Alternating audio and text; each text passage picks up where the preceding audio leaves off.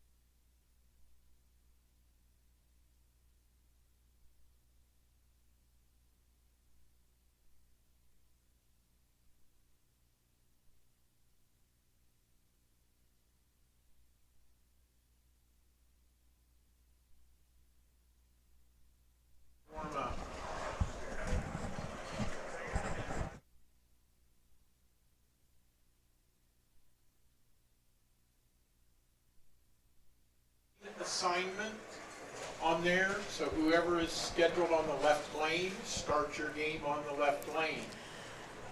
If you're scheduled on the right lane. All right, welcome everyone to Savage Bowling TV's presentation of the Indiana Masters here from Championship Lanes in Anderson, Indiana. Match play beginning to get started here. Scott Gilmore, Mike Albee, PBA Hall of Famer, Hall of Fame of everything, Mike Albee. Chad Lester once again in our broadcast booth, our production and engineer. And he'll chime in here when necessary with his commentary too as well. And Mike,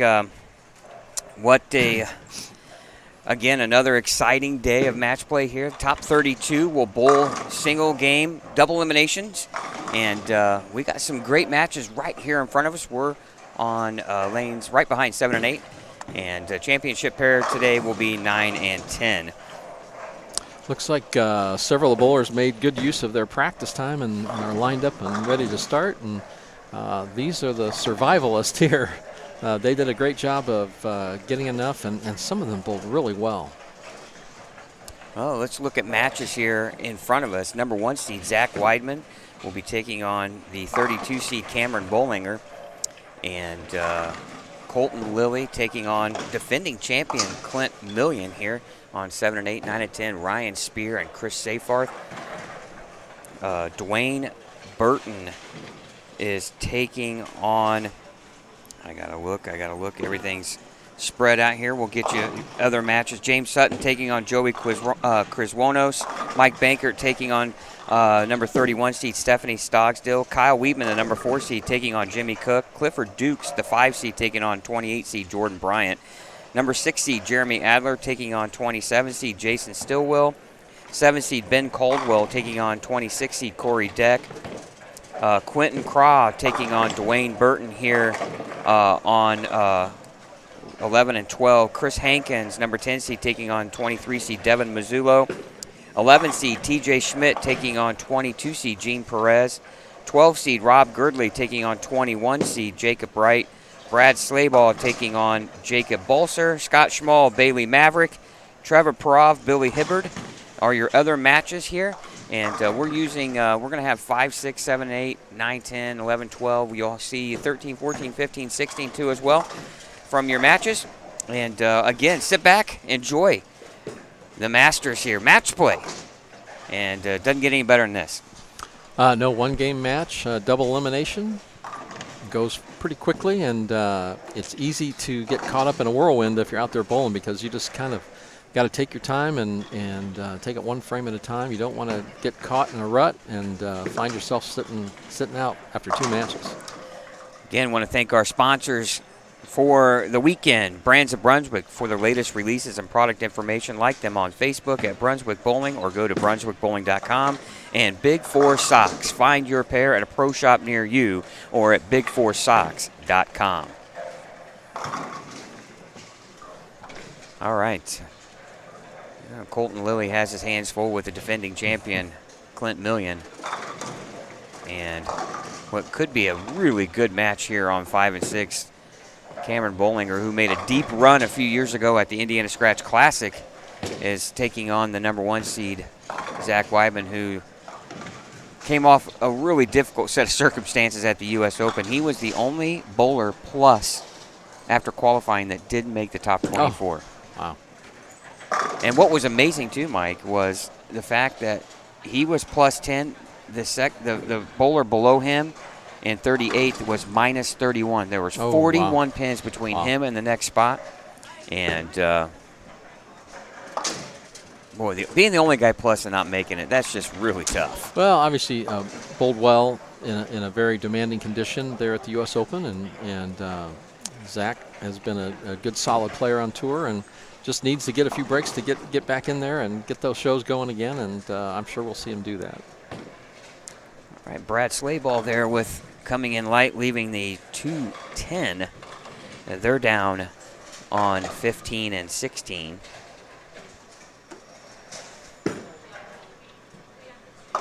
And Cameron Bollinger opened there in the second frame, and now Zach Weidman stepping up here in the 6th. We're off camera here. He's going urethane, Mike. Yeah, he just got that one in a little bit left to target and just broke a little earlier than he wanted, but broke the split down, 6-10. Just got to fill him up.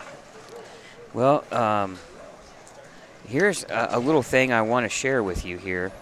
As soon as I get it all figured out, I'll share this information with you here shortly. But I wanna give you something that you might find pretty interesting. All right. I'm intrigued already. Just Are you watching intrigued? you right there. Yes. All right. There are currently, out of the 32 bowlers that are bowling in this round, or in this top 32, 8 are former Purdue College bowlers. How about that? I bet you can't give me the IU bowlers either, can you? Well, Do you know if they even exist? I could, but That's a very good, because Purdue has always been solid as a collegiate bowling team and done a great job through the years. And I know you're alumni there, so yeah. Ryan Spear is a current college bowler. I'm sure if I had time. I knew you weren't running left-handed, because that didn't make any sense. What? I'm left-handed, and I think with the right side of my brain, right? I don't know what the hell that. No, works. that's quite exciting. So, the odds are we are going to have Purdue finalists somewhere along the way here. You could have a head-to-head Purdue match. I was impressed. Zach Weidman, T.J. Schmidt, and Jacob Wright all came in today wearing a little bit of gold and black and white. Our Purdue colors. Big game this afternoon, 1 o'clock. If you're interested, if the booth goes dead for about a couple hours. If it gets like last 2 minutes of the game and it's close, all of a sudden Chad and Scott could be disappeared. No, big game against Wisconsin this afternoon. A lot of great sports on TV. Hang out with us all day today as well. Indiana Masters. You got an unbelievable U.S. Open at Woodland Bowl with maybe arguably the best top 5 in stepladder maybe in PBA history. We don't know. Your era had some really talented players. I don't know. Yeah, I've slept since then, so I can't remember. But yeah, you can't beat 80-some titles and 20-some majors, and but especially guys that are, there's not like there's one that's kind of on the end of their career or anything. These guys are all in their prime, so yeah, it's going to be a great one today.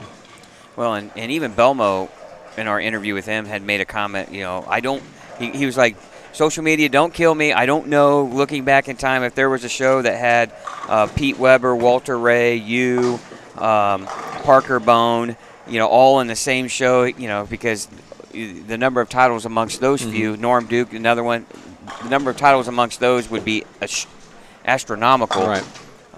You have a couple, right? I think. Yeah.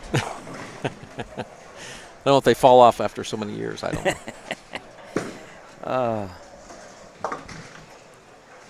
Every time I see someone get a double, I think, oh, they're going to line up, and then, boy, it doesn't take much to put yourself back in peril here. Well, your opponent opens, and then you have a double, and you think you're in great shape, and then you turn around and make a mistake, and you open right after that. But yeah, it's like, well, take this morning. We had the practice, and they re-rolled and they're fresh again, and we had 2 bowlers on each lane this time, and so not quite getting as much carry down and movement, and so all these things are a little bit different. It doesn't take much to change that angle. Yeah, and a lot of guys here too, get accustomed to the lane play, and then you rerun them, and then Jeff lets him sit for about 15 minutes. 15 minutes. So exactly. let that oil settle in, right? Which is a good call. Yeah, and then we're ready to go. So a lot of people wonder why there's a little bit of a break between the last lane running before us getting started. That's why. You let that oil sit in, and Kegel tells you 15 to 20 minutes, and then bam, you're ready to go. And they did start on the high end earlier, so to get the lanes done and keep the tournament moving, which was a good plan as well.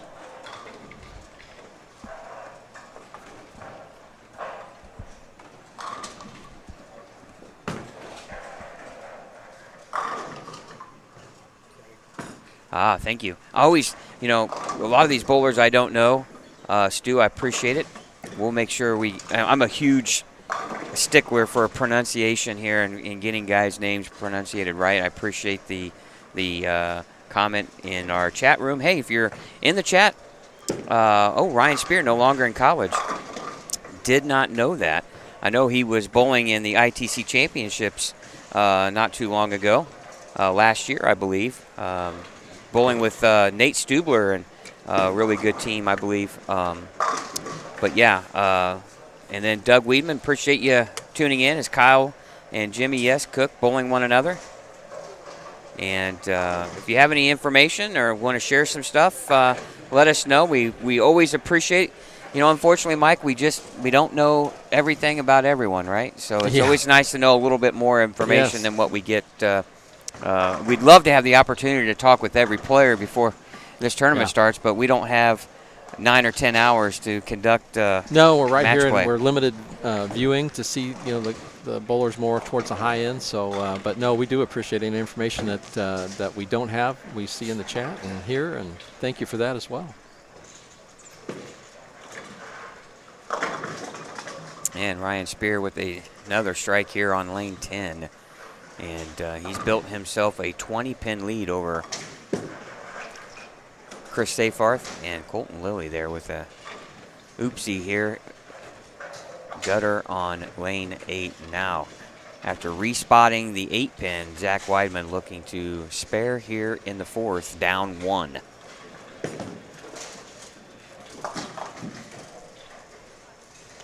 That's why, Zach's the leader there coming into this. It's tough. All the pins are gone, so it's just a one-game total pin match here. Anybody can win. And Quentin Craig is taking on Dwayne Burton.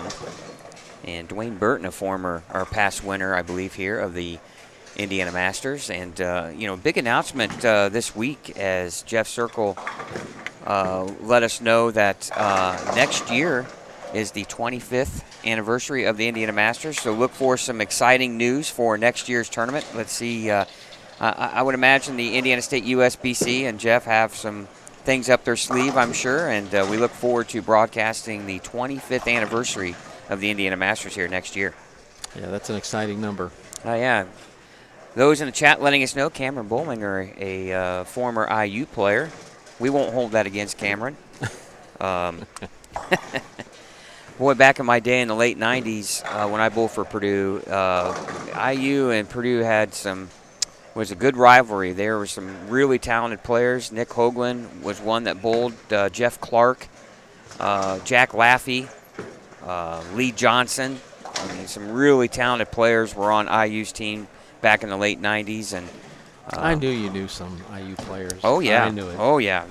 A lot of great talent came out of the Bloomington program, and we had some good talent too. Obviously, yeah, still do. Yeah, Andy Dole, Ed Smaglick.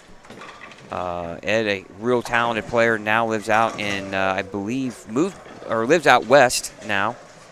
So, yeah, tons of talented players. Zach Weidman, TJ Schmidt, a former player of the year. Chris Seyfarth, another one that really talented who's bowling right now. So tons of talent coming out of both programs, and always good to see the rivalry still there. And now they have the Big Ten championships for the college bowling season too, which is exciting.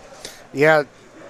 Fun fact here is the head coach of the IU bowling team is a Purdue alum, bowled on the Purdue bowling team. How does that happen? Zach Singer. Yeah, that first year he came to our tournament at the Boilermaker Classic. It's like, how does it feel to wear the IU on your back? Yeah, exactly. So, yeah, what does it feel like to go to the dark side? Yeah. But he's trying to turn that around, and he's brought back the Big Ten championships in bowling. So, little split screen here for you on 5, 6, and 9 and 10.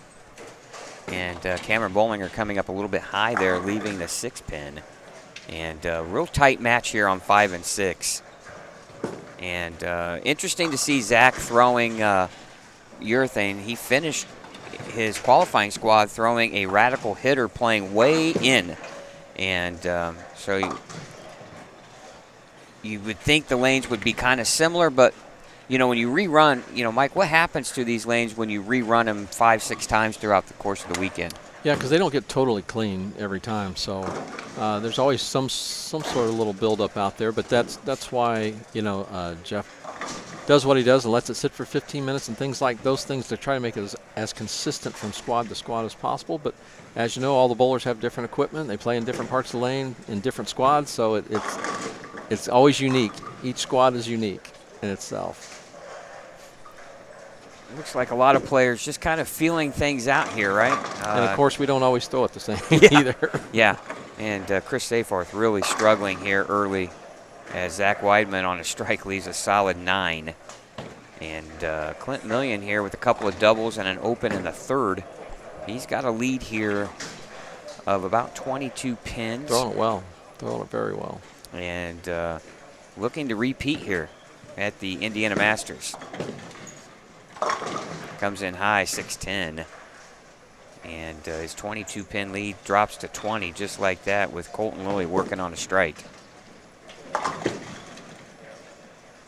Big spare there on the 3-10 for Chris Safarth. He's just trying to stop the bleeding here. Still a tight game. He's down about 32 here as Ryan Spear working on a spare in the 6th in the 7th frame. So a lot going on here. Thanks again for watching here on Savage Bowling TV. Hey, Rob Girdley bowled for IU as well. Like to know that. Thank you, Paxton, for the information. And again, tell us where you're from if you have any questions. Again, I always say Mike has all the answers, so feel free to. I don't know if that's going to be the case. Any little stocks, little. Yeah. Oh, my I'm goodness. like a weatherman. I'm right Yeah. 25% of the time. Well, and it Maybe. pays to be that way, Maybe. right? Maybe, yeah. And you can still get paid. Yeah. Yeah. I know some good weathermen, though. Right. Now we're looking at Jacob Wright here on lane 14. And real tight match here. Just a 10-pin game between these two as he's taking on Rob Girdley. And that's Brad Slayball right next to him on 15 and 16 bowling Jacob Balser. And hey, here's a cool thing. We want to thank the folks from Lane Talk. We met with them on Friday of the U.S. Open week, and they're helping us out here with providing some scoring on each pair. So really want to thank them at Lane Talk, and a really cool feature where we can kind of, you can basically get scoring in almost any bowling center that's out there, and you can. If you're wanting to find out what your league buddies are doing on a certain pair, you can find that out. So really want to thank the folks from Lane Talk for helping us out this weekend too as well. Dalton has a question for you, Mike. If you could pick a 5-man team, you being one of the 5, who would it be? If you could bowl a team event with 5 guys, you being one of them, what's your other 4? Well, I mean, I think being nostalgic for myself, I mean, give me Dick Weber, Don Carter, and Earl Anthony, and maybe Mark Roth. There you go. I think I did bowl a little bit in the era when Earl and Mark were around, but, I think it'd be nice to, it's like that when you get that question, who would you like to have dinner with? That's kind of a bowling thing for that. The team, the 5-man team would be really cool. Now, if you could pick 4 guys from this era, who would that be? Oh, wow. Obviously, you got to put Belmo in, and, Simonson's unbelievable with what he can do. Kyle Troop just continues to do what he needs to do to get there and is in play. Left-wise, I mean, Jesper, I mean, he's phenomenal. I love watching him bowl and the stuff he does, but I'll tell you what, coming up in the ranks, let me hook up with, as far as on a team, let me do the youngsters and do Ryan Barnes and Justin Bone and Brandon Bone. Oh. I mean, my goodness gracious, unbelievable. And then watching this week at the U.S. Open, I'm trying to think of the 17-year-old. I know there's twins. But the one that made match play was at Landon Jordan. Yes. Yeah. Yeah. That's Anthony phenomenal. Jordan's kids. Yeah, phenomenal. And Anthony Jordan's a heck of a player out of Illinois. And, both Landon and Griffin, twins. Yes. Twins, 17 years old. Juniors, high school juniors. And phenomenal the US players. Open. Yeah. And Griffin just missed it. Yeah. You know, so And he's a one-hander, and yeah, and, and Landon's a two-hander. Yeah. So yeah, quite impressed with them this week at the U.S. Open. But you know, the last couple of weeks, I mean, we've seen the youth show what they can do. It's unbelievable. Well, we're getting down to the crunch frames here, Mike, on 5 and 6. We have a 3-pin game between Zach Weidman and Cameron Bollinger. Zach holding the 3-pin lead, stepping up here in the 9th frame, trying to set himself up for the 10th frame. Obviously, right now, Zach kind of controls his own destiny, and but still, a lot to be done here. But you're getting to the tail end of that game. Clint Millian opened in the 7th, but he still has a 24-pin lead over Colton Lilly. These are the games that who can perform in the 9th and 10th are going to be the ones that are going to have the day that they can have the day, because you need to perform in the end. Oh, great strike there from Zach Weidman. Great shot. He's had that lane. He's had that lane every other time.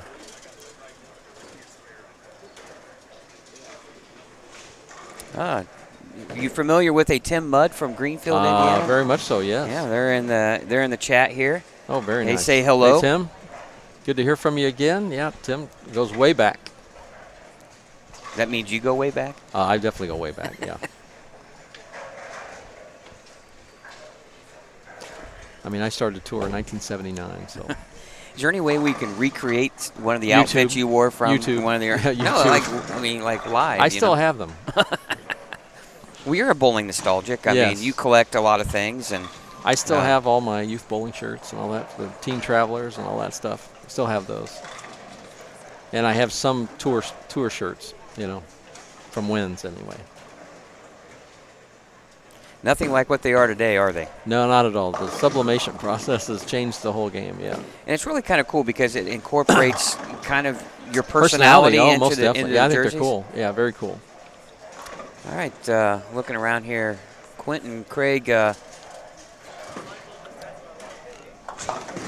like he might be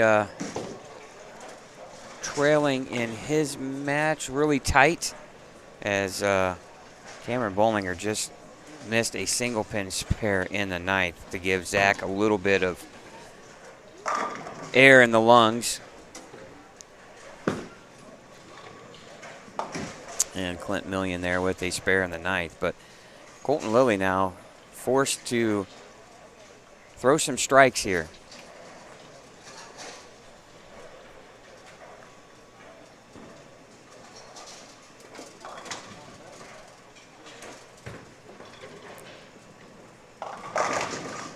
Oh, Brooklyn there doesn't go for Cameron. He leaves a 10-pin. It looks like Zach's going to escape with a win there.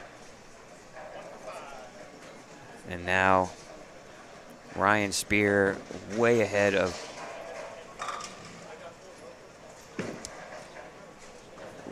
way out in front of Chris Seyfarth.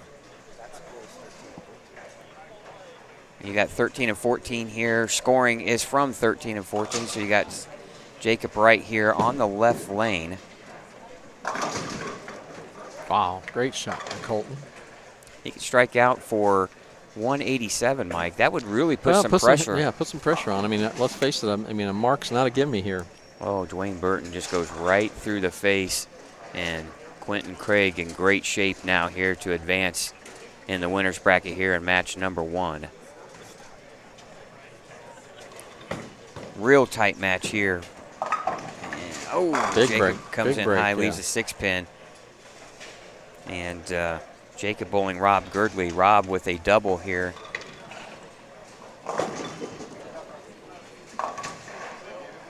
So nobody in this round is going to be knocked out yet, but they're one game closer to that if they're not if they lose this match. Check that. Jacob had the first one in the 10th. Could have struck out for 202. Spare here 191. That's going to force Rob to get the first 2 in the 10th to defeat Jacob Wright.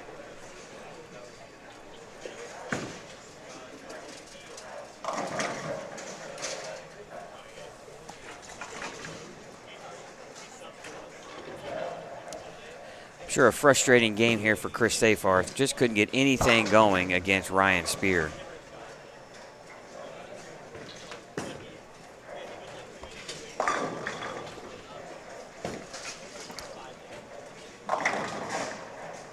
That's going to be enough for Zach to advance. Cameron finishes with 167. Big shot here for Colton Lilly. Ooh, comes in high yet. Thought that had a chance for a minute there, and boy, it just snapped real hard on the back end for Colton Lilly. Rob Girdley gets the first one here in the 10th. We got a chance for a tie here, Mike. Strike to win. Anything less than 9, Jacob Wright wins his match. 9 spare, we have a tie. We'll leave it right here on 13 and 14.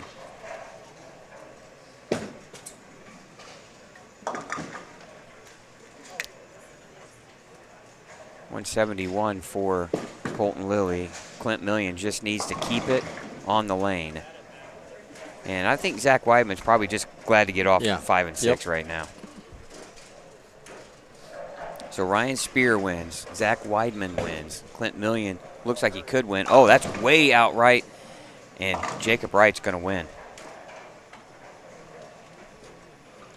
A little quick with the feet and just missed the hit. And boy, it's just shot right through the hook point. Yeah, once it gets out there to like 5 or 6 late, it's going to stay out there. It's not recovering, yeah. It's kind of like the black hole just sucks it right in. Yeah, it just sucks it right to the outside point. Yep. Probably that counts probably more than I thought he was going to get when I saw it. Yeah, he was lucky to get 4.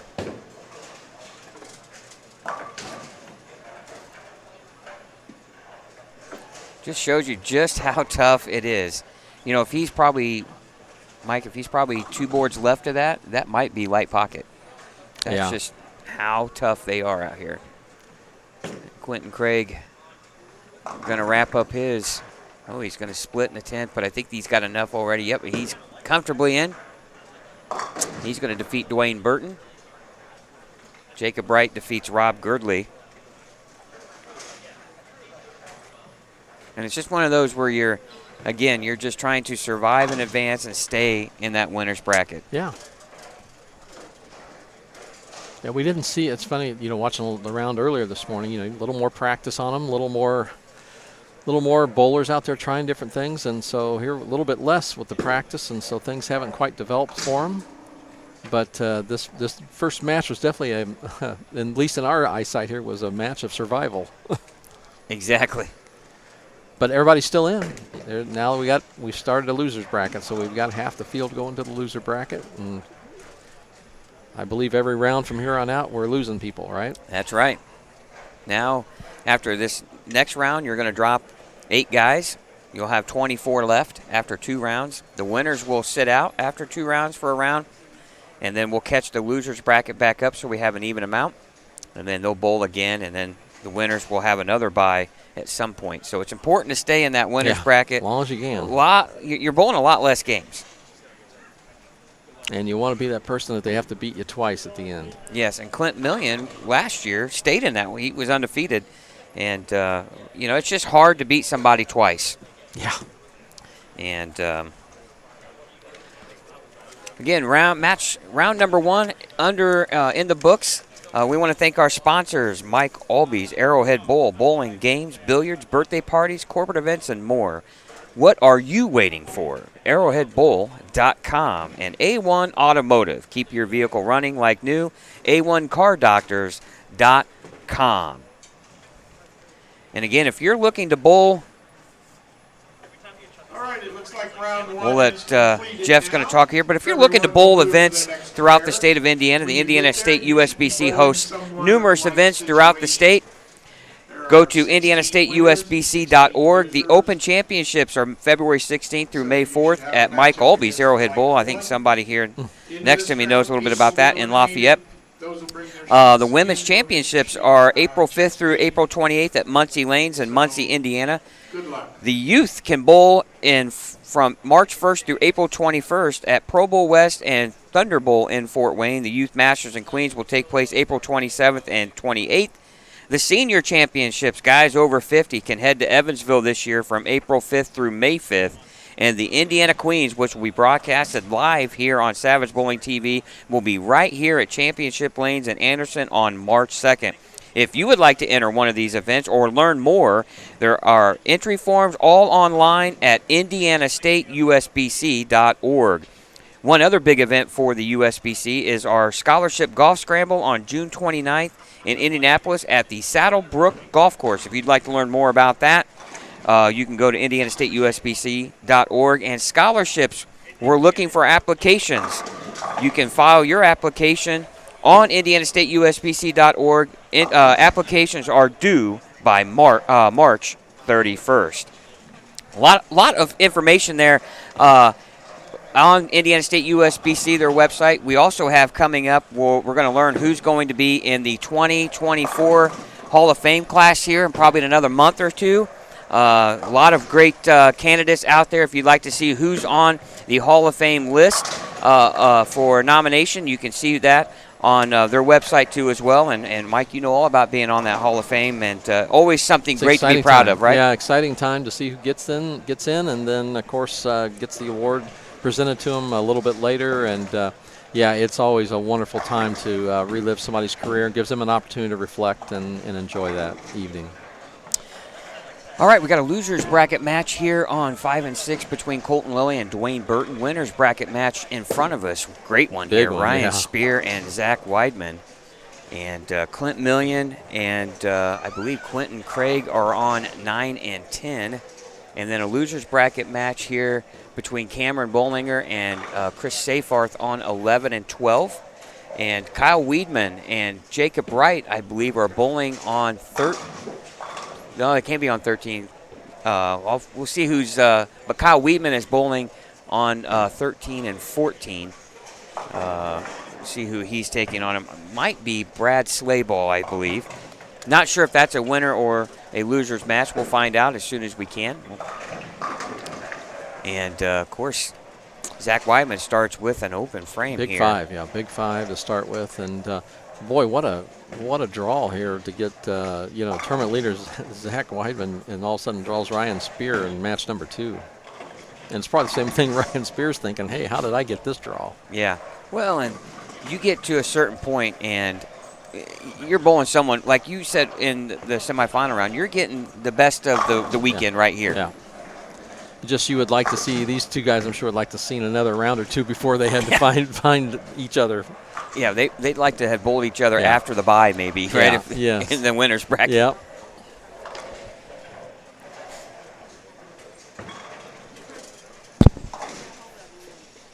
And that's the thing right now is you have all the participants are still in. So all 32 guys still bowling, and girls. We have one lady still in, Stephanie Stogsdill. Way down on the high end of the house. They're spread around all over the place. Nice shot by Quentin Craig. Very nice. He starts out with the first 2 here against defending champ Clint Million, who started out with an open frame. Boy, and the single pin misses are so critical. Boy, we still see them too. It's just, it's hard to have that little bit of concentration lapse. Oh, 2-4-8-10 for Ryan Spear. And this is the other thing too, is we talked about previously, the first 10 or 12 lanes are pretty tricky. They're a little tighter, especially tighter down lane. And when you're drawing your pairs for your matches, a lot of guys wanted to be more down, 19-20 on down, because a little more friction. A lot of the bigger scores came from that end of the house, and now you're trying to, in the winner's bracket down here, you're trying to survive through your matches. But we've saw some good scores down here this morning. Very good. There was that one game we had, 5 or 6 front fives and things like that. So I think you'll see that coming up here. But until they get to that point, it's a battle of survival here at the moment. Well, and right now you're just looking to find a place where you can make a good shot and not pay the premium penalty of a 5 count or a 6 count.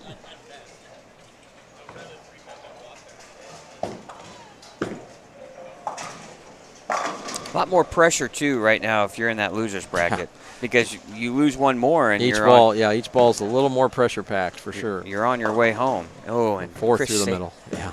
Boy, he just started out with the first 2, 4 through the middle. Just can't get anything going.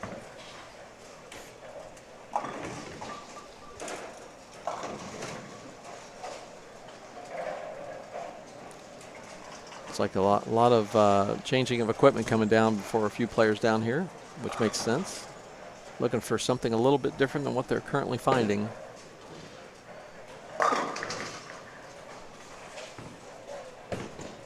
Jacob Wright off to the right of your screen. He's in a winner's bracket match on 15 and 16.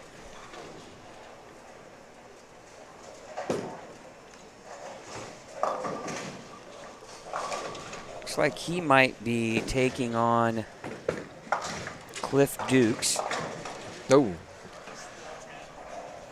Seafarth getting 5 of that count, leaving 9 unfortunately, but almost made a good run at picking that one up.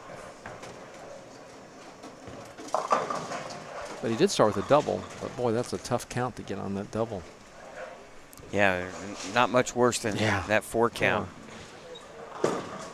And just think how hard it is to go and get a 4 count through the center of the pins.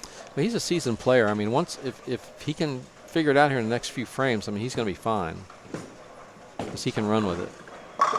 Well, and you know, one thing is it's challenging pattern. Guys are going to end up making some mistakes, you assume. If they don't, you got to tip your cap, right? But you're not going to lose a match on 1 open. Yeah. And you know, just when you're in that losers bracket, you don't have too many of those little errors to play with there.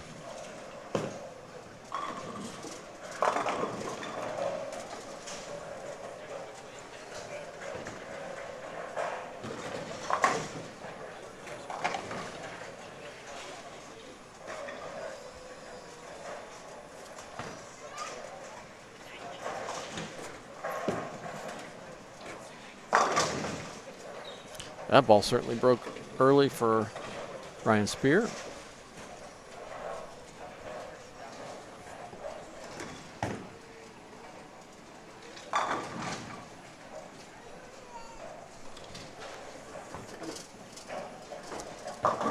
yeah, Dwayne Burton, 2010, it looks like. And getting some information, shot 300 and 299 on the same day. I wasn't sure we had a 300 in the Masters, but I know a lot has changed from the early years. Once Jeff kind of took over the event, we've had more of a difficult pattern where scoring those type of numbers were much more difficult back in the early days.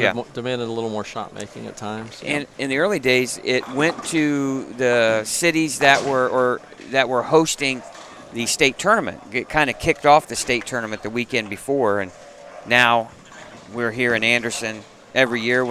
And why would you change when you're 440 bowlers? Yeah. Good track record, very good track record. 334 unique bowlers. I mean, why would you ever want to move anything here? And Clint Millian, after his opened, goes 3 in a row. As Dave Smart continues to support the bowlers in the state, and also now a national PBA stop coming here in a few weeks. It'll be exciting as well. All right, Ryan Spear here, lane 7, spare, working. Wow, great shot there.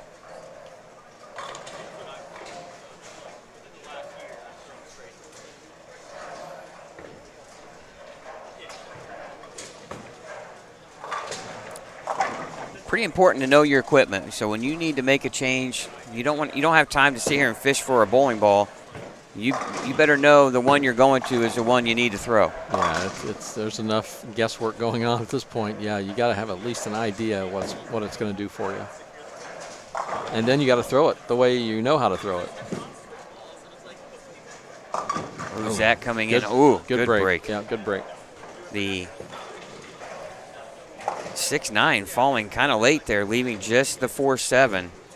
And looks like he's trying to play that spot where the urethane hooks and then stops. And yeah, it's just real important how smooth you are at the bottom of the swing. If you catch it a little extra and get a little extra lift to it, or a little extra turn it a little early, the ball's going to looks like it's breaking loose. But yeah, good break breaking that down, just leaving the 4 and 7.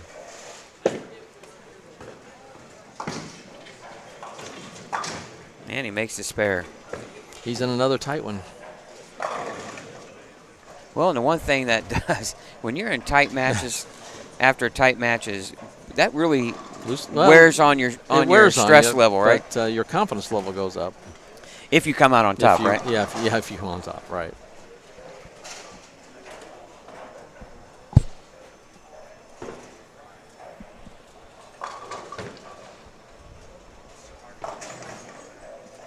Now Quentin Craig opened in the 3rd strike. And he goes across Brooklyn. Way out in the corner of your screen leads the 5-pin. He is behind his match to Clint Million.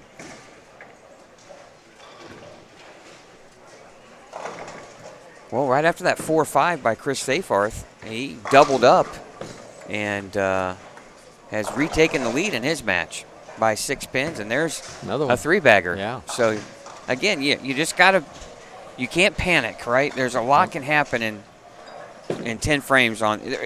It's amazing how many times, Mike, you see somebody start out with the front 4 or 5, and they shoot 188, 191. Yeah, it's easy if you drop your guard or lose a little bit of concentration, you can pay the penalty on an errant shot. And it can be multiple ones in a row real quick. And then you panic and you miss an easy spare, and then by the time you look up, you got 3 out of 4 opens. And yeah, it's so important to be sharp with your game so you know you're at least making good shots with it. And Cameron Bollinger coming up high. Ooh, 7-10. 6 fell late. Oh, great ball change here from Ryan Spear. I think that ball hit so good, I think all the pins went off at the same time. That was a great shot, back to back. I think they Perfect were shots. Leaning backwards when they saw the ball heading down. They were already anticipating. Yeah, that was one of those textbook videos you watch, you know. Dwayne Burton with the strike here. Cameron Bollinger makes the 7-10.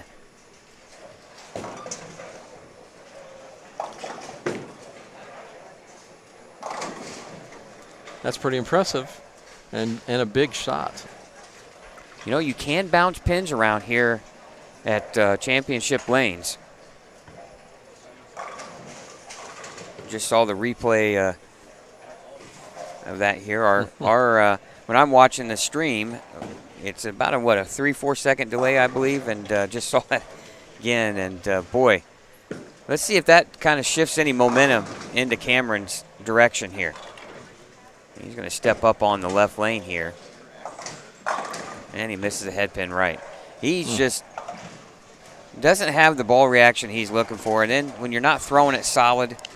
Yeah, you're doing a lot of thinking. It's tough to really get comfortable and get loose and throw consistent shots. He's fighting it, though. Trying to keep himself in it. Because they're in that loser's bracket. Loser goes home in this one.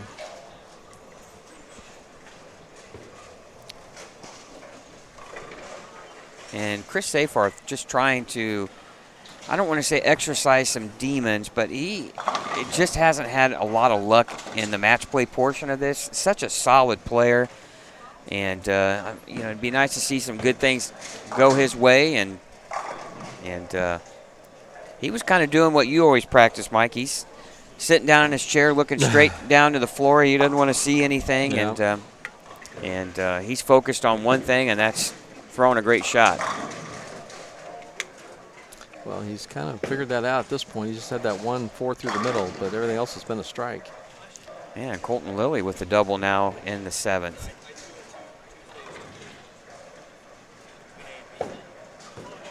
Well, after this round, winners will get a bye. Shot by Zach great Weidman. double there by Weidman. That's the thing, too, when you're Ryan Spear and your opponent is Zach Weidman. One thing you know he's not going to probably do is make too many mistakes, right? Yeah. You're going to have to go earn Zach's your back win. on it now. That was 2 really good shots. Especially that last one. Seemed to give it a little bit of room, but boy, you got that ball to snap that 6 into that 10. Great shot. Again, we're talking about a gentleman that really had about as bad of a break as you can at the U.S. Open, being the only guy plus not to make the advancers round. And when you look at the patterns they bowled on, and he bowled 24 games on 3 different patterns and 8 games apiece, and you come away plus, that is some phenomenal bowling.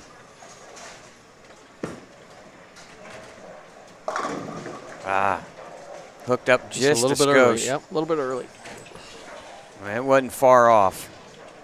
All right, 97 in the 5th. He's got a 4-pin lead on Ryan Spear. Now an open frame for Dwayne Burton here in the 7th. Remember, they're in a loser's bracket match here, him and Colton Lilly. Now Colton can take the lead here in the 8th frame.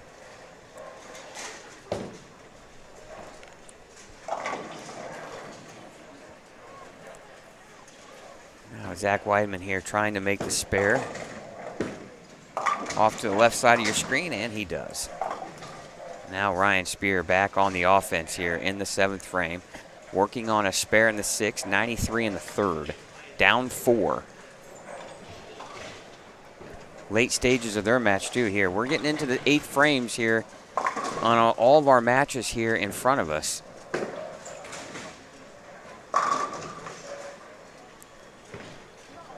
Off to the far left of your screen, Dwayne Burton with a strike. Great shot. In the 8th.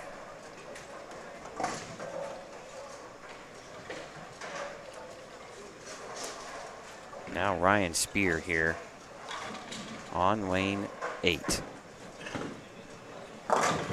Comes in light. Fortunate to leave just the 2-8. Quentin Craig trying to make the 3-10 here to stay in his match against Clint Million. He doesn't like it, and he misses it. Big trouble now for Quentin. Boy, and Clint Million, you know, won last year. You know he's riding some confidence coming into this week. He's going to be a tough out. Yeah, he's looked good from the start, really.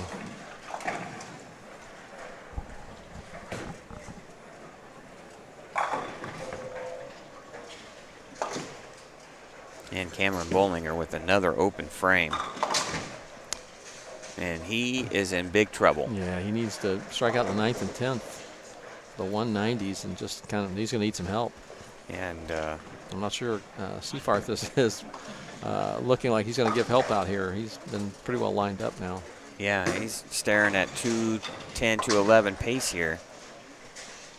Cameron needs a strike here in the 9th just to kind of get Chris to think a little bit about, hey, I'm not out of it. Yeah, I think it's close to lockout if he doesn't strike out this one.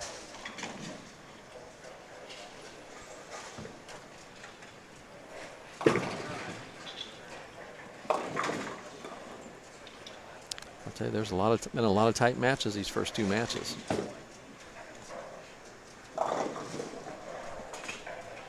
And Jacob Wright with a 2-8 as well. There's a strike for Cameron. Now Ryan Spear here in front of us on lane 7, trailing by 6. Comes in light, 4-pin. I thought he got enough of that head pin to get that 4, but I think it almost went up instead of into the 4.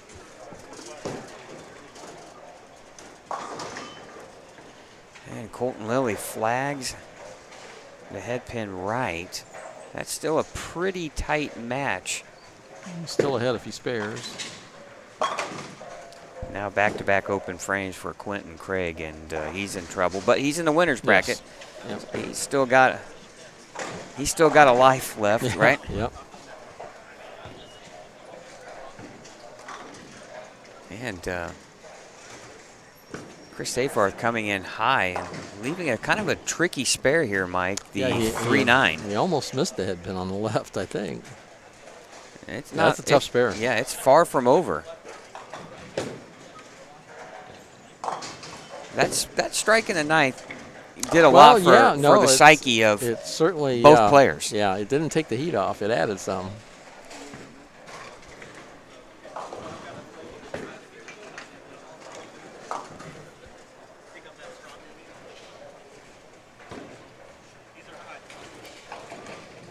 Now Zach Weidman here in the 8th. Comes in light. Oh, Good shot.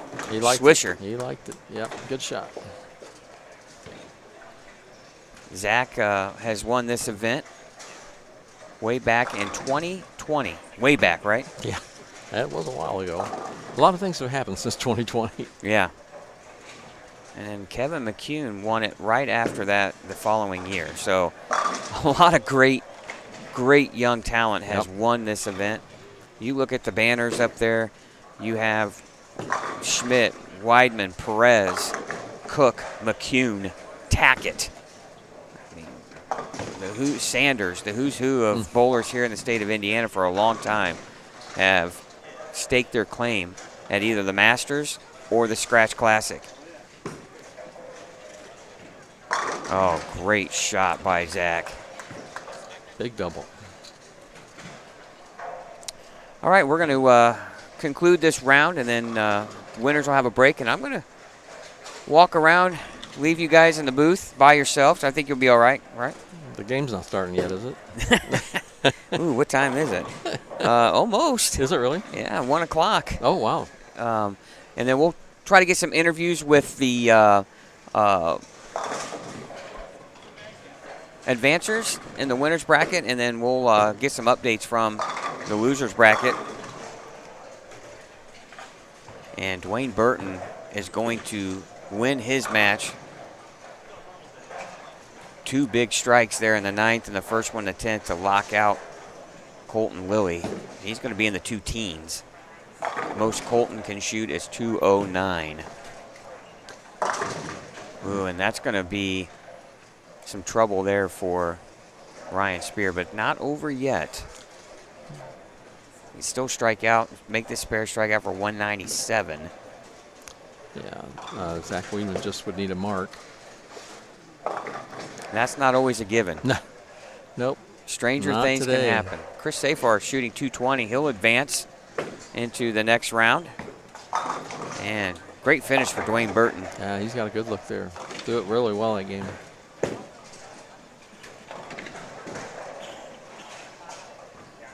Even with Colton Lilly put in a little bit of a rally there, and he fought it back off with, actually looks like he's going to strike out for 227. Well, Clint Million's going to advance.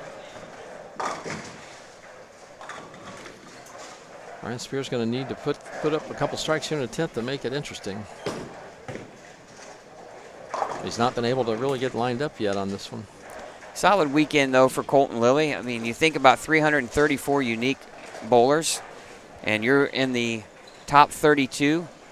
That's pretty darn good, if you ask me. Yep. Top 10% Very good. of the field. Nothing to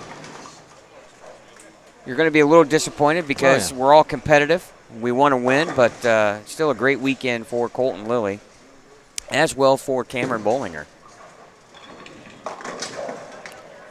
But you look up, Mike, and Clint Million has a 4-bagger, and I'm telling you, he is going to be a tough out here again.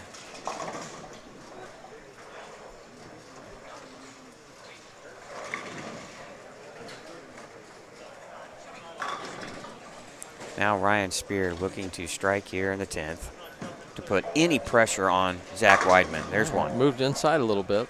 Probably jumped in about another 5 or 6 boards to the left. Interesting for Good me. move there. Yeah, interesting for me. That was my better move too as well, was to move right. But it wasn't 1 or 2, it was 5 or 6. And you know, for us lefties, it's unusual for us to have to play anything right of third arrow, you know, in some of these patterns because we just don't have the traffic. Yeah.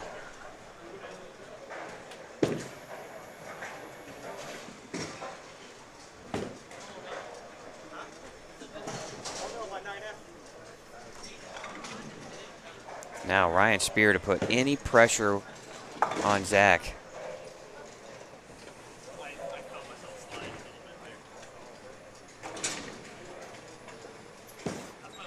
Needs it. Gets it. Beautiful Boy. shot. Beautiful. Boy, the power these kids can put on the ball. The pins just have no chance. It's a fluid power, too. It's nice and smooth at the bottom of the swing and looks good. Oh.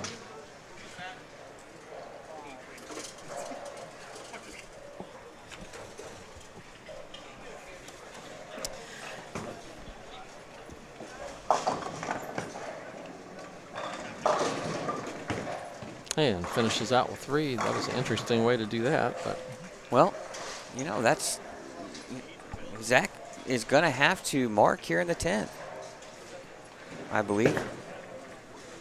yep.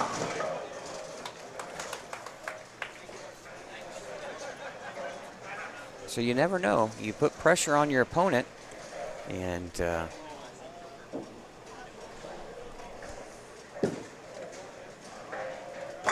Beautiful shot. That's yeah. about as good a mark as you're going to Yeah, get that right was a good there. one there. Nice shot. Zach Weidman advances into the winner's bracket. He'll be undefeated, and we have a few more matches going on 13, 14, 15, and 16. And All the way down. this is Cliff Dukes on lane 15. Looks like he's got a double working here.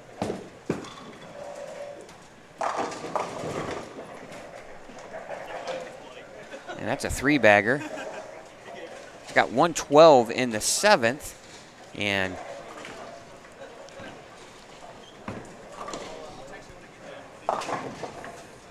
Brad Slayball going in high. And I'm not sure what his opponent has, but those look like 2 pretty low scores. Yeah, that's a battle. Yep. He spares strikes. He's going to be in the 160s, and it looks like, Mike, that might be enough to advance. Yeah, and you know those games are out there. You hopefully match up with somebody else that has this same issue. That's right.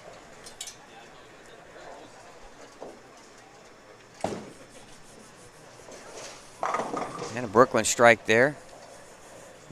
One more, and it'll be, looks like he'll be somewhere around 212. 212, yeah. That's a good score on this. Oh, and Brad opens in the 10th. 153. And I don't think that's enough.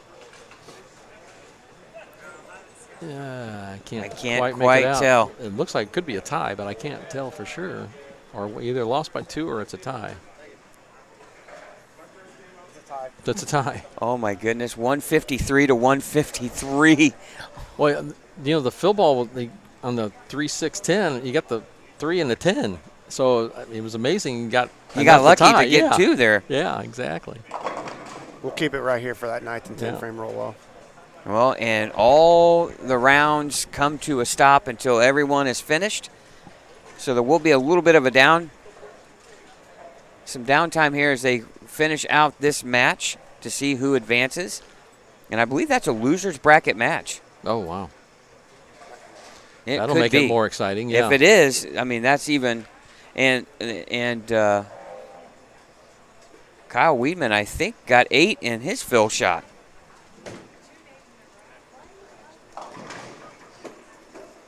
Nothing like shooting 153 and have a chance to win, right? Yeah, and Jeff Circle, our tournament director, on the scene, handling the roll-off.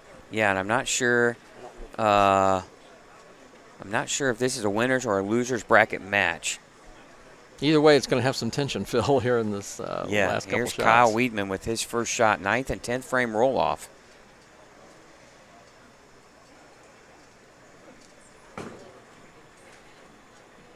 Nice shot. Oh, bad break. Swishing nice shot. 7. Yeah, he threw that nice. Well, Jacob Wright still bowling in his match. And I think he might have lost, I don't know, to Cliff Dukes. That was 15 and 16. Didn't quite see what Jacob's score was.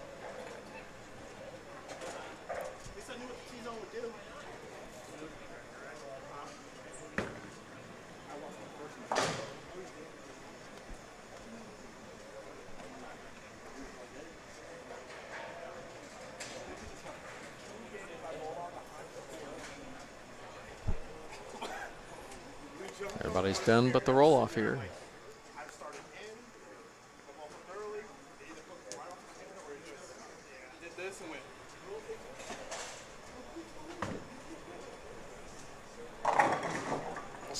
Almost same exact hit. same almost shot. Same hit. Yeah. These two guys are just mirroring one another.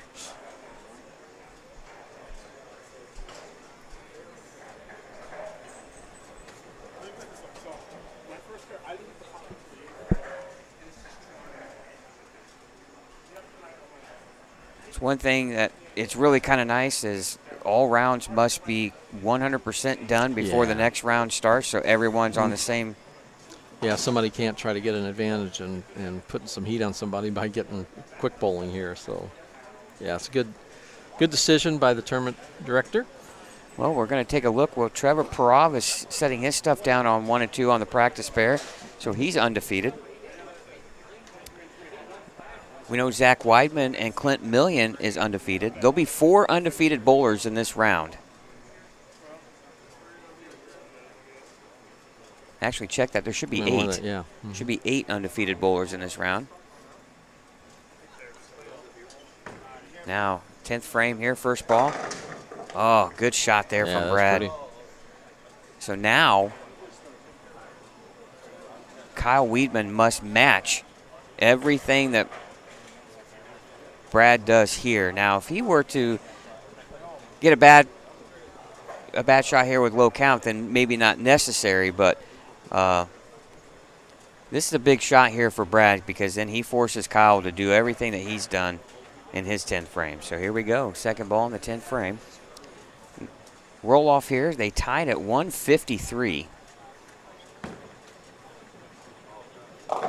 Comes in light. Well, they don't look like it because they look like they're fairly lined up. Yeah, 3-5 there. Important to get the spare because anything less than a strike here for Kyle, Brad would advance. So at least he's made Kyle get the first one in the 10th. You know, if Kyle were to go strike spare, we're going to go on again.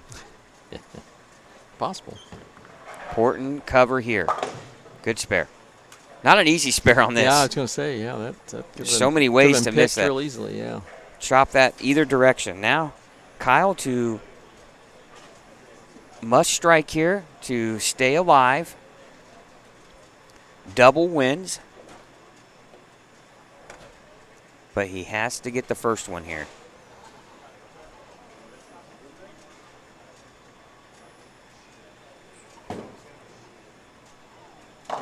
Oh, great shot. Yeah. I thought it might have been out just a touch too far, but boy, it was a good shot. And one thing, Kyle, for a small stature that he is, he's always gets been a able to handful. get Yeah, he looks really good release. Yeah. solid rotation on the ball, and he needed every bit of that to take out the 4-pin. And now, For the win. strike to win. Anything less than a strike, he has to spare.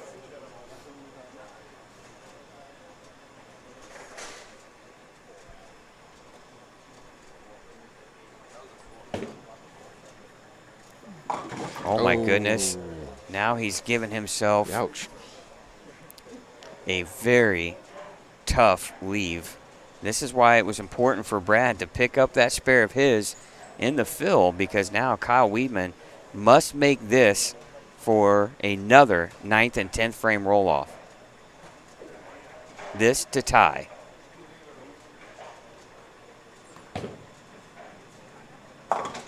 And Brad Slayball advances by 1 pin.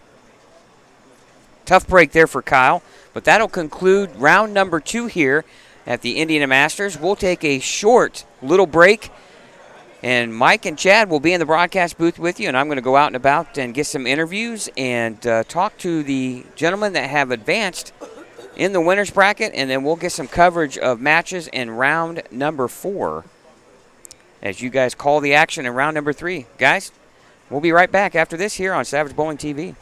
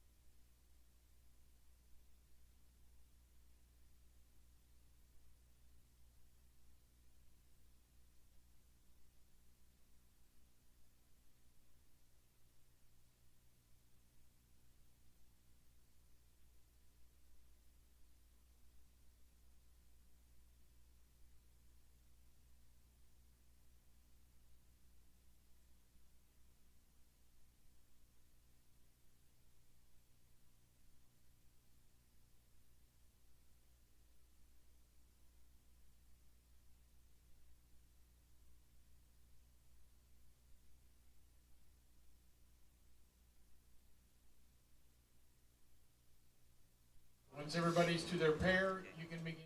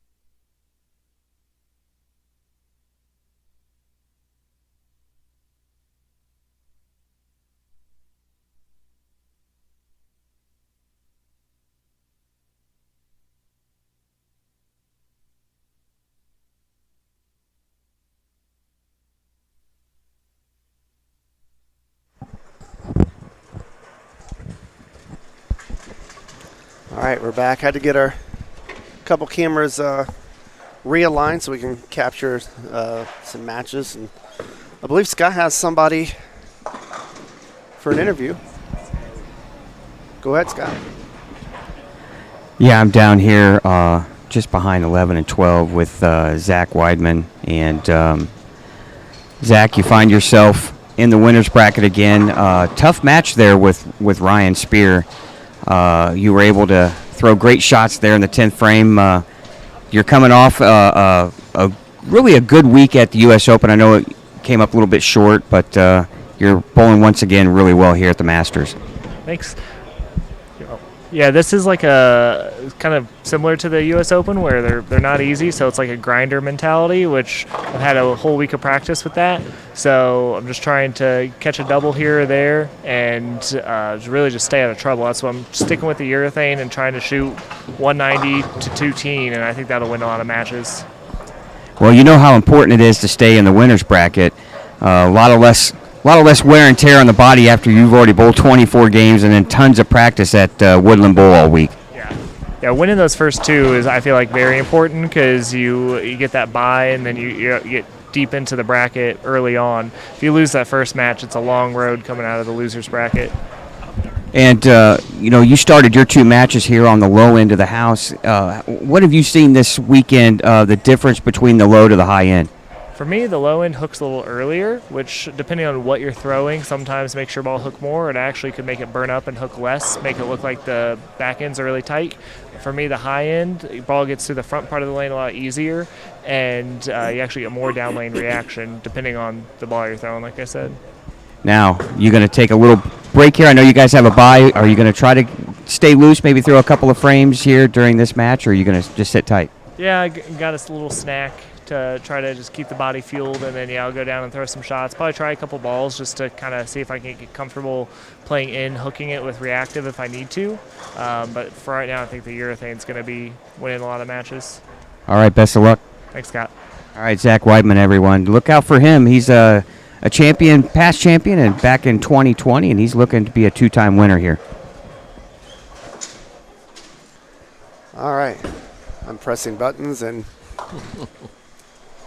Keeping busy. watch and see where Scott goes. All right, round one. First outs. First out. Yeah, first outs. this is positions 25 through 32 in no particular order. So the bowlers who were eliminated were Jason Stillwell, Cameron Bollinger, Colton Lilly, Billy Hibbard, Devin Mazzillo, Bailey Maverick, Rob Gridley, and Kyle Weedman. Yeah, a couple big surprises there for Yeah, me. for sure. Obviously Bailey Maverick is a surprise to be out, and then Billy Hibbert, who we watched in front of us this morning, who looked pretty Shot comfortable. 279, the last game of the second semifinal. Yeah, things didn't go well for them, but great tournament for all the first 8 out because they worked very hard to get where they were. Very demanding condition, and just wasn't able to come through in the match play part. Hey guys, I know, Chad, you said you're going to watch for where my camera is. If I happen to end up in the bar and you see a TV screen, just don't go my way. The Purdue game started here, but no. That's what he meant. No, we're going to try to get some more interviews here with some guys, and stay tuned.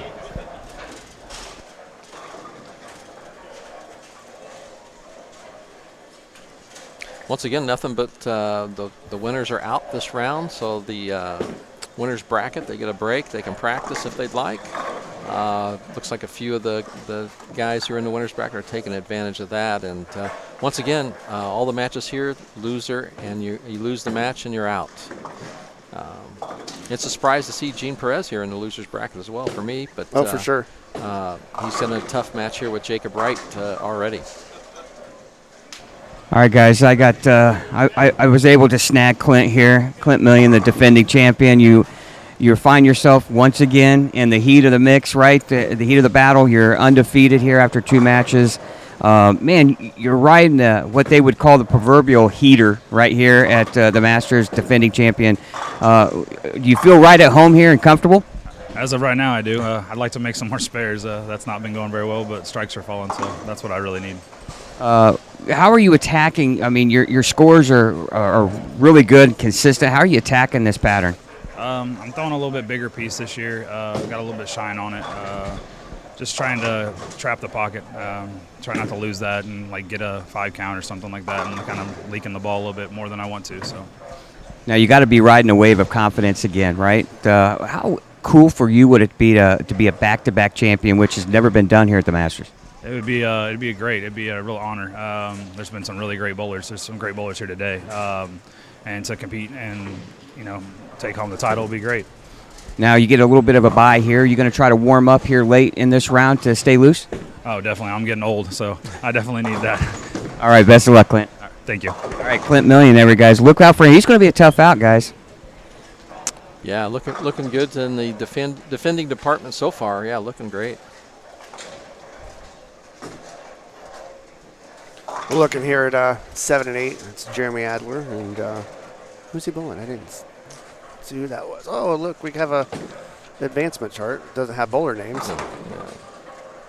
I think, is it Bryant Jordan we're bowling? He's bowling? Yeah, I didn't catch who it was. Yeah, I think it's Brian Jordan, I believe.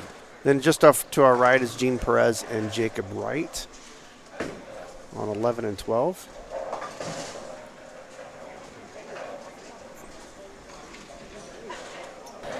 All right, I'm down here on 1 and 2, the practice pair for the 8 guys that are undefeated, and I snagged Scott Schmall here. And Scott, man, you've had some pretty good success here in the past few years here at the Indiana Masters. You find yourself after 2 matches undefeated. How important would it be for you to walk out of here with a Masters championship?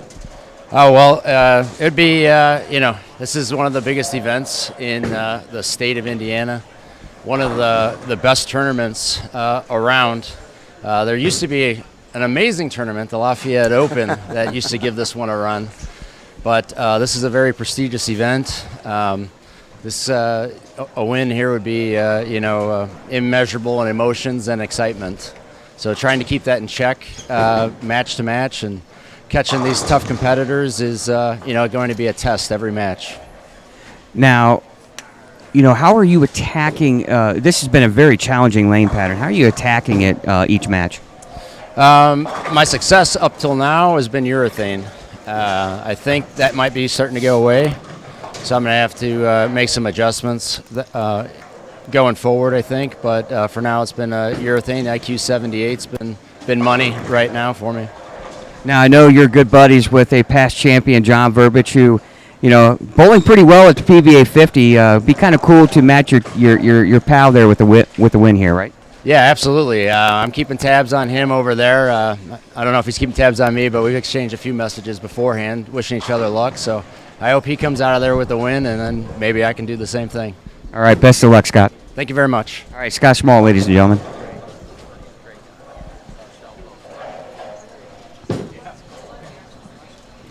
Back here on 11 and 12 with the Jacob Wright, Gene Perez match. Neither player can strike so far. It's a spare fest for sure.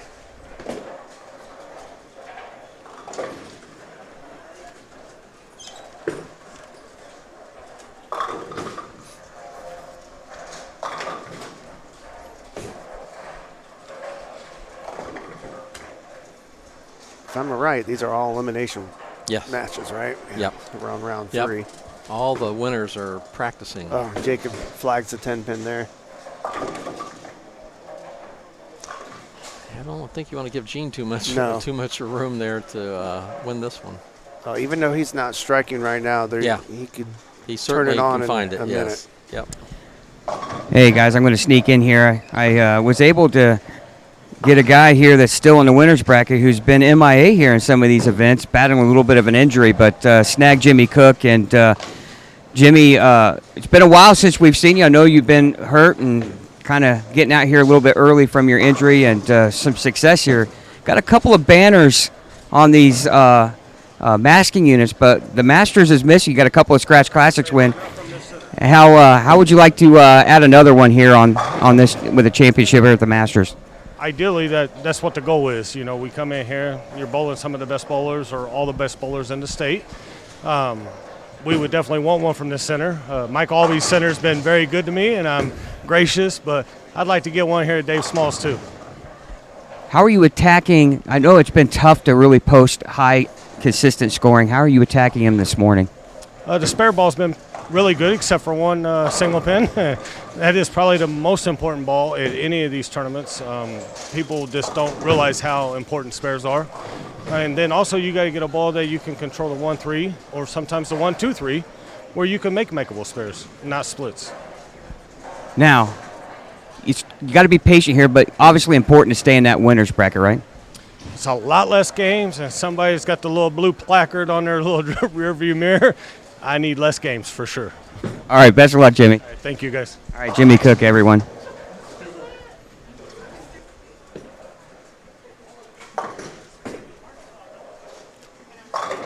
Yeah, as we saw there, Gene struck, but then he come back into 6 Yeah. and just chopped a Yeah. 2-4-7. So leaving the door back open. Yeah, neither player looks very comfortable there. Jacob No. or Gene on that pair looks very comfortable. You can always tell when they're at the bottom of the swing that you want to grab it a little bit because it's not going to come back a lot. Yeah, so they don't look real comfortable or confident at this point. And that's most of the problems when you get in a condition like this where it's that difficult. You lose that confidence at the bottom of your swing. For sure. And you try to help it a little bit. Well, especially when you know if you hit it too much, it's going to hook. You don't hit it enough. It's just slides going to go right dead by. straight. Yeah. You got to get that happy medium or not even quite. Yeah. I mean, it's just so release sensitive. You have to have a real good lack of memory here. 'Cause Yeah. You want to be able to just each shot you want to throw it and not remember if you had trouble the frame before. You just got to, once it's out of your hand, move on to the next one.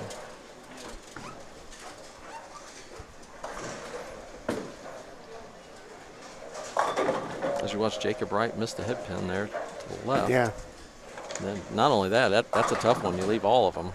Instead of the 1-3-6, it's the 1-3-6-10. All right, guys, grabbed one more of these undefeated players. This is Chris Hankins from Evansville. Chris, man, what's it like to be in the midst or in the hunt for a Indiana Masters Championship here, undefeated after 2 games? Well, I always look forward to coming here every year, and last year I got whacked in the first round by a big game. So I mean, it's nice to stay on the winner's side and kind of be able to breathe a little bit. I came in here, wanted to just finish higher than what I did last year, and I've already accomplished that. So now I'm on the house money now. So. How are you, we've talked to a lot of the guys, scoring has been difficult all weekend. How are you attacking this and with success, obviously being undefeated?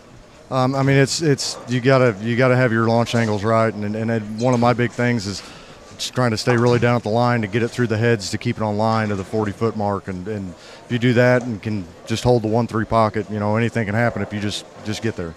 How big would a championship, a state title here at the Masters be for you? I mean, I've always wanted to chase the dream of bowling, and when I was younger, I had to quit for work, and I came back to it a few years back. I tore a tendon in my bicep a few years ago, and I hurt my back last year. So, I mean, it's something I've been chasing, and it would mean a lot to chase that dream. All right, best of luck. Thank you. All right, Chris Hankins, everyone.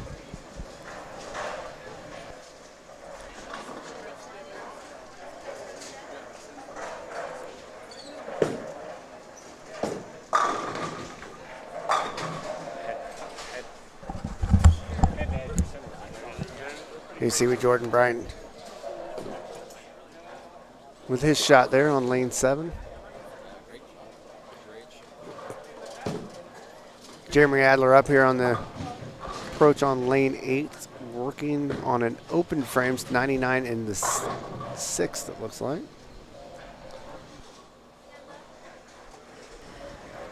Needs to fill some frames. Yeah, it's pretty. I haven't seen the big games here. We have not been seeing too many of theirs once match play started. We've just not seen the big games yet. A little bit of nerves, maybe. It doesn't take much, to make it look very difficult. Yeah, and it leaves the 4-6. Yeah, Jeremy Adler, another tough shot there.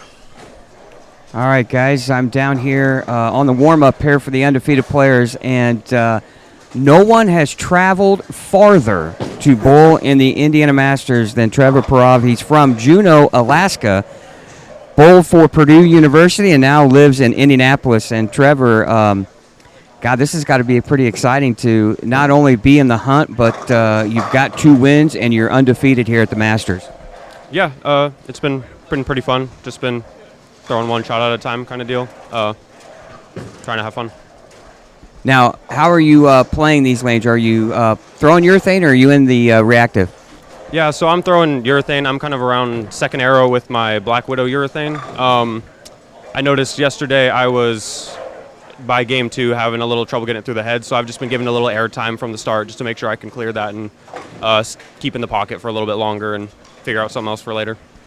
How cool for you would it be to be someone originally from Alaska to come in here and claim a state championship here, especially at the most prestigious event, the Indiana Masters?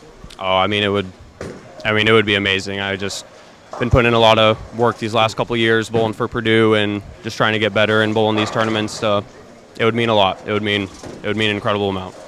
All right, best of luck, Trevor. Yeah, thank you so much. All right, pretty cool story here, guys. A young kid from Juneau, Alaska, goes to school at Purdue University and now lives in Indianapolis, and here he is in the winner's bracket of the Indiana Masters. Well, we saw Ryan Burton do the same thing at the Scratch Classic. He's clear from California, went to Purdue, wins the Scratch Classic, and yeah, great player. Yeah, great player.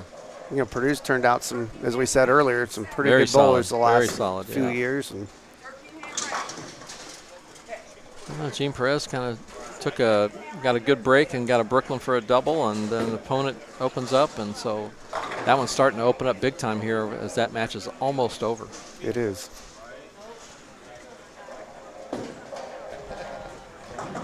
All right, someone that he's just so thrilled to talk to me here this morning.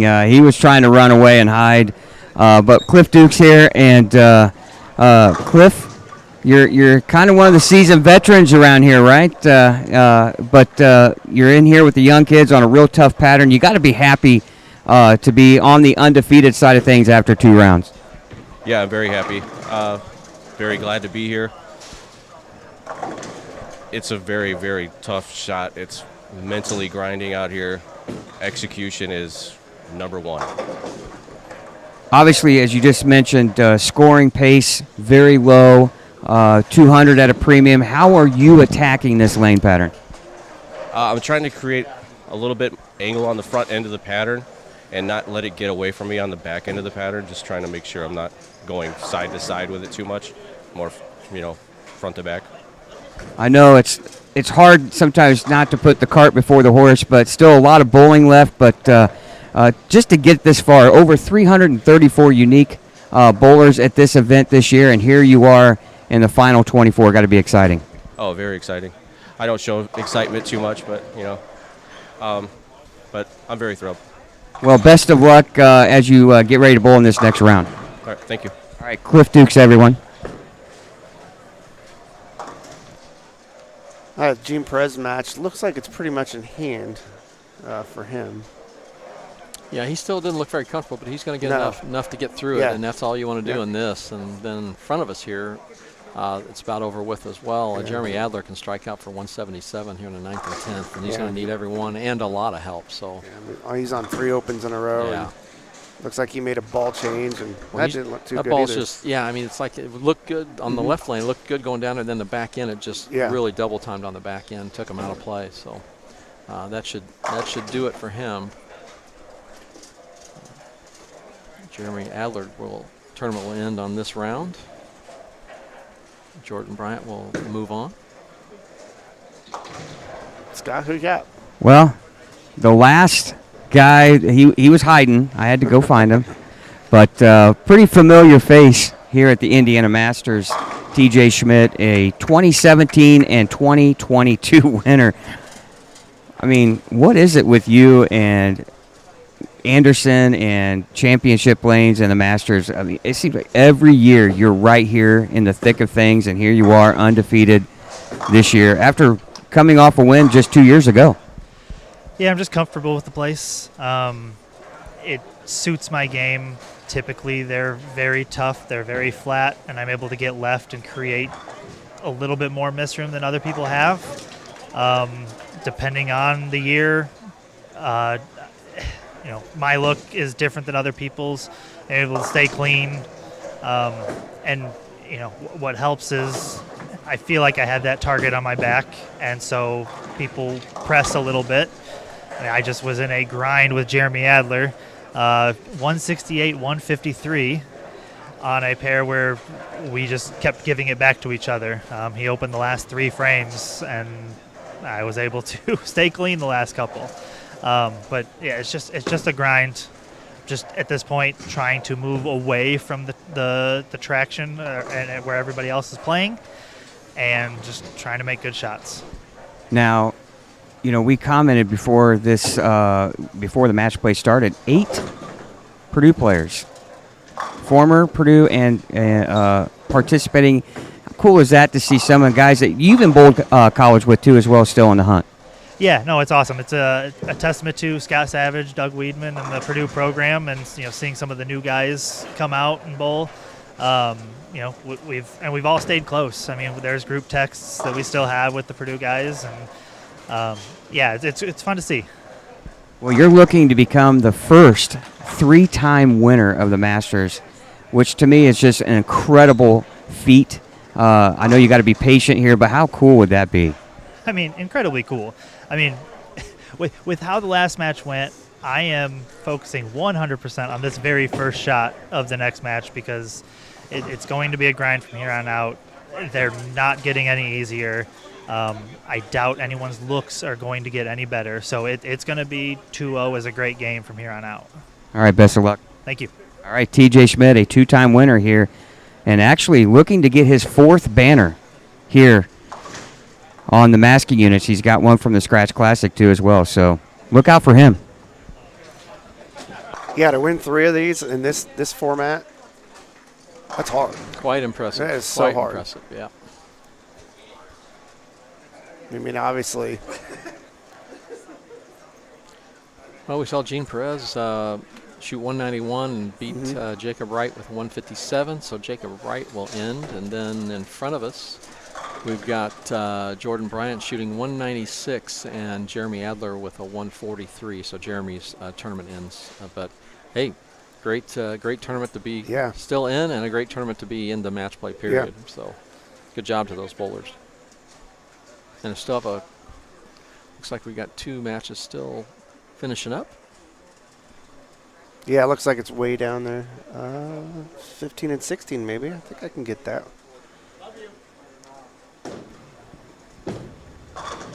Yeah, both players are pretty much in their final shot. Looks like Quentin Craig is going to win his game over Ben Caldwell. Well, that was interesting about Jeremy. I mean, 160 to 150, but Yeah. those are great to get away with and keep going. Sometimes that's, especially a player of his talent, I mean, that's kind of where they start to take off from there. Well, that tie we have with Yes. Kyle Weedman, like you shoot 153 and you tie. How fortunate Yeah. do you feel to Yeah. get another chance? Yes. I mean, after that performance.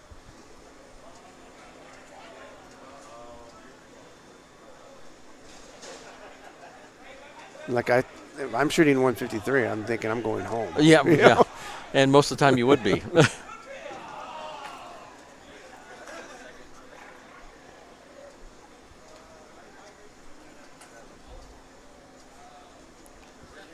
The man with the large stick there.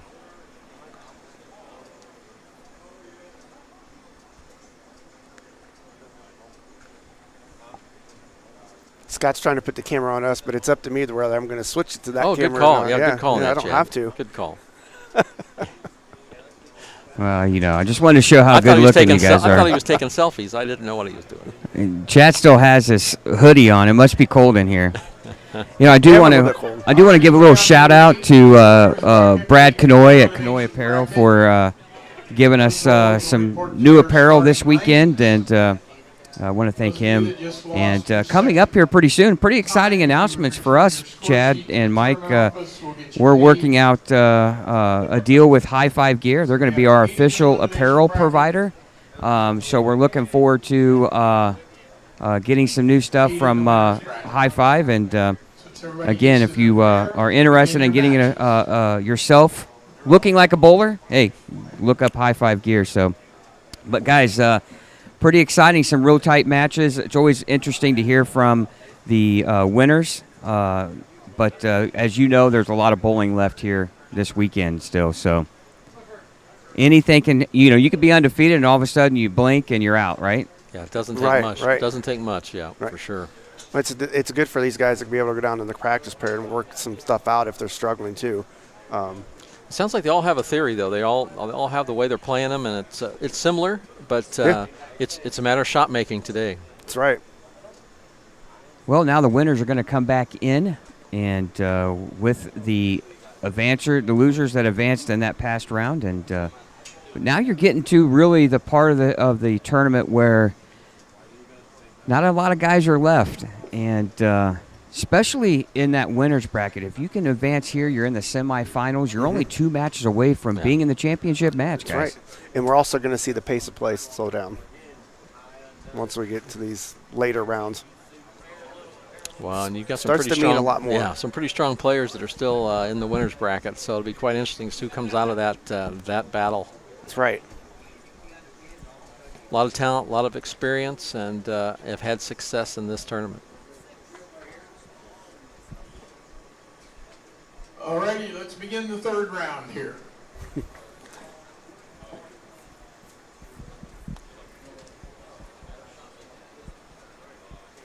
I see Ryan Spear picking up a backpack and heading to the locker room back there, but I don't know if he's out or just going back for another piece of equipment. If he's out, that's one who was having some success here today. Scott, take it away. I see you got a special guest. I kind of snuck into the tournament office here and grabbed Brian Nunning, and he kind of spearheads a lot of things for the Indiana State USBC, and obviously Savage Bowling TV has a lot to be thankful for because he kind of got us going here with live streaming all the Indiana State USBC events. And Brian, you have to be absolutely ecstatic with another great turnout here, but so many cool things coming up for the Indiana State USBC. Talk to us about a lot of things that you have going on. Sure, I'd be happy to. First, let me say, this piece here, what Jeff does and the team does here is just absolutely amazing, all right? The staff that runs this thing is it's just impeccable, and it's the best tournament around, right? Our board of directors, right? We do a lot of strategic planning, and the live streaming has come out of that strategic planning for years, so really kudos to the entire board for what they do here in the state of Indiana. So happy to run this event, happy to have the live streaming. 2 years in a row now sold out event, right? We need to figure out how we keep growing. Where do we go next, right? So that'll be our next things we'll be looking at. Now you got the Open Championships, the Women's Championship coming up. A lot of things going on. Tell them a little bit about how you can find out on entry forms and where we need to go to get some more guys and girls signed up for these events. Yeah, sure. So reach out on our website. It's indianastateusbc.org. My address and email address, phone numbers on there. All of our tournament managers are on there. Entries are still open for all of our events. They stay open through the last week of the tournaments. So come on out. We've got a growth this year. It looks like our Open Championship's going to be up. We've been trending up the last couple of years in all of our tournaments. So come on out and enjoy one of our great tournaments by the state. I know there's a lot more than just bowling going on. You got the Hall of Fame, you got the Jamboree, you got all kinds of things coming up here. A lot of cool things in the state that a lot of people don't know about. Yeah, sure. The Hall of Fame, we've got our ballots out right now. We're going to be selecting 6 people to go into the Hall of Fame this year, and that'll be at the end of June at the annual meeting. Scholarships, right? This association gives out a ton of money to kids and all of our youth tournaments, but we've got 3 main scholarships that we give out. Those applications are due March 31st. So take a look at our website again, indianastateusbc.org, and if you got a kid bowling, get them into our scholarship. Well, one last thing, too. You know, bowling and golf go hand in hand. A lot of guys that bowl golf in the summertime. You also have a big a golf event coming up here in June as well. Yeah, so that's key for our scholarship program. We raise money. That was started by the gentleman that's even behind us here in the room here. Mike Kirkpatrick helped get that kicked off several years ago. It's been growing. So we have that on Saturday, the last weekend of June, during our annual meeting weekend. If you got to put a team together and come out and support our scholarship fundraising, we'd love to have you. Well, Brian, we appreciate all that you do for the state of Indiana and obviously our partnership with you guys with Savage Bowling TV. And keep up the great work, and we look forward to hearing those entries grow every year in all of your events. Much appreciated, Scott. Thanks. All right, Brian Nunning, everyone.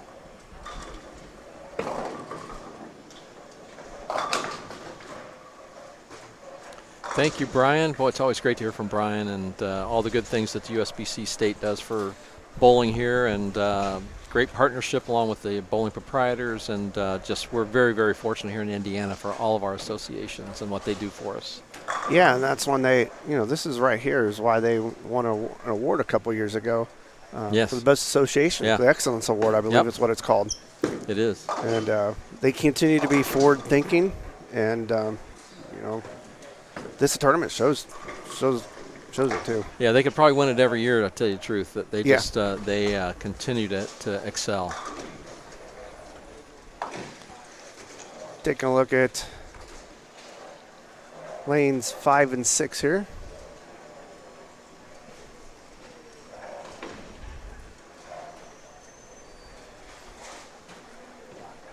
This is Cliff Dukes and Jimmy Cook, right? Yeah. Yep.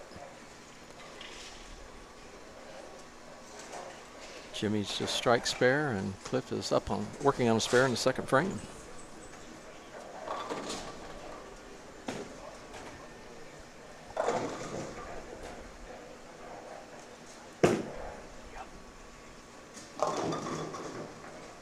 No, almost rolled. Yeah, I thought he threw it really well. Yeah. It looked like it was in the right part of the lane, and it just went a little long is all. But, yeah, that was a good shot.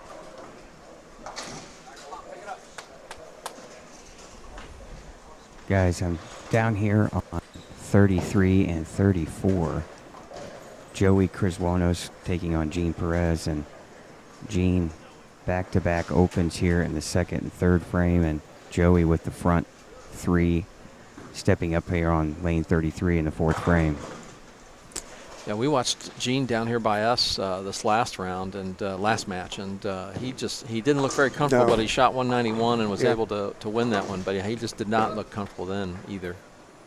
Yeah, he would nail a couple strikes, it looked good, and then there's just like it's either out or in. Yeah, it's just either high or light. Some shots looked like he had no clue, some shots it looked like he had a clue. So, and that's not him. That's the condition dictating that. Yeah, he just didn't look very comfortable. Yeah. Some people look at him and be like, these guys aren't that good. Well, they're that good. Well, they're just bowling on a really hard condition. Yeah, it's just shot making is important, and it's probably the biggest factor today. Yeah. Well, both guys using urethane, the same ball, the IQ 78, and Gene doesn't have the same look that Joey does. Joey struck in the fourth, and now Gene just went 4 through the face, and he's staring at 3 opens here in the first 4 frames, and he's in big trouble. Yeah, and he's in the loser's bracket, so one of them's got to go, right? Yeah, unfortunately, this is the tough part of it because everybody wants to win. Oh, and he makes the spare. Wow. That's a tough one. Tough spare to get that. We'll keep updated here on that match, but we're going to slide things over here to 29 and 30 as Stephanie Stogsdill is still in this event. She's the last standing female. And here she is stepping up on the right lane, lane 30, working on a strike in the second, third frame.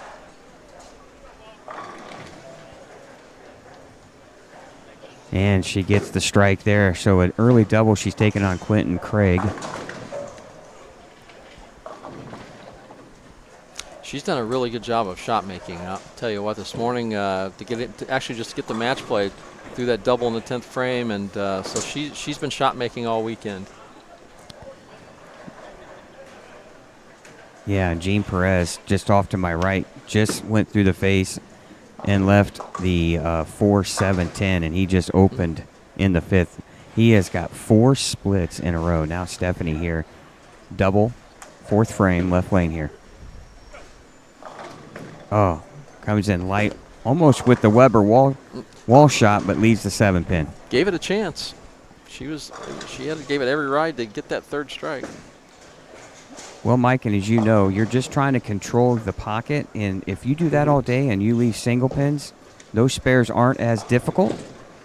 You keep throwing clean frames, and you're going to have a good chance to advance in your match. Yeah, make your opponent have to double to get around you. Yep, you just keep filling frames.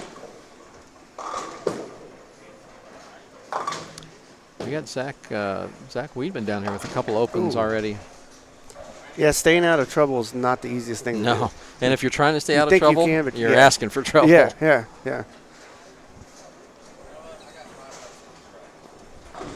Well, we got Chris Hankins throwing 2 strikes in 5 frames, but 3 wide open splits pretty much in the other Right in 3. the middle. Big match down there for you guys, too. Zach Weidman, Clint Millian. Some heavyweights down there, right? Absolutely. Cliff just fired a strike after he's got 1 open.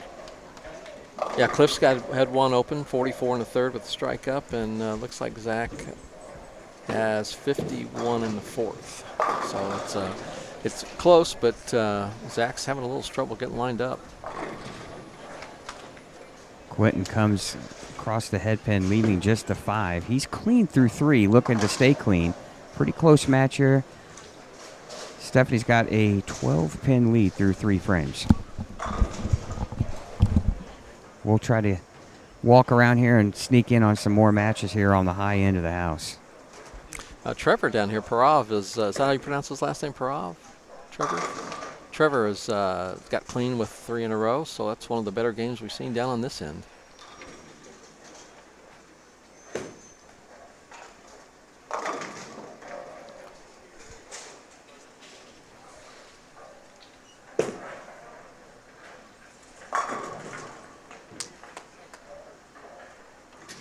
Scott, you got another match going on down there? Yeah, we're down here on 25 and 6. James Sutton taking on Jordan Bryant here. This is a loser's bracket match. Mr. Sutton with a double, runs it out, throws a great shot. He's out there a little farther right than I've seen a lot of them. Yeah, that's about where Joey Krzywonos is playing with urethane. He's keeping it up somewhere around board 8, 9. Playing A lot of speed, too. Yeah, a lot of speed. That ball looked pretty darn good, though. Wasn't much doubt. Yeah, Jordan Bryant defeated Jeremy Adler in the previous round to advance to this one. Yeah, he shot 196 or 7, I believe. 196 to 143 over Jeremy. Well, he's working on an open frame in the 5th. He went double, split, strike, split. So he's trying to stay on the strike train here, per se. And here he is in the 6th frame.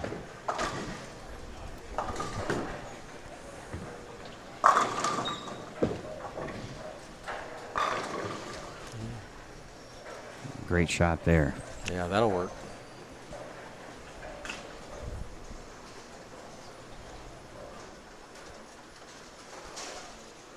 Looks like right in front of here, Trevor has a pretty good lead on her, Chris Hankins. Oh, nice. Chris knocked out the 4 and the 10. I think the 4 least it fell wasn't a left split. and I mean, 10 look- to the right. It looked like it was going to leave I mean, that. look at all the circles Yeah. so Yeah. far. So he's like, not another one. No.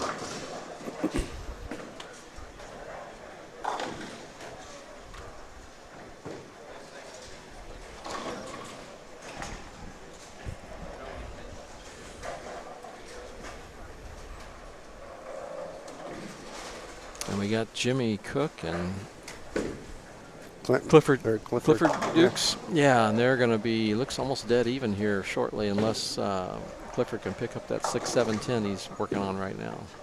Yeah, he's been clean with all spares until this shot. Yeah.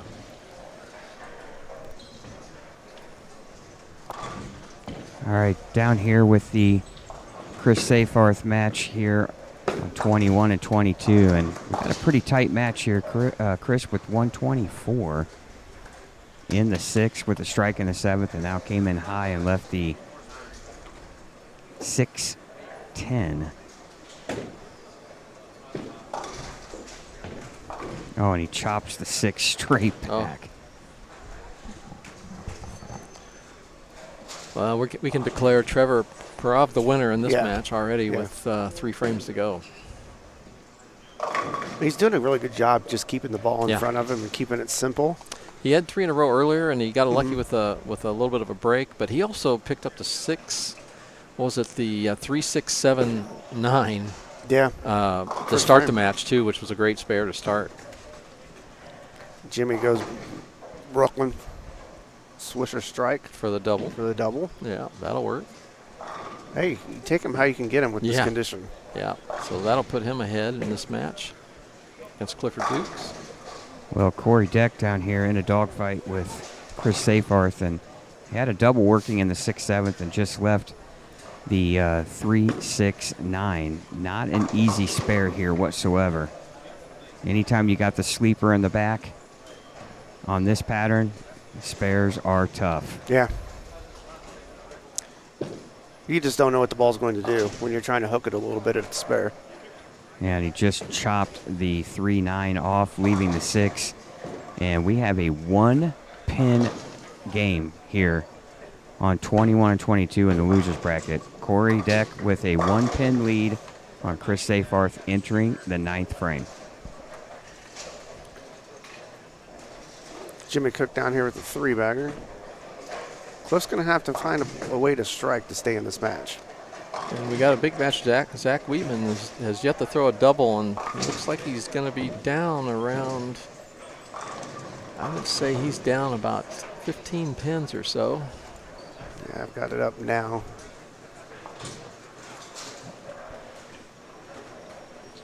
Yeah, neither one of the players are striking down there, No. so yeah, it's a tough match, and it's a winners bracket match, so somebody's going to advance on this tough match for sure. Oh, wow! Got that 7 out of there, other than 7-10. Cliff, he's a little bit lost down here on 5 and 6. Yeah. Oh my. Yeah. 1-2-7-10. Yeah. That's a tough spare. Remember, guys, what we talked about. Those first 10 lanes are super tricky. Yes. And 9 and 10 in that championship pair. It's going to be dark here for a while. At some point, they're going to save as much of it as they can here for the championship round. But it's right here on 21-22. Chris Seyfarth down 1, working in the 9th frame here, right lane. Yeah, and it looks like this will be the last round that 9 and 10 is used until the championship match, which would be nice because we know these can get pretty ugly as time goes on. Clifford Dukes missed all those. The 1-2-7-10 missed all. No 6 miss. Or 7 miss, it says. Now, Chris Yeah, Chris Safarth, It excuse me, needs a Chad. scoring change, I think. Yeah. He got 6-0. Chris Safarth here with the 3-6-10 guys in the 9th frame. Okay.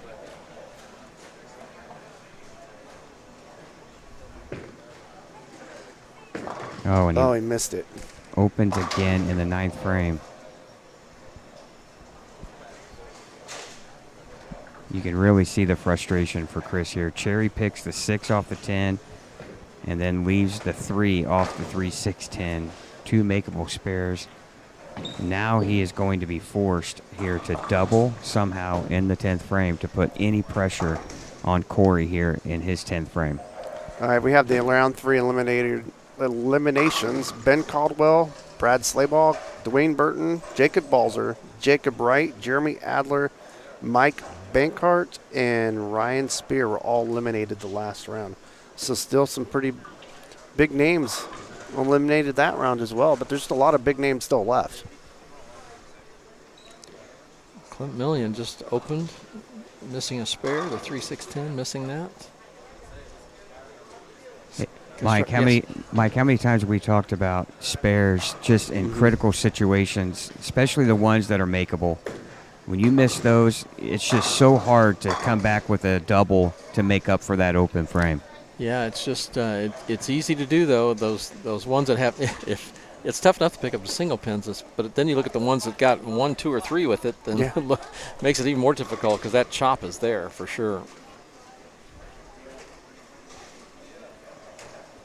I don't know if is anybody using plastic balls anymore for spares. A few. I was going to say it'd be probably the best bet on some of these. Yeah. At least you know it's going to fade a little. Chris struck in the fill ball to finish with 181. That's going to force Corey Deck here to mark in the 10th to advance. Zach trying to capitalize on that open and leaves himself left it out there. Yeah. A spare that's difficult. 257. He's right up. He's right up there. Yeah, he got right quick to shoot this one. Oh. Wow. Getting only 7. He didn't even think about that either. No, he was real quick with that. I kind of wonder if that led to him missing the spare. Hey, guys. He can strike out for 165. Yeah, this one's not over. Little quick update right here on the Safarth Deck match. Corey comes in, almost crosses the head pin, leaves just the 6. He needs to make it to win. If he misses it, we have a 9th and 10th frame roll-off. Oh. Looks good. And he makes it to advance here. So, unfortunately, another run here at the Masters for Chris Safarth comes to probably what for him is a frustrating finish. But nonetheless, another good year for Chris here, always in contention in match play here at the Masters. Zach's coming this way to try to grab a new ball, it looks like. For that ball in the 10th. If he strikes here, he'll shoot 155. I think Clint Millian's on the 170 pace, right? High 170s, but can go out. He's got a strike in the 9th, so he's protecting himself there with count. But all right, I've made my way back down here to 29-30. The Quentin, Craig, and Stephanie Stogstill match coming down to the 9th and 10th frame. Quentin here with a washout in the 9th after a 3-bagger. Stephanie has, and he makes it. And Stephanie has strikes in the 6th, 7th, and 8th. Wow. And I just looked over to my left, and James Sutton just chopped a spare to finish with 187. And Jordan Bryant now can double in the 10th to win his match. A lot of drama down here on the high end, guys. And with that shot there, Zach loses this match, goes to the elimination bracket. yeah, Clint Millian he'll take that one and keep going. Yeah. And then down here on 5 and 6, it's Jimmy Cook's got a pretty big lead. Yeah.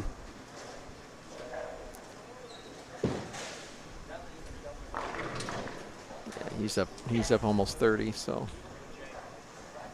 Hey guys, Jordan just tripped the 10-pin extremely late as Stephanie just opened in the 9th frame. She's got 190. It's just a 2-pin game in this match with her and Quentin Craig. Now Jordan Bryant needs this and 6. I'll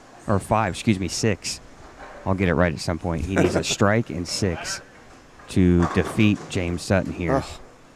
Cliff down here, he's trying all he can to just get lined up, and he hits the pocket and just leaves a 7-10. Yeah. Oh my goodness. We heard him cheering down all there. the way, yeah. That was a Brooklyn. And Stephanie goes in high and leaves the 6-10. Guys, we got 2 extremely close matches coming down to the 10th frame down here. Both in the losers bracket. Tough ending for James Sutton's day. But he still needs 6 pins, guys. You never know. We have seen 4. Hey, Scott, this next round we're going to need your camera quite a bit. Looks like all the matches are 15 and 16 on down.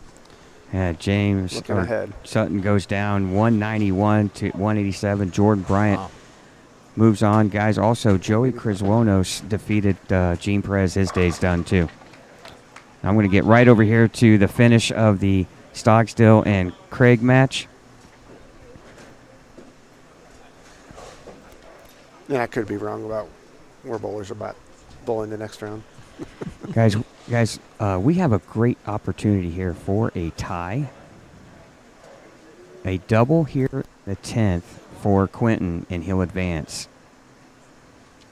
Stephanie finished with a really solid game, guys. 210 with only 1 open. Yeah, but I don't want about anywhere in any of these matches I've seen around us down here. Scott, what pair are you on? I'm down here on 29 and 30. Alrighty. Now Quentin Craig. Oh, he gets the first one. Not over yet, guys. Any mark now wins. If he gets 9 in 2 balls here, he wins. So it's a lot. As you know, it is so easy to get a 6 or 7 count here.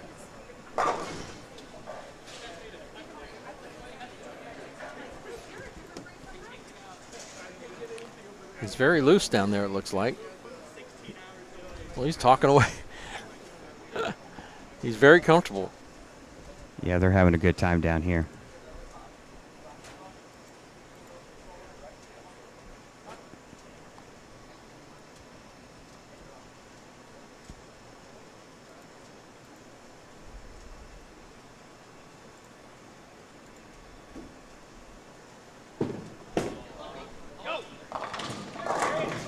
That's enough. That is enough. We've seen a lot of shots, but Quentin threw 4 out of 5 shots were strikes, so he earned this win, but he's going to defeat Stephanie here with a spare 212 to 210. A tough loss for Stephanie, but a great tournament for her. She was the last standing female here in the Masters, and still a great weekend, but I'm sure she's got to be a little disappointed.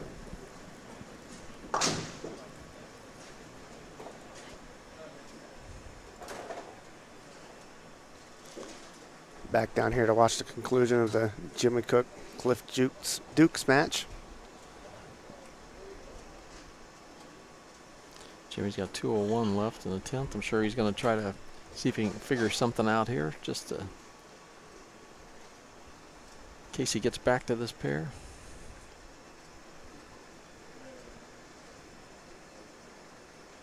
He had 3 in a row in the middle, but he left a 2-8-10, which kind of, I think, might have fooled him a little bit, but let's see what he does here in the 10th. Good loft. He's in deep. Oh. Ooh, that grabbed. Yeah, I think he was looking at something different to see what was going to happen. I don't think he wants to do that again. But.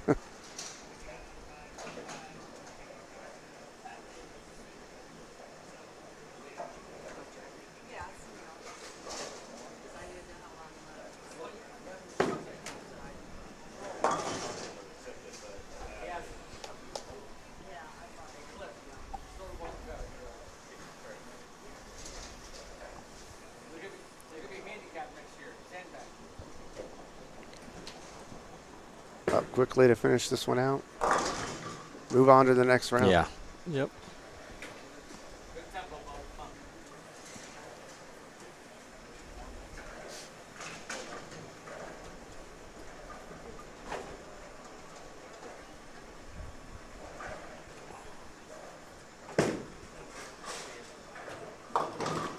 Cliff just never got this pair. No. No breaks. No. I mean, just he paid the penalty every shot that it happened to be, I'll tell you. But he's still in the tournament. He's off to the loser's bracket, but still has life in this one. And Jimmy Cook stays in the winner's bracket.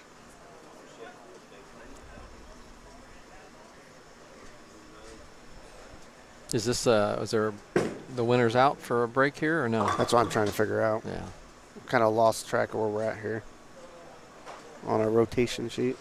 I think you're right. It is, I believe. So I think the next round's all elimination matches.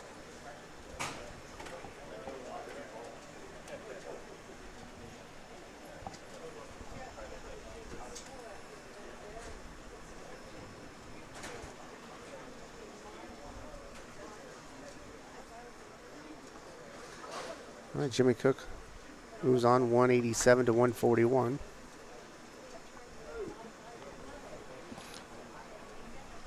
And Jeff Circle, the tournament director, is coming out. About ready to make his announcements.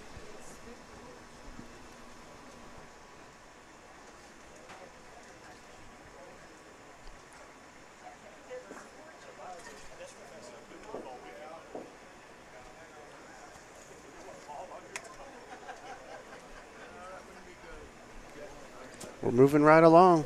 Yeah, it's especially with the scores being lower. It's not like they're throwing a lot of strikes. Yes.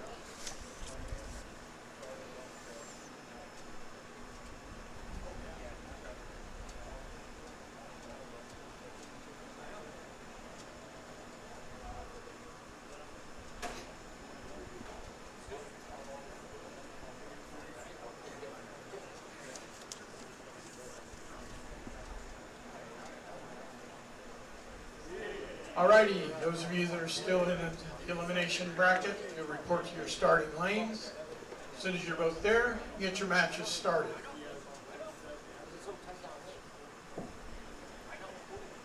Here's Jeff Circle making the announcements. So we'll have one camera in play here. I believe 15 and 16.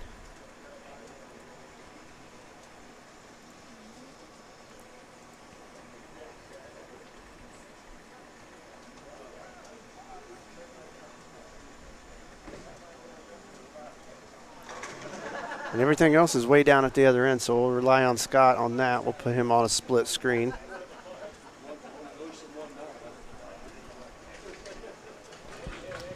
Yeah, back down here on 27 and 28. I will say this. It is much cooler down on this end of the house than it is where you guys are at. Wow. Would not have guessed because of the kitchen being down there. You would think it'd be a little warmer. I don't know if somebody's had the doors open here for an hour or two, but it's a lot cooler down here.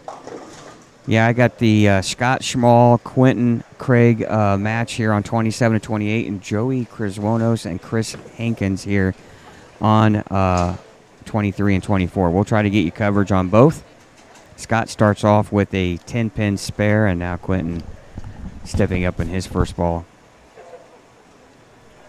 Not many guys left, right? We're getting down to winding down to the final few. We're only one round away from the finals of the winner's bracket. Yeah, what is there, 4 left?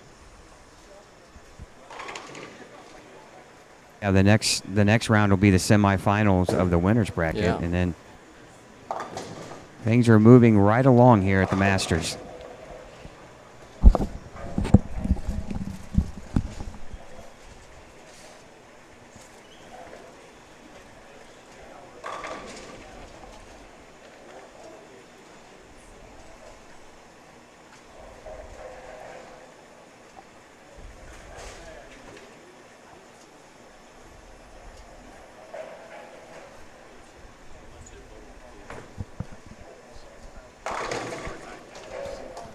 we're off. Next round.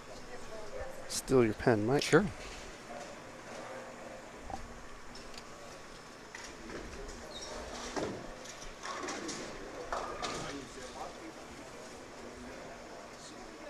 Yeah, Quentin Craig down here starts off with a double and immediately puts some pressure on Scott Schmall. I talked to Scott in between rounds. He lost to TJ Schmidt and said he just couldn't get the urethane working at all and then just didn't really know where to go from there. He has made an adjustment, a ball change. He's moved way left. He did leave a 10-pin his first shot. Here he is, frame number 2. And it comes in light. You know, Mike, it's really hard to go from playing 2 totally different types of balls, but then he's playing a totally different part of the lane than he's played all morning. Take what you can get.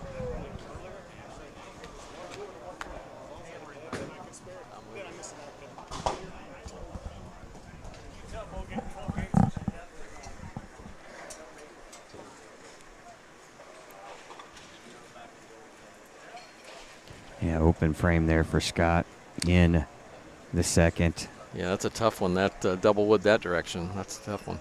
Yeah, your opponent starts out with the first 2, and you go spare open, and you're immediately down 20 pins.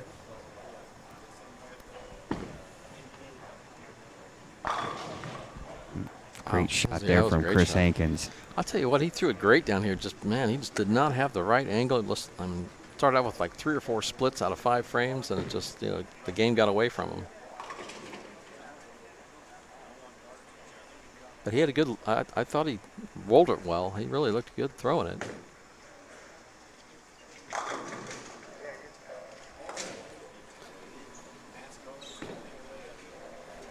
Well, Cliff strikes there, so hopefully he, can put that match behind him and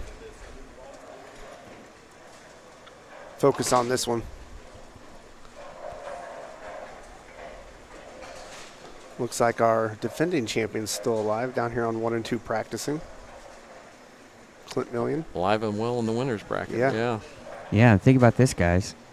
So is TJ Schmidt. And yeah, he's always a threat. I mean, a 2-time winner that's looking to become the first 3-time winner. Yeah, it was a couple of years ago. It's like you weren't sure about how it was going for him, and then all of a sudden, boy, he just figured it out right at the end, and man. I remember that. And made shots to do it. Scott, I'll let you know. Purdue's up by 2 at halftime. All right.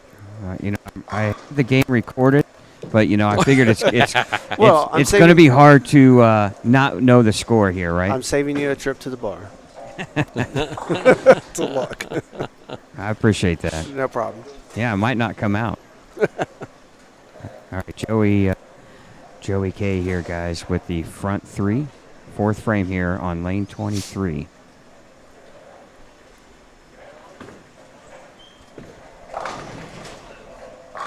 Oh, wow. And he's throwing that IQ 78, and he's making it look real good, playing right up the lane, laying it down somewhere around 10, getting it out to about 7, and he's got the pocket in full control right now. Yeah, it looked like this morning. Right in front of us this morning looked that way.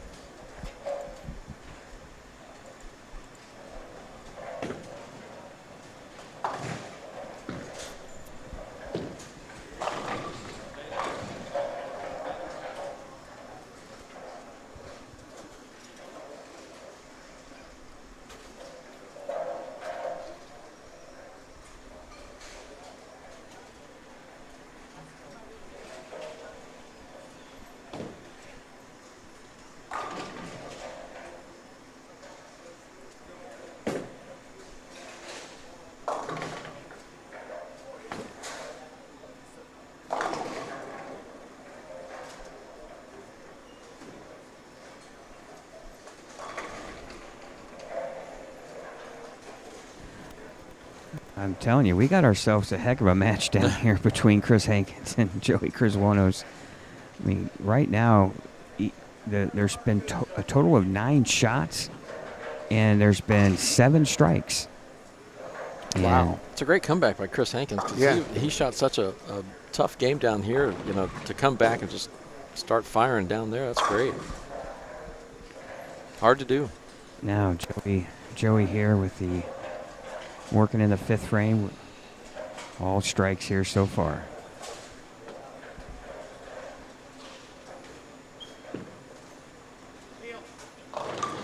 Nice shot. Lots of power there at the bottom of that piece.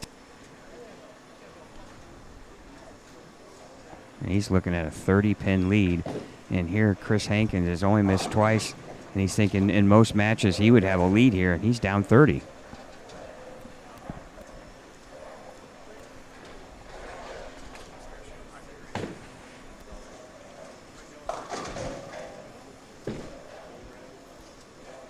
Cliff went high, left a 610, it looks like. Yeah, I can't tell if there's anything left on the other side of that or not. No, it doesn't look like it.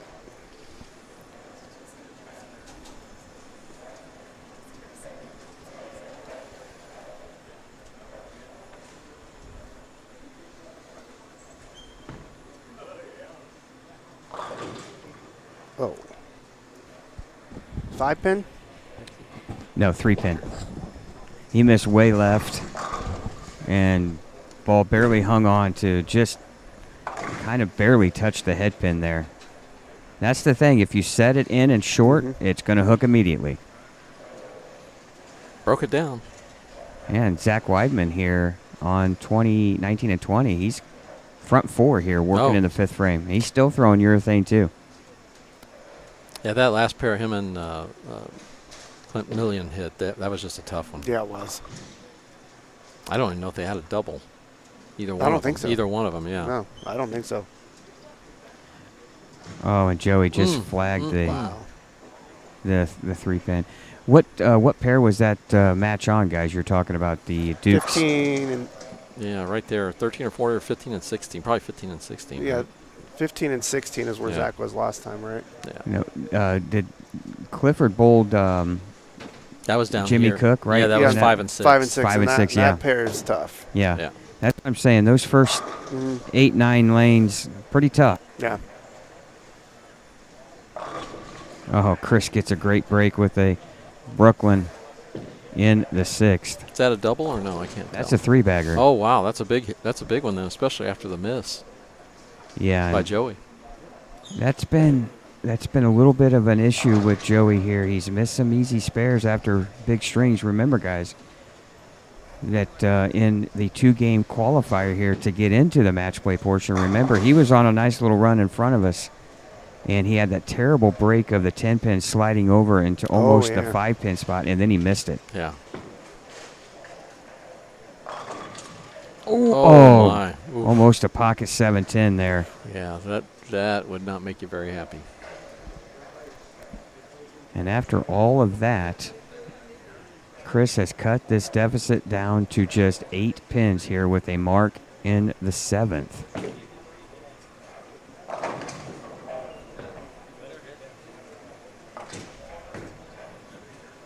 Chris has got a real solid game, guys. Both of these players do. Yeah, he rolls it really well.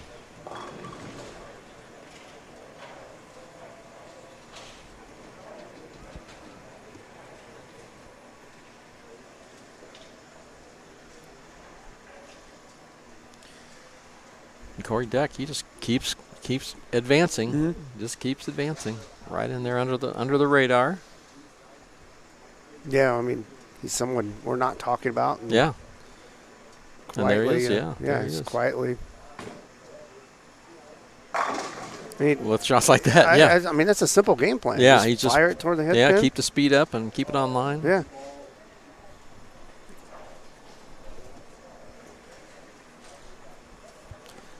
I think Angie called for bringing us some water. Yes. I was waiting for you to say a plate of cookies, knowing you, Chad. I was already. We weren't going to offered- tell you that. I But was already offered a plate of cookies, and I said no. you did what? Oh, they offered me. They didn't offer Oh, the table, okay. so I didn't know. I didn't know if they were going to still show up here. Yeah, I find that hard to believe, Mike. He turned down a plate of I cookies. did. I had 5 yesterday. So. Oh. And it comes Wait a down, minute. and the story comes down. Wait, 5 plates or No, just 5 God, cookies? no. Oh my You know, we God. were here 14 hours yesterday. Yeah, I mean, I plus. paced myself. Yeah, and thank you so much to Angie and Dave Small and everybody here at Championship Lanes and Anderson. It's just continued to support the industry here, and it's always great to come here. And we're going to be here some more. Got some great more tournaments coming up that they're hosting, and always look forward to seeing everybody here. 2 weeks from this weekend, back for the high school. We'll be leaving as the PBA loads in. And 2 weeks from that, we'll be here for the Queens. Yeah. Yeah, it's going to be exciting times here in Anderson. Yeah. We're going to be here quite a bit. Yep. Basically almost every other week. It Every almost other seems weekend. like. And Lots then, of then March championships. 9th, we'll be in Kokomo for the high school all-state tournament. And then that pretty much gives us a break after that until, the May-June time frame. So have a big one We're coming still up. in it's in Indiana this year, right? Yeah, The Indiana Kentucky All-Stars is Yeah. June 8th, I believe it is. It's at Strike Force Lanes. Yeah, that's Zach Weidman's home center. Oh. Yep. Oh, very nice. That's where their pro shop is. And We'll give a shout out to Top Score Bowling Pro Shop, Luke Mathis, Zach Weidman. Luke, I have to give him a shout out. He does a heck of a job drilling all of my equipment. And it's amazing, guys. Just watching Joey Criswonos here, he was in full control. Yeah. Through 5 frames, hadn't missed, right? And he throws a little shaky shot in the 6, and he misses a real easy spare. And then he leaves the rail the next frame, and now he comes in a little bit light. It's amazing how you can be in full control, just make one little mistake, and now it gets you thinking. Yeah, and your opponent can help you think. If they're putting some strikes together too. yeah, it only takes one open before your stress level just skyrockets, and then If you're watching the scoreboard, it's better not to watch. But it's hard to do. Hard to do. Especially when you're making silly mistakes and missing easy spares, and your stress level goes up. Mhm. And Yeah, just they those all little count. lapses, those little Mhm. mental lapses, is all it takes. Yeah, he just made another critical mistake here on the spare. He gets the ball way out and wraps the 2-pin around the 4 for another open ouch. frame here in the 8th. And now Chris Hankins has a chance here to step up in the 8th and 9th and take full control of this match.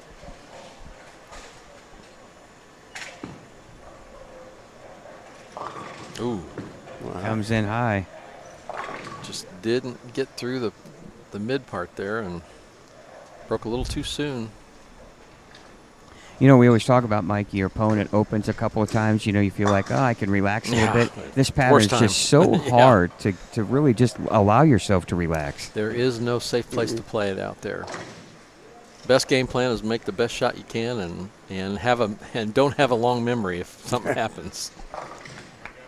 Well, and I'm looking over here at the Quentin Craig and Scott Schmall match, and Scott really struggling. Guys, he has 3 opens, no strikes, 95 in the 7th. Quentin Craig, though, he started out with a double, but he went back-to-back opens. He's got 101 in the 6th. So really, it's just a 24, 25-pin game here. And neither guy has much working here on 27 and 8. We've seen a lot of those matches today where it's just it's survival. Great break there. Coming in a little high was Chris. Was able to trip out the 4-7 for a strike. And guys, it's a 3-pin lead now for Chris Hankins. Now, did he just bowl the 9th, Chris? Yes, he just bowled the 9th. So now it's really important here for Joey to collect yourself, forget about the last couple of frames, and focus here as the old cliche, one shot at a time. 9th frame. You can definitely tell, guys, he's a little rattled here, and it's really self-doing here. He's just missed a couple of real easy spares.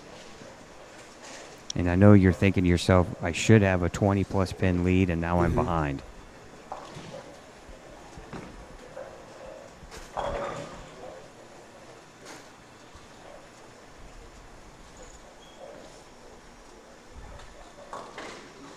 that didn't sound Wow, good. I thought no. Yeah. I thought that was right where he wanted it, but Yeah, that looked really good off the that's hand. what I thought. And it just hit a spot and just never hooked. 5-count washout. He's got to make this.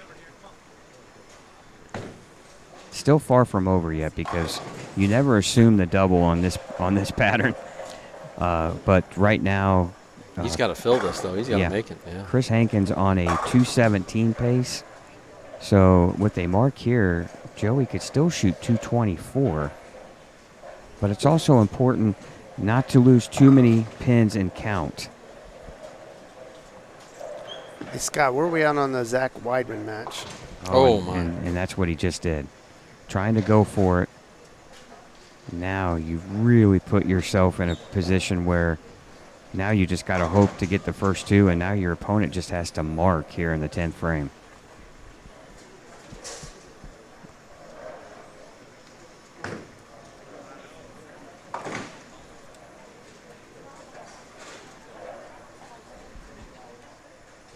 It's just amazing, guys, how quick a match can turn.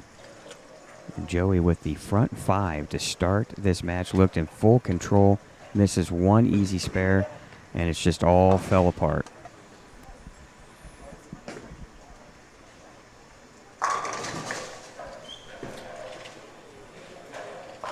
Yeah, just when you think he's comfortable, or you're comfortable after throwing several strikes, things can change in an instant. Yeah, guys, and he just fouled. Did he? Oh, he did. Oh, gosh. I saw him look down. Yeah, he got a strike, and he just fouled. Oh, and gosh. That is pretty much gonna do it. Yeah. Gonna do it.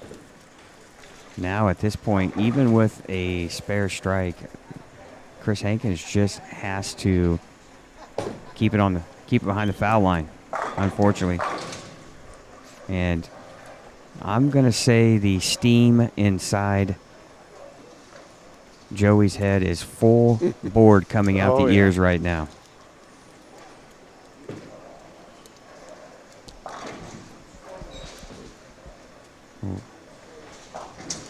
He's gonna do the best thing, guys, and he's just gonna take a walk.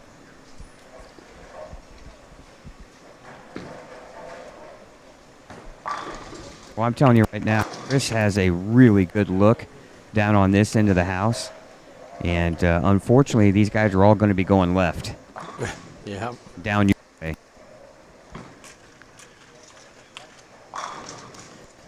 Yeah, Zach Weidman's going to advance on into the losers bracket. And we're going to take a quick look here now on 27 and 28, the Quentin Craig Scott Schmall match. It's not over yet.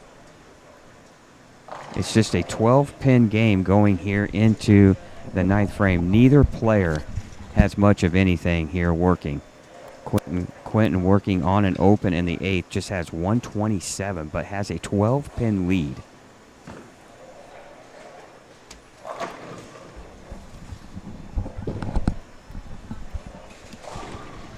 Oh, and he gets the strike there. Sure did.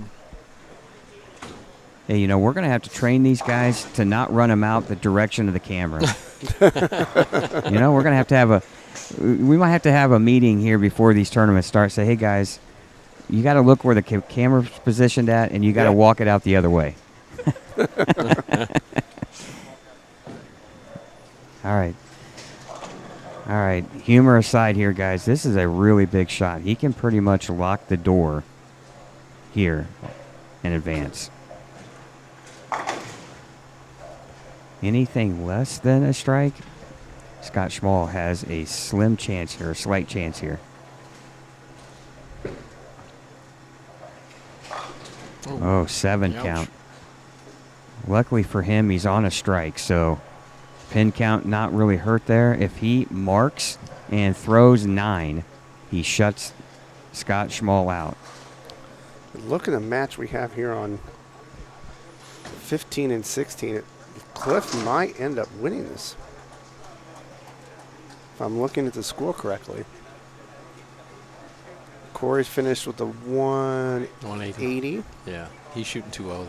So Cliff's gonna move on. Yeah.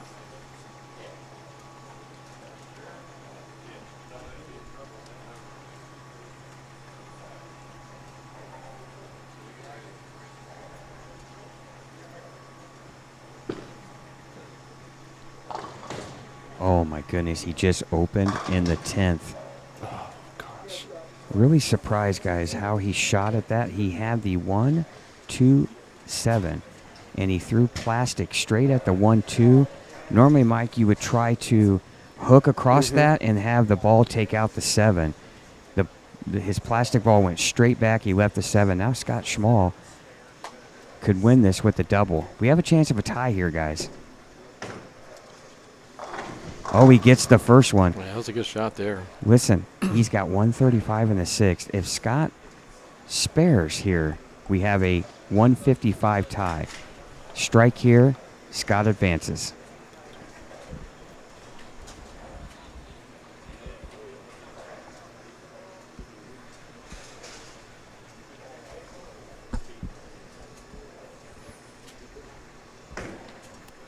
Remember, we've already had one roll-off today with a 153 score, so you just never know. You're never out of one here. Strike to win.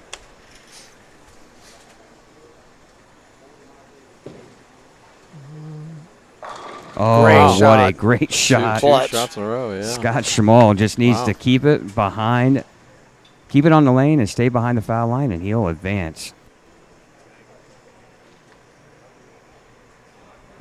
Still a heck of a tournament for Quentin Craig, guys.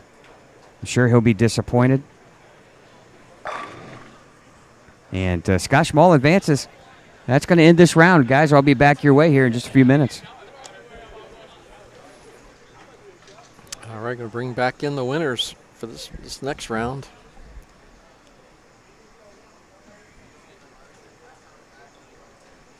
Still a lot of strong players left.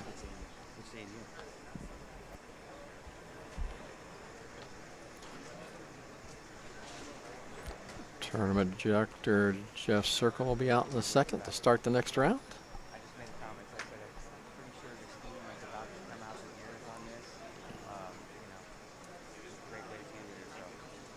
I know nobody's more disappointed than you right now.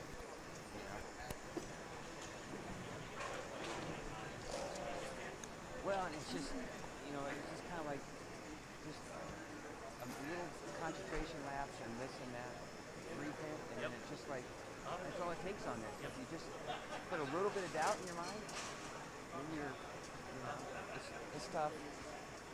I thought you threw a really good shot on the 5-count washout. Alrighty, we're down to 8.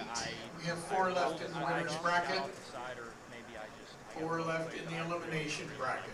Yeah, I didn't think it was bad at all. So if we get those bowlers to report to their starting lanes. Once you're there, get your arrows, you can begin your matches. Those that just lost for the second time, if they'll turn their sheets in at the tournament office, we'll get you your checks ready.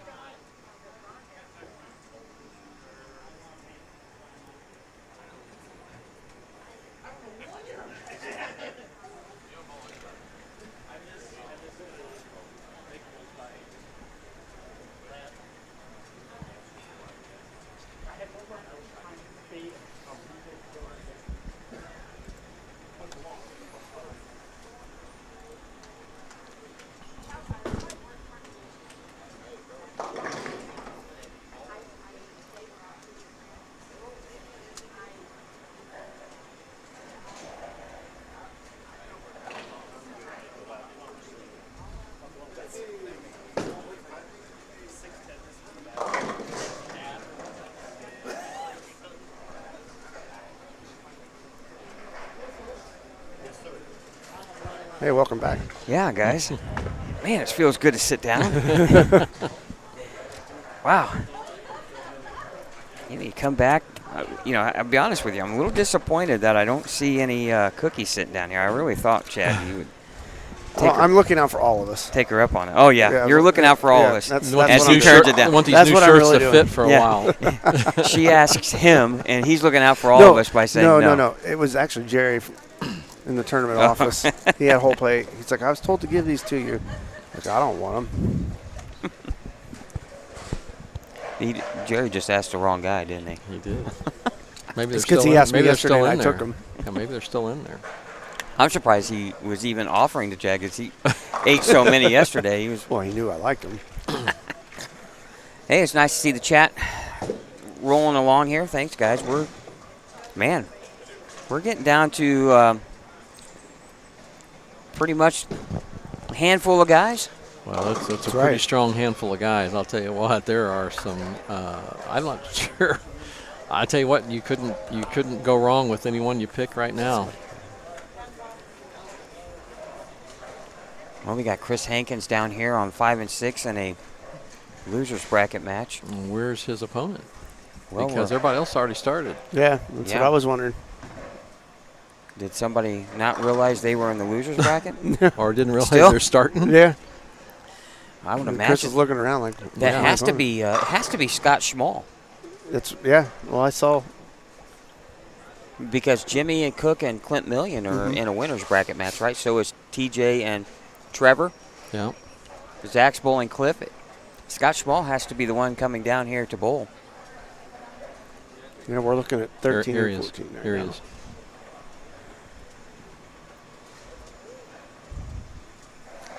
Well, you know, he's got to take care of the girlfriend back here. You know, girlfriend pretty talented, Aaron Jones.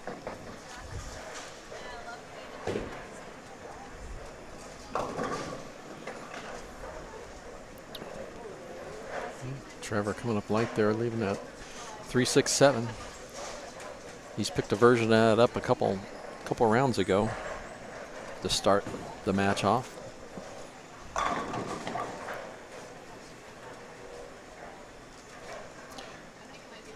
Well, in Scott's defense, he was coming from all the way down on 29 and 30, and sometimes you just it's another zip code. Think about this, guys. Though he had to double in the 10th just to get to this round. Yeah. So you know, well, he's still not ready. He's left to get another ball. So sometimes you have to have a mental reset, and yeah. So he's like, hold on, I'm stopping by the pro shop and drilling a ball.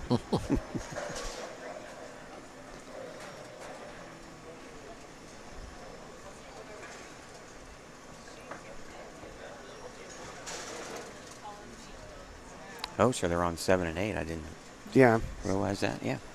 We got a camera angled in, so we got almost all these matches covered, guys. We do.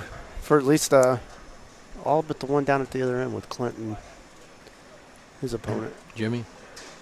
Yeah. Jimmy Cook. Even though he's in the losers bracket, guys, you know, you still have to think that Zach Weidman's going to have something to say about who wins this championship. Oh, absolutely. He's already started off with the front, double.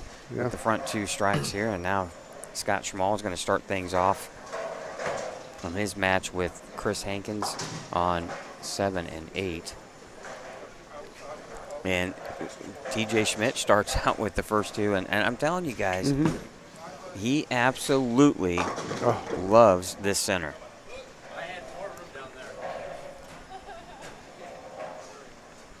Here's the thing, and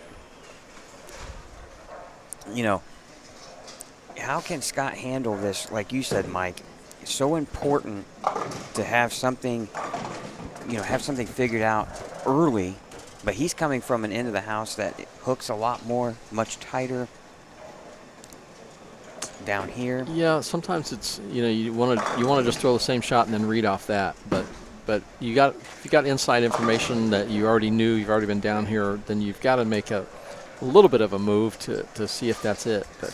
But here's the thing. Here's what I find real interesting. You ask everybody, they'll say this end of the house tighter, that end of the house more friction. But you just heard Scott say, I had a lot more room down there than down here. This end of the house at times seems to be playing much tighter. Now, Chris just made a ball change. He was throwing, I believe, a piranha down on the high end of the house, and he made a ball change right away without even. Yeah, but I think the shot Chris just threw, I don't care what ball he was throwing. I don't think he was bringing it back from where he threw that one. Scott did the same exact thing, right? You didn't really learn they went anything. Way past the, yeah. I think this is one thing why TJ really likes this house and this pattern, because you have to play a little more in. That's his A game. And both players here with an open. But he's playing more of the back end. He's trying to get the ball to a spot down the lane, and he can get it to that without sand traps in the way.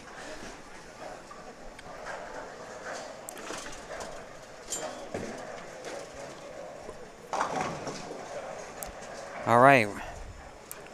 Round 4 eliminations were Chris Safarth, Gene Perez, James Sutton, and Stephanie Stogsdill.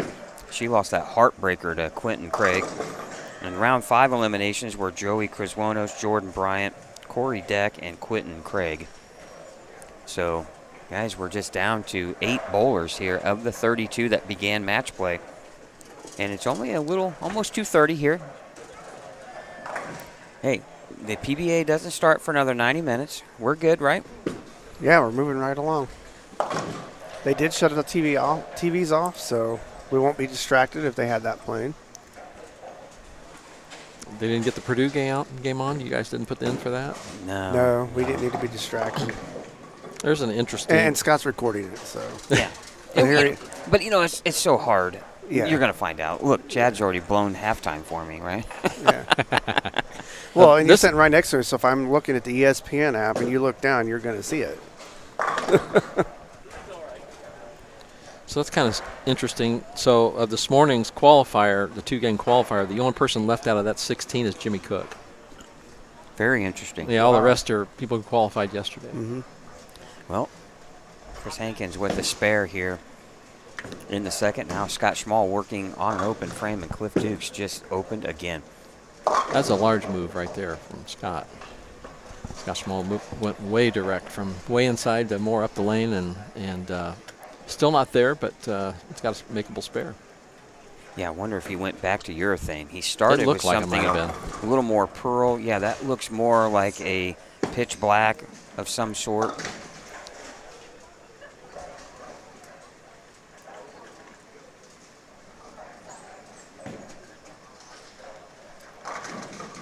Scott looking good in his high five jersey. We'll be wearing some of those here soon in the upcoming season, as we've worked out a deal with High Five. They're going to be the official apparel provider of Savage Bowling TV, and that'll be an exciting time for us too as well. Ooh, and Scott misses way right. That is 3 different angles he's tried in 3 shots. Totally different angles, each one of them. Lucky to get I didn't 5. like any of them. Yeah. I don't think he did either. I think he just needs to take a deep breath, because he's firing those balls. Now, I'm not sure what the Clint Million Jimmy Cook match is, but all these other ones here, all their opponents, guys are way behind. TJ's way ahead of Trevor Pirov, and Zach Weidman's way up on Cliff Dukes, and Scott Schmall has started out with 2 of the first 3 frames with opens. And a lot of count loss. Oh, and Cliff Dukes just chopped a spare, and he's got 4 opens in a row. Yeah.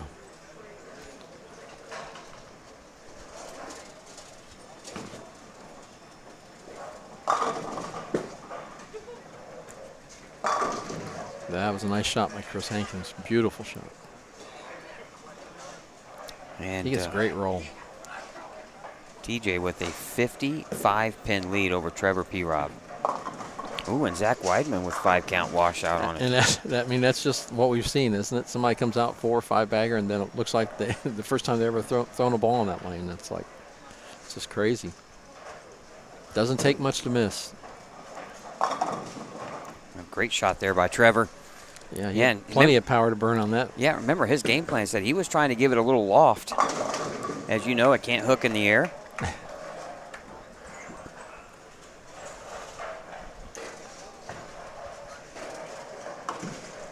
All I know is Jimmy Cook has a 9 spare right there.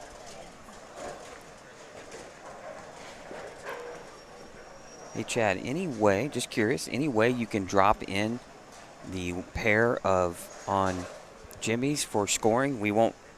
Can we drop that in underneath, or is that a whole nother? I know we can add. I can add it, but it would take the place of the score that's up there on this current match. Gotcha. Just kind of curious if we can follow along. I mean, we could peek in easily. What pair are they on? Looks like 17, 18? Yeah. Let's throw it up here. So if I don't know who's A and B. Well, we can figure that out at some point. Yeah, so there's 17, 18 scores. Jimmy just went 9 spare strike. Yeah, good shot. Good shot. So he must be A. Yes. I'm going to guess. And B is Clint Million. Yep.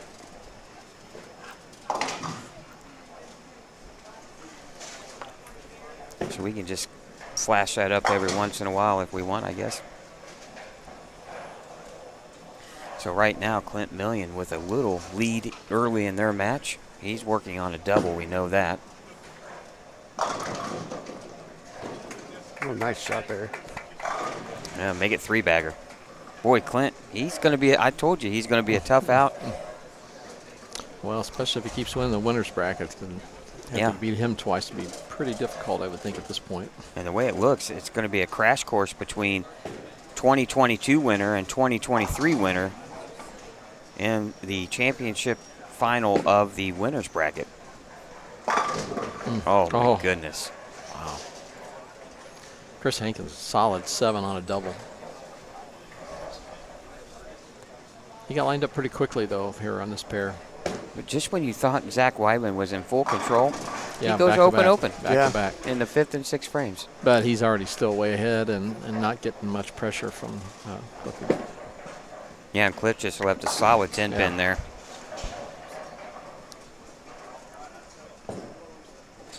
TJ Schmidt shooting a 6-7-10.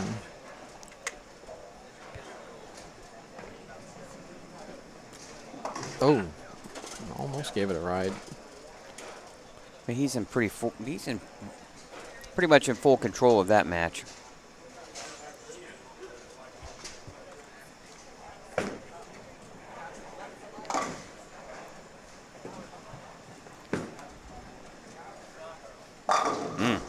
Great Chris shot. Hankins, yeah, got a great shot, great look.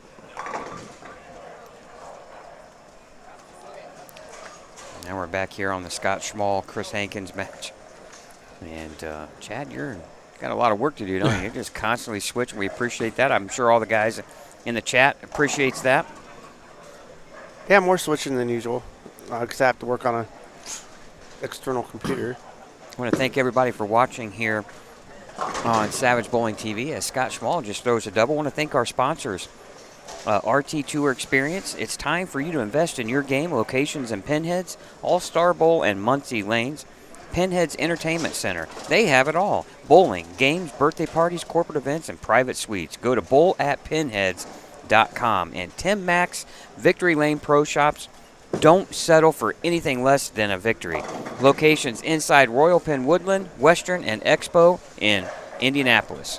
I want to thank our sponsors and definitely want to thank the Indiana State USBC for allowing us guys to be a part of such a great and prestigious event here in the state of Indiana.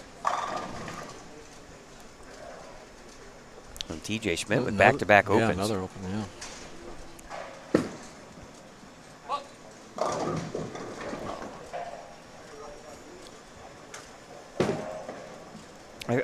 There's 17 and 18 scores if you guys wanted to check that out. Well, Jimmy Cook could get right back in this after Clint Million 5 spare.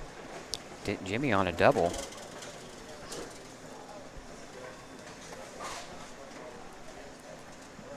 And Jimmy gets an 8 count there. Actually, we're back on this. Yeah. We're back on this. Okay. You can't tell when I gotta, switch. Yeah, you got to look at the scores. Yeah. You got to tell me, Chad. I thought you see the number switch, but I don't. It's so quick. I'm not even looking at that. Yeah. Sorry. No, you're good.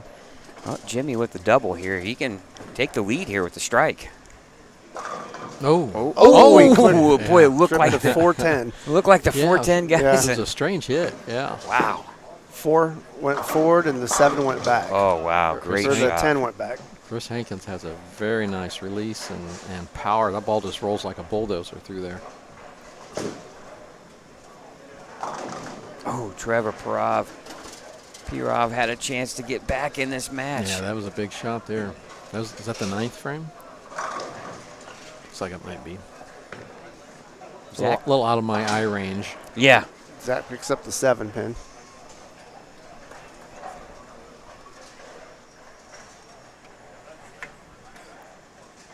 Well, he's fortunate that Zach is going open, that his opponent wasn't able to do anything in the first 5 frames. Yeah, exactly. Good cover there by Trevor. It's off to the right of your corner. And Chris Hankins, another guy the losers bracket is just going to be a gauntlet of talent and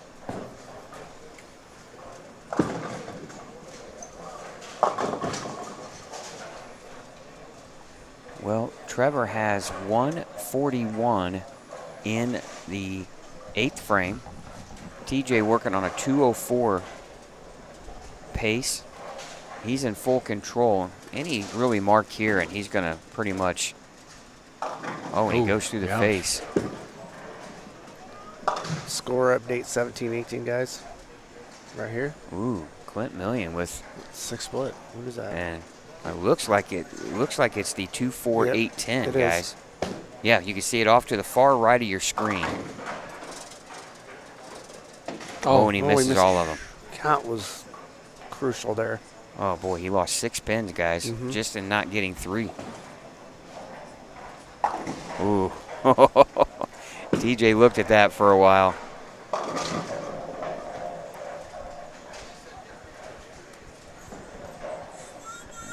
All right, 8 spare. Right now, even with open, he's got 174. So any really good count here, Mike, and TJ will advance into the finals of the winners bracket.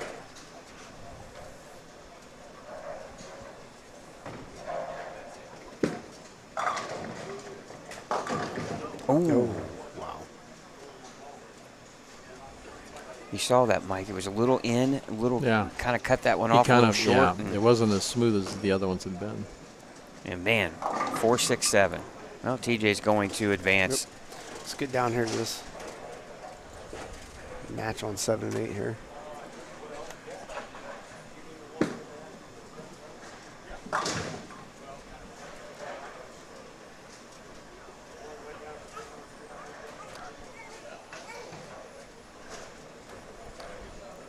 Well, fill of 18 in the 10th for Chris Hankins will do it. He's got to fill 18. You think no big deal, right? But that's not a given. There is 17 and 18 is what we're looking at on the score on your screen. Oh, yeah, Jimmy now in full control. Yeah. 203, really. Four-bagger He just needs to keep it on the lane, stay behind the foul line, and he's going to advance to take on TJ Schmidt for the right to bowl for the title. And I believe these guys in the winners bracket will take another round out. Have that pin over there. Oh, broke the 4-9 down. Yeah. Well, spare here, he would have to get 8 on his fill, as you said, Mike. He has to fill 18. Zach Weidman's going to advance. Boy, this next round of the losers bracket is just going to be absolutely unbelievable. Uh-oh. Oh, my goodness. Oh, my goodness. Wow. Well, Scott Small has an opportunity to advance here.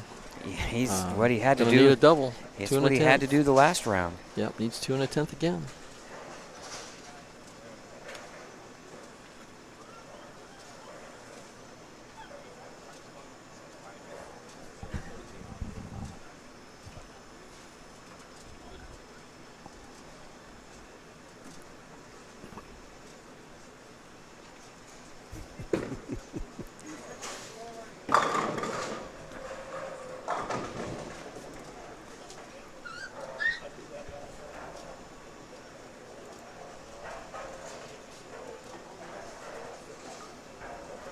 Scott finally is caving and bringing up the Purdue game on the laptop. Yeah, we're about to have a little bit of a break in action here. And, sorry. Scott Small taking a re-rack here on the first one in the 10th. He needs the first one and the second one. Yeah, let's go back to that. To advance. He's got change lanes. Yeah, 199 left. Yeah. Chris Hankins missing the 9-pin in the 10th, shooting 191, opening the 9th and the 10th for Chris Hankins. He's got to have it. That's right. Oh, great shot. He leaves a flat 10. Little right, just didn't make the turn. And Chris Hankins can take a big sigh Yeah. of relief, right? Yeah. Great. Another great tournament for Scott Schmall. I believe now residing in Greenfield, Indiana.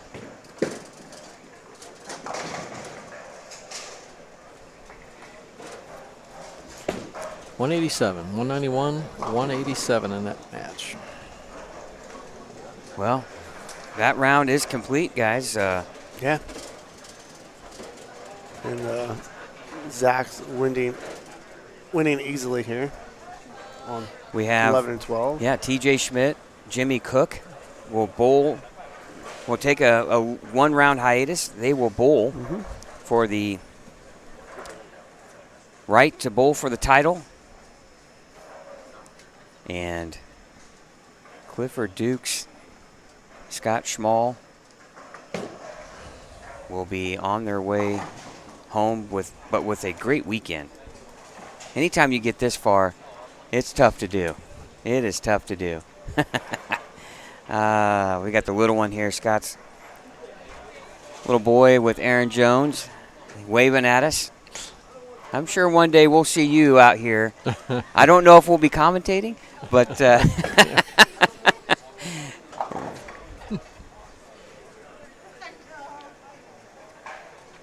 and yeah, we're cheating here. We're I couldn't wait. I had to put the game on. Sorry, guys. What game's that? I don't. A little Purdue, Wisconsin. Well, that was a heck of a round. I tell you, every round's got has had excitement in it. Every round, there's somebody doubling a 10th, and the matches were almost every match has been unbelievably close. I mean, it's really great. How many of them have come down to just the 8th or 9th frames? Yeah, it's really been really good. It's been really cool. Scott Schmall, with a chance to go back-to-back rounds with a double and 10th to advance. I mean, it's just. He made it some of the worst time. Some of the worst times are when you start out with a 4 or 5 bagger because then you get in trouble. Yeah, you thought Zach Weidman was in full control, and he goes front 4 open. It's just. So what? Two elimination bracket or 2 elimination matches left, and lose 2 more players after this next one, right? We're gonna have 4 in the elimination bracket. We'll lose 2 of those, and then we'll have 2 and 2. 2 in the winners, 2 in the losers. We're just about 3 rounds away from figuring out who our championship match is. We got 2 left in the winners bracket. I guess we could have let Jeff explain it. Absolutely. Those 4 are we bowling a match right now. 2 winners have to buy this round. So if we can get those 4 elimination bracket bowlers to their lanes, you can begin your matches. All right, before we get underway here in this round, I want to again thank our sponsors, the Brands of Brunswick. Can't thank them enough for all they do for the Indiana State USBC and their fundraising efforts. For the latest releases and product information, like them on Facebook at Brunswick Bowling or go to brunswickbowling.com. Big 4 Socks. Find your pair at a pro shop near you or at big4socks.com. Mike Albee's Arrowhead Bowl. Bowling games, billiards, birthday parties, corporate events, and more. What are you waiting for? Arrowheadbowl.com.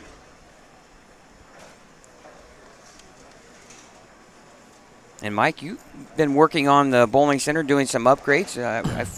Correct me if I'm wrong, putting in some automatic bumpers? Yeah, we already had them on the outside 10s, but just making the complete house now. 22 lanes of the automatic bumpers, and then new capping and all new foul lights. Yeah, and just put in, redid your game room just last year. Yep. And hard to believe that's been that long ago. I know, already. it's been fast, yeah. It has been quick, and, we still have more plans and hopefully to do some more things this summer.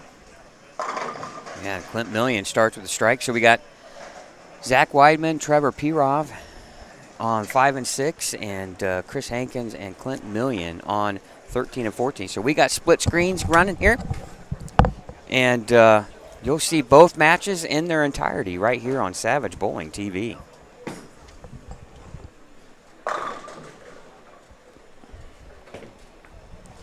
I see Steve Lang making a little appearance here behind us. Yes. Always yes, good to see Steve. Great player, good guy.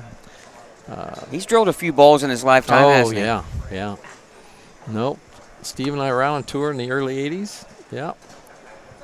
Always had a lot of fun and enjoyed ourselves out there and made the most of it. Well, Zach Whiteman starts off with the strike like he's done quite a bit. This Chris Hankins-Clint Million match could be a really good one here. If Chris Hankins gets lined up early enough here, he can definitely throw some strikes.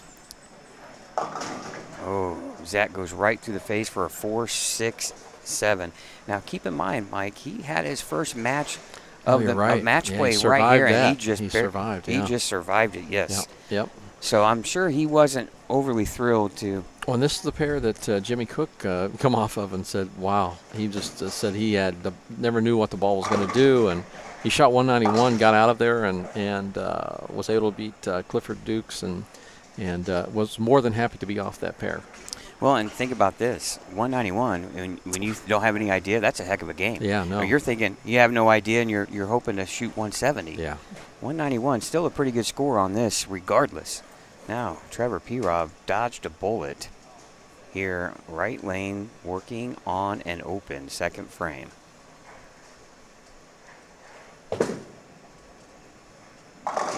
Oh, 5-pin. Checked up. It yeah. Didn't finish off. He was staring. Urethane, right? Yeah, he was staring at a 6-count square in the face, and probably fortunate just to have 9, just the 5-pin, getting a 9-count here, but easy spare.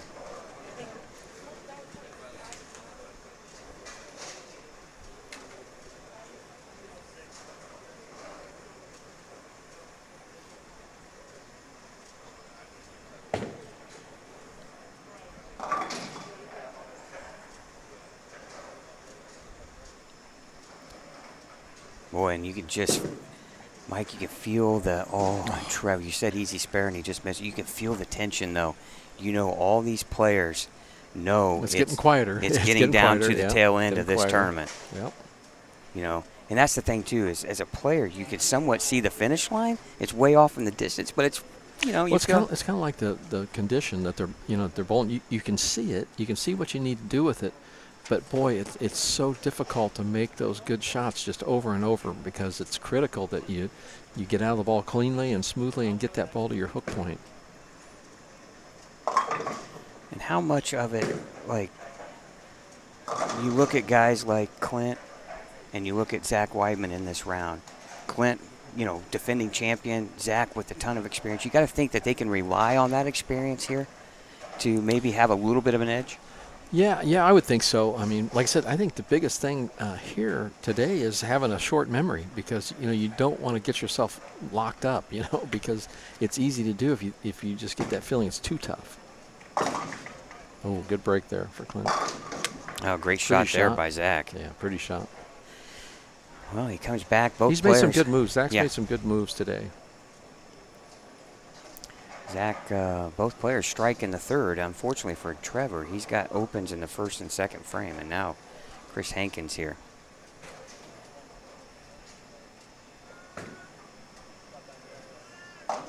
Oh.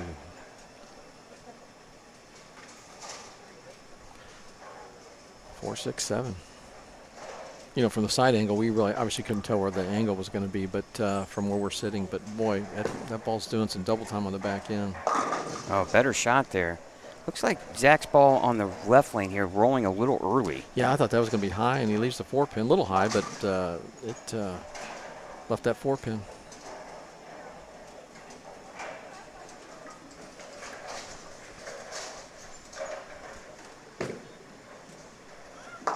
Fill in the spare with a 4-pin.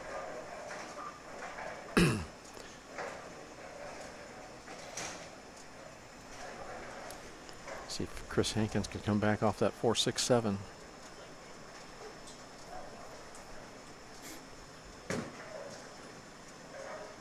He grabbed a handful there. Yeah, it definitely was thumb down. Yeah. Grabbed a mittful, they say. Yeah, that ball hit the lane and just kicked left.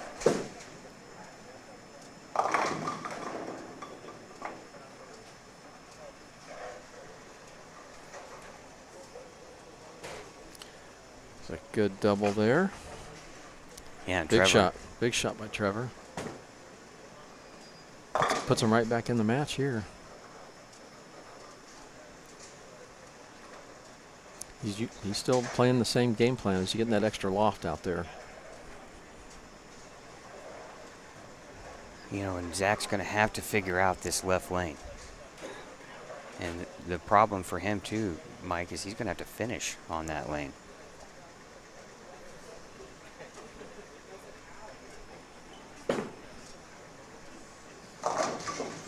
Oh, good break there. 10-pin falls late, just the 3.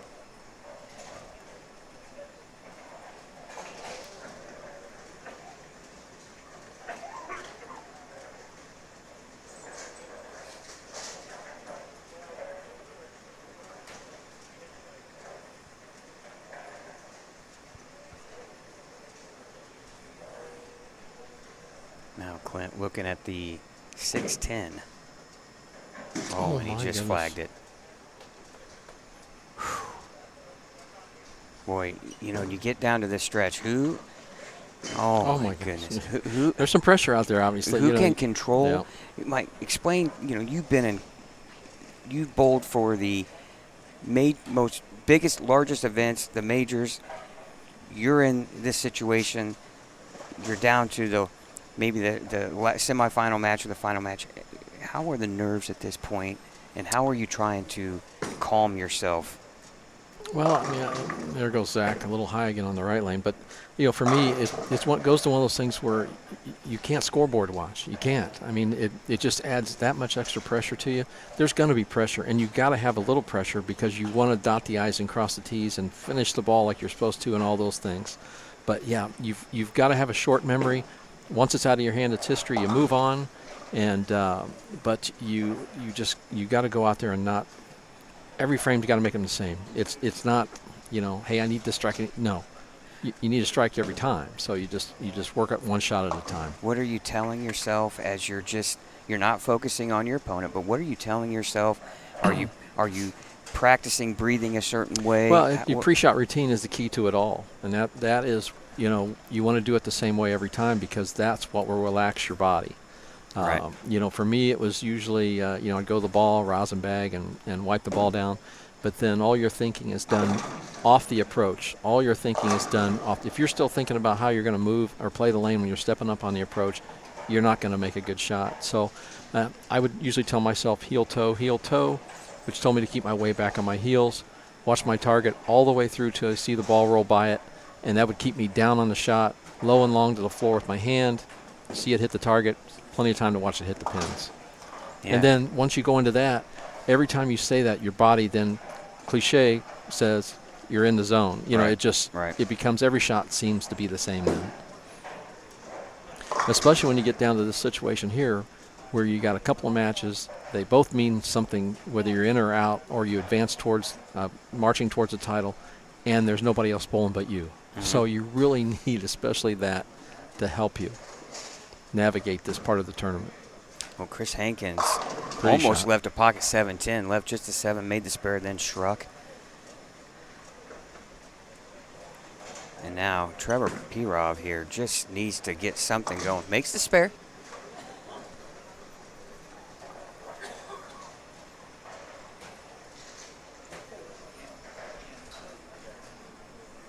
Now Clint Million here. Pretty shot. Great shot there. After the spare, now throws the strike, and now Trevor finds himself only, after all this, Mike, he's only down 12, and he's got 3 opens. Yeah, and 2 of them are single pins. Yeah.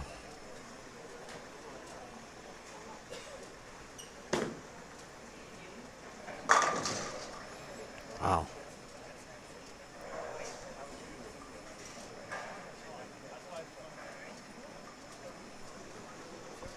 1-3-6 for Trevor there. Oh, crossover. That's a double for Clint Million. Boy, what a break. What a break.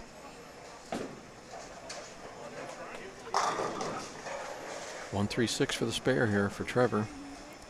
Well, just got that ball outside, and it did not move. Nothing is given here, and he's been struggling with spares. Oh, and he misses another one. Yeah, moved in, and that urethane ball's just not doing it on the back end, so it's not going to cut across and cover. Oh, and Chris almost tried to go Brooklyn, and just the 5-pin. You can just tell guys are really struggling with trying to pry him off their hand per se, right? Yeah, it's tension time for sure.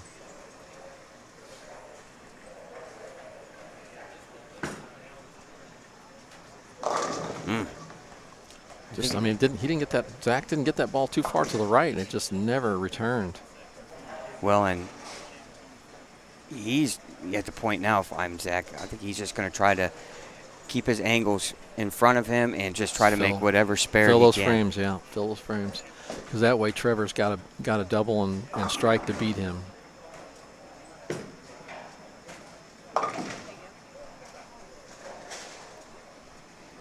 Good cover there. Oh, Chris comes in high, 3-6-10. Yep.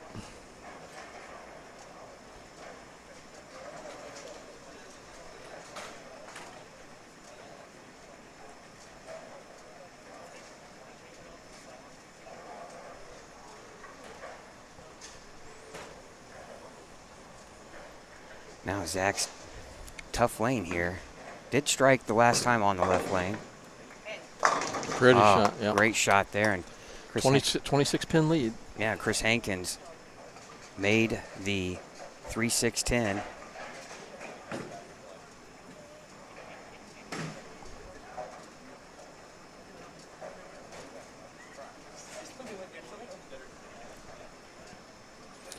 Now, a big shot here for Clint Million.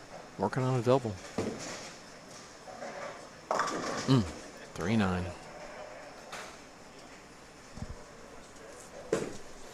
Trevor needing strikes. Oh, 4-6-10. Well, Zach. Wait, okay, let me ask you this question, Mike. We're going to be migrating here to 7 and 8, 11 and 12 at some point. If you're Zach and you're in full control at this point, when do you start thinking about, hey, do I try something different? Is that in the fill of the 10th frame to try to get an idea if there's something beyond urethane? I think you want that extra shot in the 10th, but I would think he'd want to fill first, and then, but you don't want to shortchange yourself. You definitely want to make sure you get an opportunity to throw that ball, or at least another 2 balls possibly. Yeah, now's the time for sure. Right. Yeah, you start. Minute it's mathematically, you're mathematically the winner, then it's time to do that. I know it's so hard. You never want to assume anything, right? Do not, because if you assume, it's going to happen. Yeah. It's like always, I only need 8. I'm just going for 8. You get 7.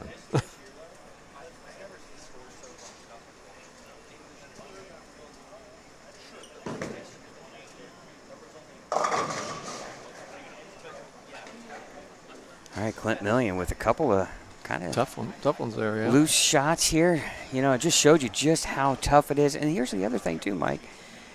Some guys might be feeling fatigued a little bit, mentally and physically, right? Your legs get a little tired. Long day, yeah.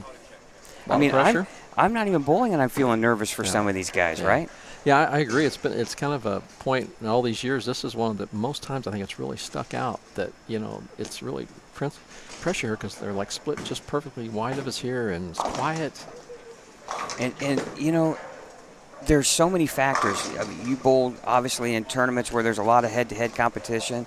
There's so many factors in winning these things. It's so hard to get to this point even. And when you get there, you just don't want to lose that opportunity, right? I think you saw Zach try something different there on that last shot. Got in there a little bit deeper and got something that was going to move on the back end and looked great. Yeah, it looks like he switched to possibly a radical hitter. I know he finished qualifying with that ball, shot 256. Yeah, he's in deeper and opening up. And look at that ball. Yeah. And then that'll scare you right there doing that. Yeah. Well, that'll make you think. Just when you think it's supposed to make that corner, then it just lays down. But once again, you just gotta you're getting information here, so you just want to make sure you move on from this after you've got that in your bag.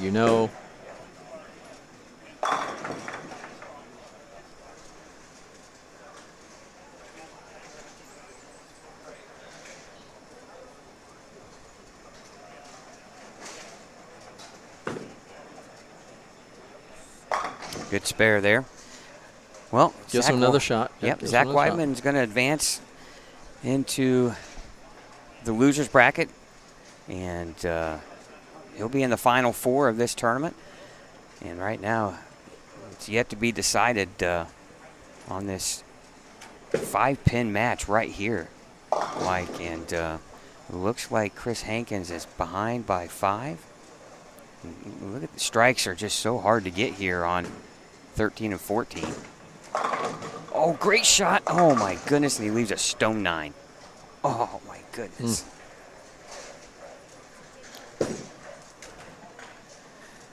Solid weekend, though, for Trevor Pirov. I'm sure he's disappointed, but, you know, I've failed to mention when their match started. You got 2 former Purdue players bowling one another. And good cover there. And still not over. Chris is going to force Clint to mark in the 10th. Yeah, as we've found out, that's not a given. No, it's not. However, boy, that stone 9, you get a double there, and then you that force was huge. Then you force Clint to double in the 10th.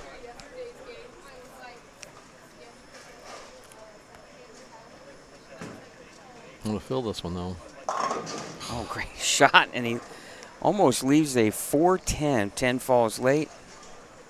Well, every pin that didn't fall is one less that he has to get. Boy, and you could just, you know, the heart rate picks up. Yeah. The anxiety picks up, right? Hands sweat a little bit. Boy, and we're not even bowling, and I can feel that, right? Yeah, that's right. Just almost a 5-10. Wow. Well, guys. Yeah, that would have been an ugly spare to have to make. He's just going to have to make the 5-pin, guys, to advance. Boy, and if you're wanting a spare, something dead in the middle of the lane. Yeah, and only one of it. I would think so, but is you'll take your chances here, right? He's going to have 167. He just has to make this. Oh, I'll tell you what. He didn't hit it square in the face. No, that was a little delay on that one coming in there. All he's got to do is get 5, and which he'll is not advance. a gimme either. So here's the interesting thing. Clint and Zach are going to be bowling one another again, right? Didn't they bowl each other in the winner's bracket? And neither one of them had a double in that match.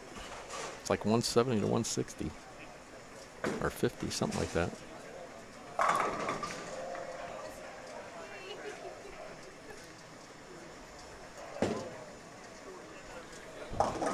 Ooh, and he got 6. He wins by 2. Yeah. Oh, my goodness. 183 to 181. Hey, guys, we're going to take a quick timeout. We're going to be back. We're going to have the final 4 competitors. We're going to have 2 in the winner's bracket and 2 in the loser's bracket. We'll be back here with more action of the Indiana Masters here on Savage Bowl.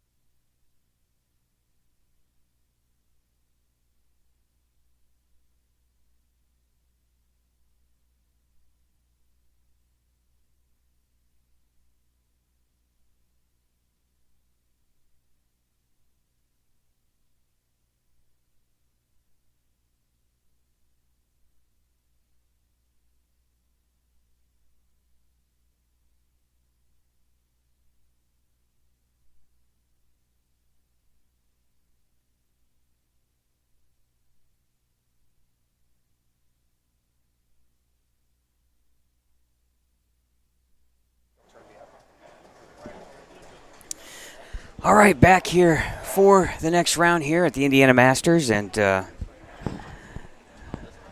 talking with Joey Criswonos, Joey K, as we always called him, because we always had a hard time pronouncing his last name. He wanted us to give a big shout out to his co-workers at TKE, and they covered a conference for him so he could participate here at the Indiana Masters. So we want to give them a shout out. Appreciate that. And now we're down to the finals of the winners bracket. The winner advances to the championship match undefeated. Jimmy Cook, TJ Schmidt here on 11 and 12. Oh, great shot there. And Clint Million and Zach Weidman in the losers bracket. The loser of the Cook-Schmidt match will play the winner of the Million-Weidman match.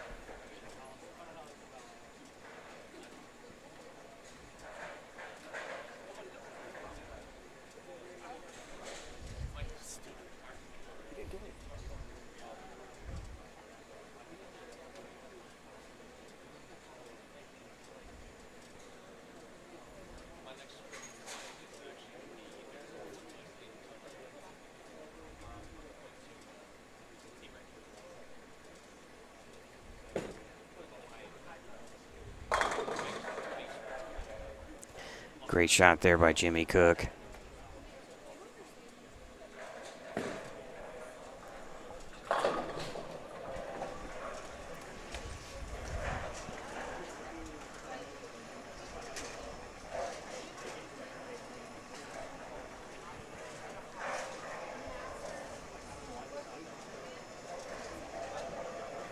Now TJ Schmidt with a strike in the first frame, looking to double.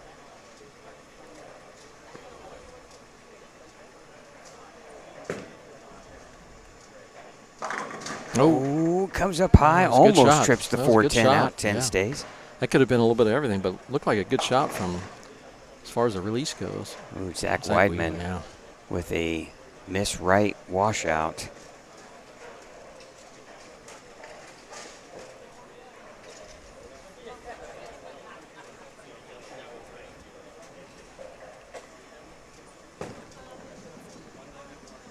Ooh. Touched it. Yep, that's all you got to do. Yeah, touched it. That's all you have to do there. And Zach taking 2 off with an open frame, and look like Clint has gone spare strike. Yeah, they both have had similar days. As it turns out, here they are meeting towards the end, so it's kind of a similar deal for both of them. Looks like Zach's moved in and trying to open it up a little bit. Went away from that. That's kind of up the lane, right? That's where the challenge of, going from urethane to anything resin is you're migrating to a totally different part of the lane. Yeah. And then that's where they say at times urethane can be a crutch, because when it goes away, you're you're not sure exactly 100% what to do, right? And for some of these guys, if the urethane stays in play, then you like their chances, right? Yeah. I think Jimmy's been inside the whole time, though. Jimmy Cook, as well, has been playing kind of deep and.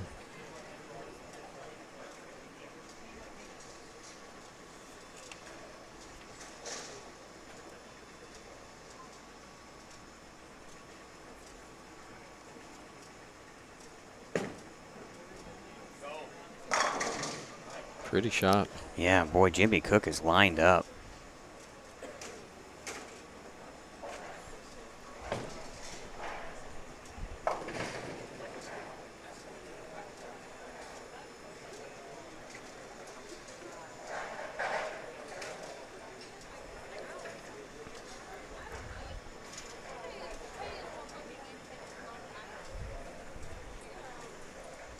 I want to thank everybody for watching here on Savage Bowling TV in the chat, and appreciate that. Hunter Glaze, we have Jimmy Cook, TJ Schmidt in the winners bracket, Clint Million, and Zach Weidman in the losers bracket.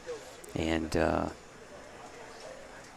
You have a pretty talented Final Four group, right? Yeah, Clint Million just opened up, but made a good shot at the spare, just wrapped it around. You know, they talk about history being made at the U.S. Open. Think of this, guys. Let's just work this out here. Clint Million looking to become the first ever to win back-to-back Indiana Masters is in the Final Four. Zach Weidman looking to become I believe a 3-time, or I should say the third person to win 2 Indiana Masters. TJ Schmidt looking for his 3rd Indiana Masters and 4th overall state title. And Jimmy Cook looking to add the Indiana Masters to his resume after winning the Indiana Scratch Classic twice. Regardless, history is going to be made here at the Indiana Masters, just like it will be this afternoon at the U.S. Open. How is that? Yeah. What a storyline. What a storyline. Clint Million got a tough spare looking at here. And 3, 4, 6, 10, 7. 3, 4, 6, 7. I think Jeff Circle said it really well, too, that the U.S. Open doesn't have anything really on the Indiana Masters here right now. So yeah, he was dead right about that. And now TJ Schmidt here. Oh, wow.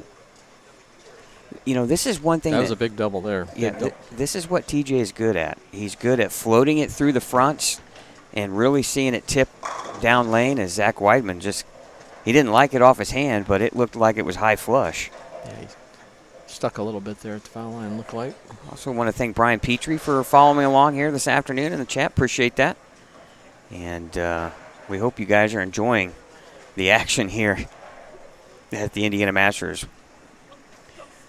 Before we get too much further along, I have to do my duty here. I want to thank our sponsors, A1 Automotive. Keep your vehicle running like new. A1CarDoctors.com and RT Tour Experience. It's time for you to invest in your game. Locations in Pinheads, All-Star Bowl, and Muncie Lanes. Pinheads Entertainment Center. They have it all. Bowling, games, birthday parties, corporate events, and private suites. Go to bowlatpinheads.com. And Tim Mack's Victory Lane Pro Shops. Don't settle for anything less than victory. Locations inside Royal Penn Woodland, Western, and Expo in Indianapolis. I also want to thank the Indiana State USBC for all of their contributions to allow us to get paid to watch some of the best bowling action you'll see in the state of Indiana.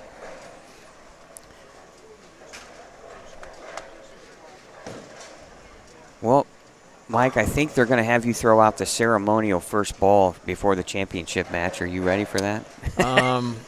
Yeah, no. I just want to see. I needed about a month and a half notice for that. Just wanted to see you throw one out there. Get my stretching regiment going. And just wanted to see if you could throw one out there, right? Well, as long as I get out of here with my rotator cuff and my MCL and ACL and all those things, I could probably do something. Oh, great shot there by Jimmy. Nice and smooth. Jimmy's out there just nice and smooth, one shot at a time. Hey, let's think about this. Jimmy Cook is coming off, pretty significant foot injury. He hasn't bowled in a while, competitively. Now, I don't know if he's bowled in leagues or anything like that, but competitively, he hasn't bowled in a while. He did not bowl at the Scratch Classic this year, or this past year, so I'm not sure how much bowling Jimmy's done. And here he is in the Final Four of the Indiana Masters with a chance. He's one game away from bowling for the title. Well, and this is the opportunity to force him to lose. He has to lose twice. If whoever wins this match only has to get beaten twice in the final. Yeah. Mike Hanna, appreciate the kind words, and we're glad you're watching this afternoon back in Lafayette. Jimmy Cook now here in the sixth frame working on a strike. Tight match, just a 10-pin game. He can take it to 20 with a strike here. Oh, my goodness. Pretty shot. Oh, that ball's just flushing right up. Great shot. Boy, that's about as much emotion as you'll see from Jimmy right there with the fist pump. To me, on this condition, it's kind of tough to this demanding of a condition, which is a shot making. You got to really work on the shot making. You get your excitedness going too quick, and then all of a sudden you start hitting up on the ball. You want to do anything but that. Yeah, it looks like Zach Weidman's picked up a lead here. He doubled now. And Clint Million now with a single pin spare conversion left out there. Oh, my goodness. Yeah, we about saw that the last time he had on that lane, but he took them both out. Not this time. Good shot, though. Good shot. Well, and you know, guys, how just important it is to be that undefeated bowler. Oh, it's in huge. The final round. This is a big deal right here. A lot at stake here. And it would not be a surprise to see these two going for the title in the end. Well, the other thing, too, is not only do you have to beat your opponent twice if you're not the undefeated bowler, but you have to go bowl another match just to get back into the championship match. So and that could be Zach Weidman waiting for you there. Oh, or good. the defending champion, Clint Millian. Yeah. So, yeah. That's 3 in a row now, I believe, for Zach. And that's going to give him about a 9-pin lead. He can make it 19 here with another strike in the 7th frame. Far from being over.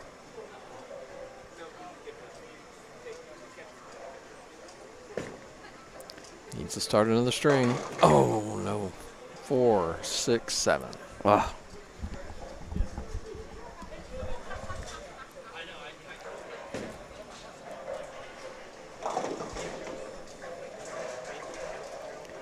Actually, Zach now has a 29-pin lead over Clint Millian. And boy, Jimmy Cook probably is smelling a little blood in the water right now, isn't he? Yeah, he wants to go out and get this just one at a time, get the next one, and then get the next one. Yeah, Nate Heichelbeck, who had a great weekend too. He made the top 48. Nate just posted in our chat room. He thinks Jimmy has bowled 12 games in 3 months. Wow. How is that? You know, it's like like we say, Mike.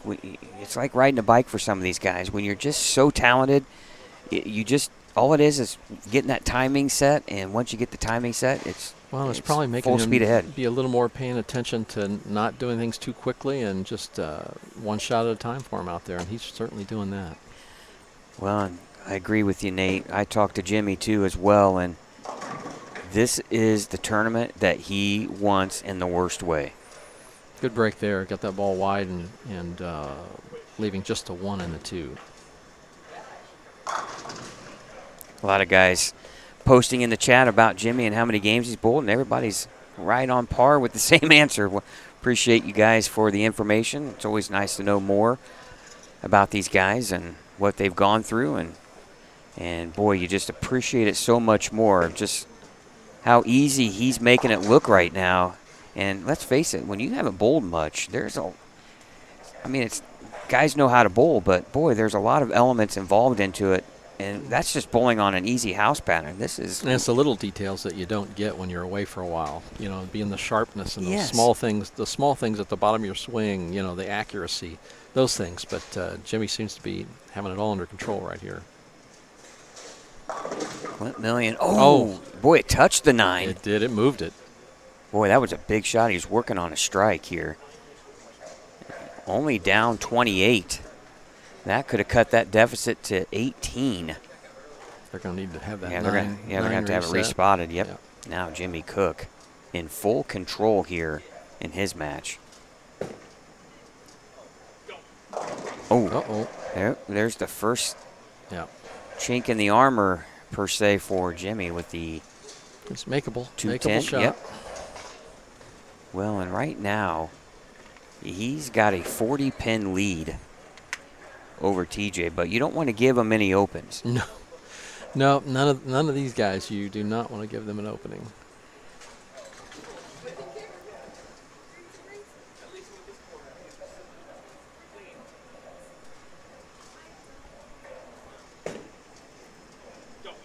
Nice shot. Oh, what a cover. Beautiful shot. Yeah, I want to give a big shout out to Jeff Anderson, a talented left-handed bowler who doesn't bowl anymore, but bowled years ago, and he's been helping Jimmy out and been that voice in the ear here as we go. And boy, just when TJ thought he might have a little bit of an opening, Jimmy shuts the door. Yep. Great spare. Now Zach Weidman just wanting to throw strikes or fill frames comes in high. I see the 610. Hopefully I don't know if he's got for help him, there, it's not. Yep, just the 610. Boy, break there. Now TJ Oh, Pretty great shot. Yep. Really, no, the unfortunate pocket 7-10 was a bad Changed, break. That turned the game, yeah, that turned it. And good spare there. 26-pin lead for Zach Weidman here as they're approaching the 9th frame. Yeah, Chris White, I totally agree with you. Boiler up. Big win here for Purdue against Wisconsin on the road.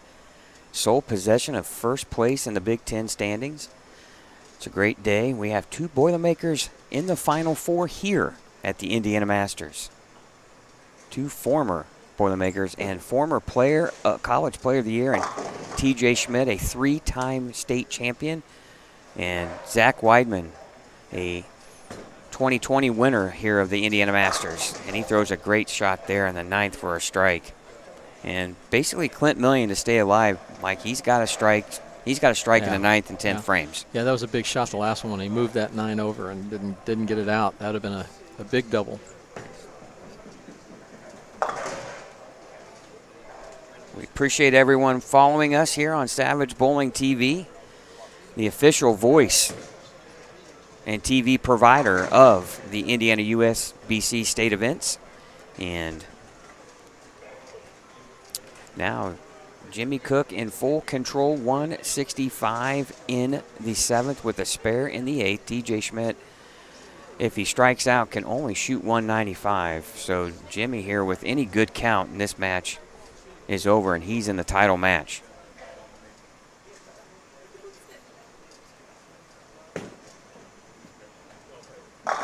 Oh, wait for, the messenger. 6-pin wrapped around the 10, but you're waiting for the head pin to come and pay a visit to the 10, and it misses.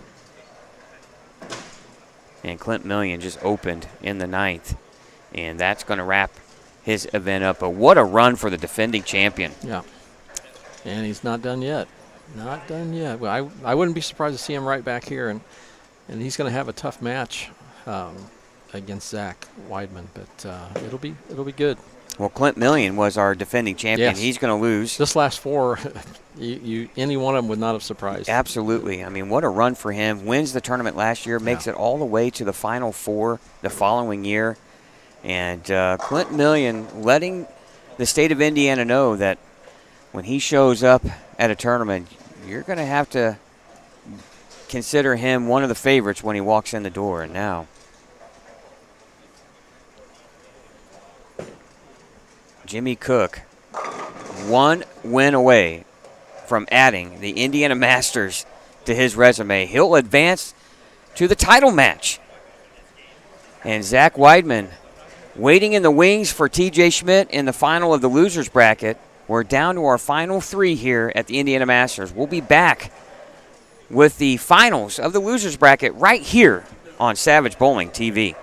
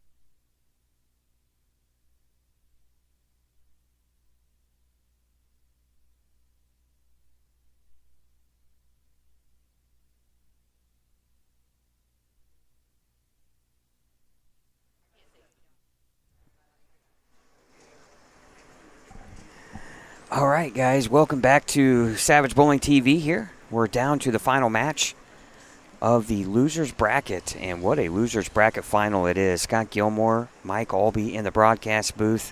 Man, oh man, what a afternoon here in Anderson.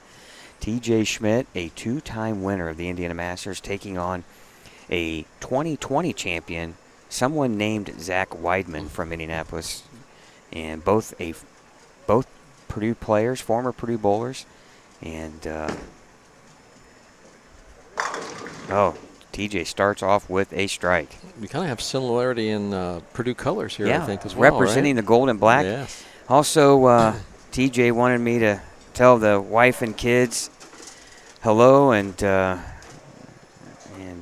he's going to try to pull one out for you guys, and he's well on his way here with the strike in the first frame. Well, Zach's made the adjustment a couple rounds ago to kind of get in a little deeper and use something a little stronger, and he's found the pocket again, and here he is with an opportunity to still win the Indiana State Masters. I mean, the field all day has been strong, but the last 8 we had were just unbelievably strong with the amount of talent and credentials they all had. It's amazing. It's tough. It's a murderer's row to try to get to the final. Yeah. Here. Well, here's the interesting thing. Zach, TJ, and I, we bowl state tournament together. We also bowl USBC Nationals together. And these guys bowled at Purdue, and here they are bowling one another here for a chance to take on Jimmy Cook for the Masters title. Now, spare in the second frame here, left lane, lane 7. Oh, Beautiful. Great shot. Yeah, beautiful shot. And both players, you're pretty happy as a viewer that both players look like they have a good ball reaction. Yeah, and you went from it's not easy to do what Zach did. And that's been playing up the lane all day, and then all of a sudden you jump in, probably 10 deep and try to open the lane up. But he's made the adjustment well.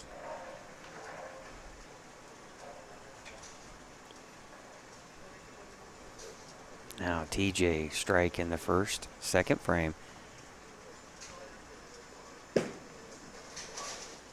Oh, he really got around that ball, and it really took some length. Yeah. 2-8-10.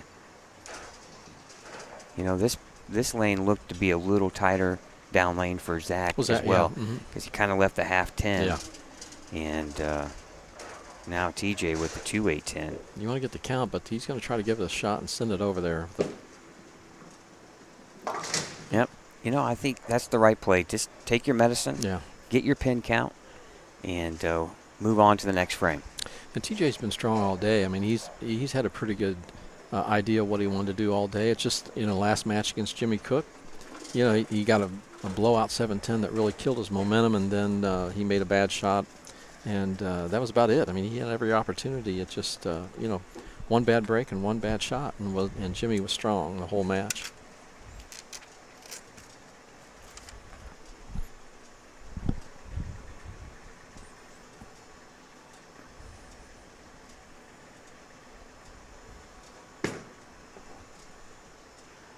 Beautiful shot, power.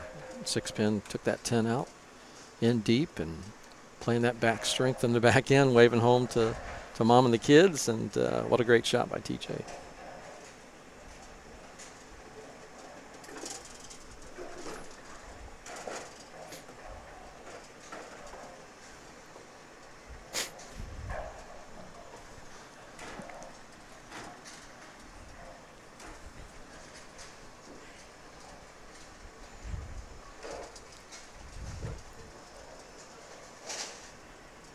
All right, we're going to reset here. The left lane didn't drop the 10.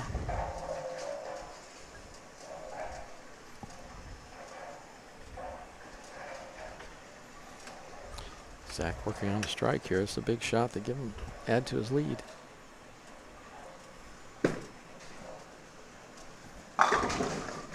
Good shot. Nice and smooth. Ball working right through the pins. Good power.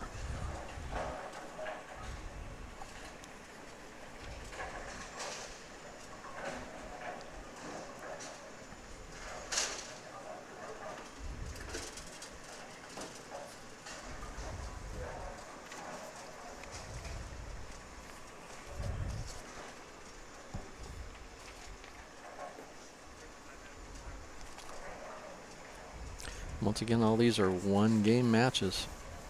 This is the last round of the losers bracket. The winner will go on to take Jimmy Cook for the 2024 Indiana State Masters. Oh, a big shot here right now for Zach Weidman. Oh, beautiful shot. You know, and it looks like the left lane is a little better than the right lane. Hooks a little sooner. Hooks a little sooner, it looks like. And, you know, he gets to finish on that lane. Yeah. Now, all the pressure back on TJ here. He needs to throw 2 here to just keep him in eyesight here. Otherwise, Zach's going to run and hide here in a minute. This is a big one here. Get the first one.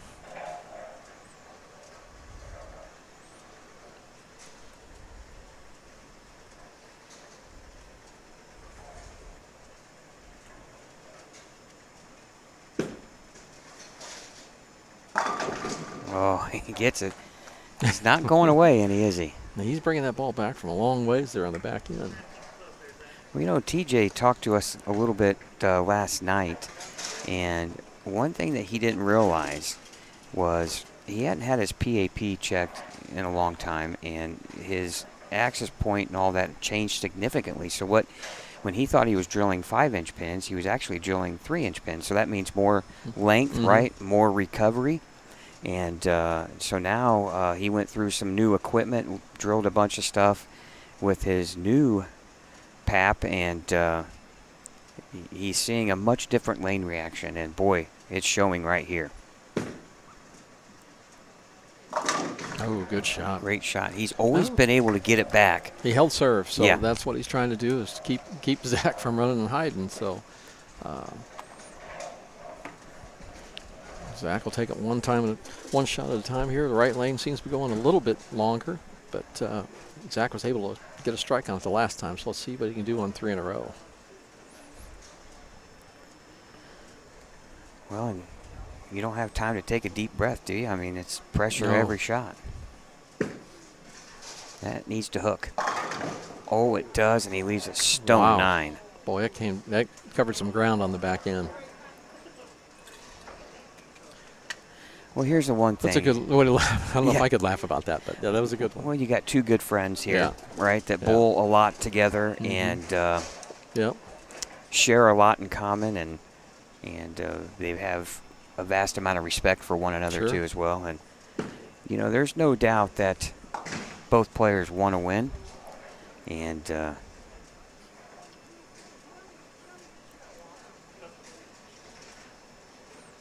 they're executing at a real high level right now. Yeah, they've got it dialed in.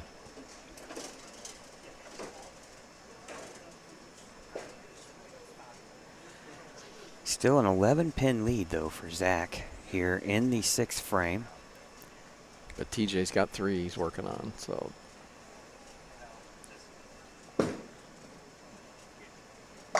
Oh, great shot there.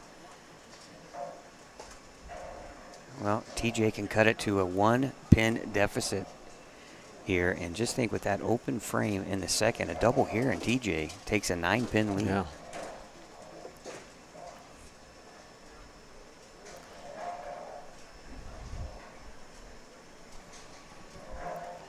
Boy, it's super quiet here in the bowling center. Yeah, it makes it even tougher when it's that quiet.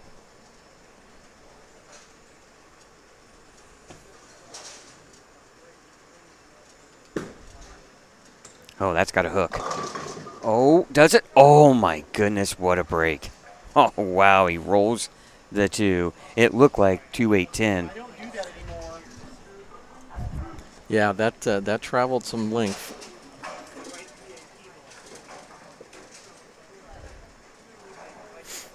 Oh, what a break. Now, if you're Zach, you really don't want to be watching that, even though you're good friends, because exactly. TJ does that again, and I'm not sure, you know, there's going to be a whole lot of laughter going on, right? I don't know. We'll see.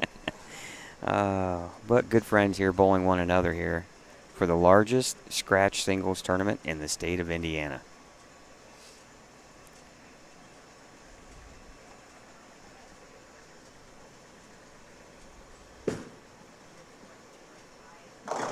Whoa. That didn't.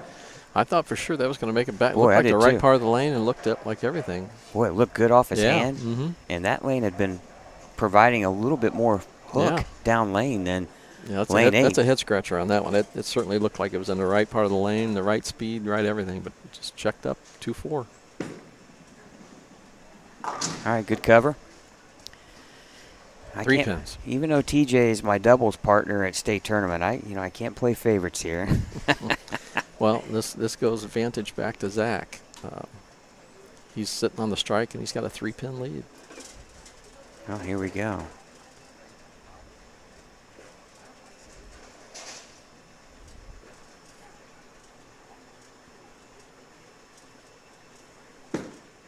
He got all that one. Oh, pretty wow, shot. what a shot. Pretty He has shot. been locked in. Yeah. Yeah, that was a good shot.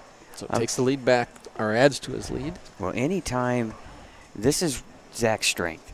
You can get in deep, and you can send it right, and there's recovery and friction to the right. This is when Zach really is in his wheelhouse. And in the Players' Championship that he made the show on, that was the same type of thing. Even though he's throwing urethane, he was able to have some free hook there. And, boy, we know how well he did on his first 2 shows. Bowled really, really well. That's got to hurry. Oh. I think he'll be okay with that 9-pin because that was inside his target, and I think he was a little worried that it might go through the face. Yeah, it started to roll a little quick, but it held up. But yeah, solid 9. Just another bad break, but now it gives TJ Schmidt an opening to get back into this one. Yeah, make your spare. 168 in the 7th. 12-pin lead. He's still forcing TJ to throw doubles. Yeah, well, and Zach is still, he can strike out in the 10th. It's all on him to, it's wrapped up if he wants. I mean, if he can strike out, it's his to win. Yeah, 246 max score for TJ, 248 for Zach Weidman. Yeah, TJ just needs to make sure he can keep the pressure going here, starting with this one here in the 8th. And all 3 players, including Jimmy Cook, all playing the deep inside angle right now.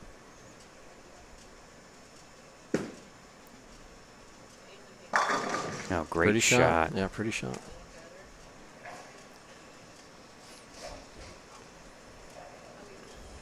And it's just, these are really high tense pressure situations, and both guys just look like they're just bowling on a Tuesday night, doesn't it? Yeah, they have answered the bell. You are watching some really quality shot making here at its best, at its finest here with these 2 young players. And TJ about on the precipice of potentially doing something no one has ever done, and that is to win 3 Indiana Masters titles. 9th frame, big one. But first, he has got to get by the buzzsaw known as Zach Weidman. Here we go. 9th frame. Oh, beautiful shot. We have not seen that many solid 10s today. Even with those steep angles and things like that, we just have not seen those. Boy, that was an absolutely fantastic shot. Crisp shot. Nope. Can't let it get away here. Matt Sanders watching here with us. Yeah, Matt was in the booth when TJ was talking about his PAP, and yeah, it's a good thing he drilled some new stuff, right, Matt? Thanks for watching, and great week at the U.S. Open. Yeah, congratulations, Matt. Great job. And now Zach Weidman here, full control. Max score for TJ, 228.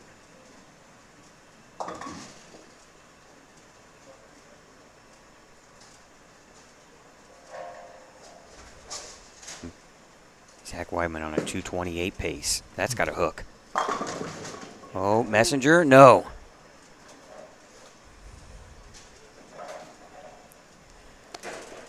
Still in Zach's hands. He can still wrap it up in the 10th. Needs a spare. Needs a spare here. Yep. With a spare, shooting 227, and TJ has 226 left. That's right.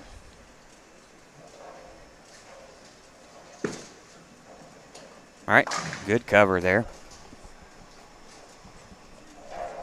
Well, here's a big one in the first. Obviously you double in the 10th, and what is it? 9 will give him a guaranteed tie. But you don't want to lose count here on this first ball in the 10th. That's right. Does then opens the door for TJ. Yeah, sure does. Absolutely. Yeah.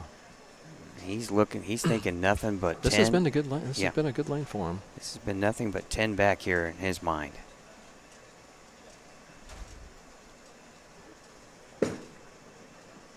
It's got to push. Oh, broke loose early. Well, now TJ has a chance. Yeah, TJ has it. It's his to win now. But first, Zach's got to pick this 3-6 up first. Yeah, this is, and as a player, you think about what he did in the 5th and 8th frames with the stone 9 pins. Yeah. He gets one of those, and this match is all but wrapped up. But good spare. Good. He's got a great cover. leash for those spares. He's got that ball that tilts back a bit, and it's not going to dive or jump to potentially do the chop. But real important here to get all 10 here in the 10th. This really... anything Zach leaves is something that TJ doesn't have to get. Well, 9 is not a given on anything, right? No. If a strike here would force TJ to get the first 2 and 9. To tie. To tie, or all 3 in the 10th to win. Big shot here. Oh, and he gets it. Yeah. Boy, he just tomahawked he a sure 4 did, there. Yeah. That's one of the best 225 games you're going to see right there. Sure is. Great game by Zach. You just can't bowl any better. You could score better, but you just can't bowl much better than what he did right there. He'd like to have that first one in the 10th back. Just didn't execute. 3 in the 10th's a big order. Big order. But that's all when you get up there, it's all you can ask for is a chance. Yeah, 3 in the 10th. And he wins by 1. When you're trying to be the best, this is the spot you want to be in. Yeah, this is all to face Jimmy Cook for the title.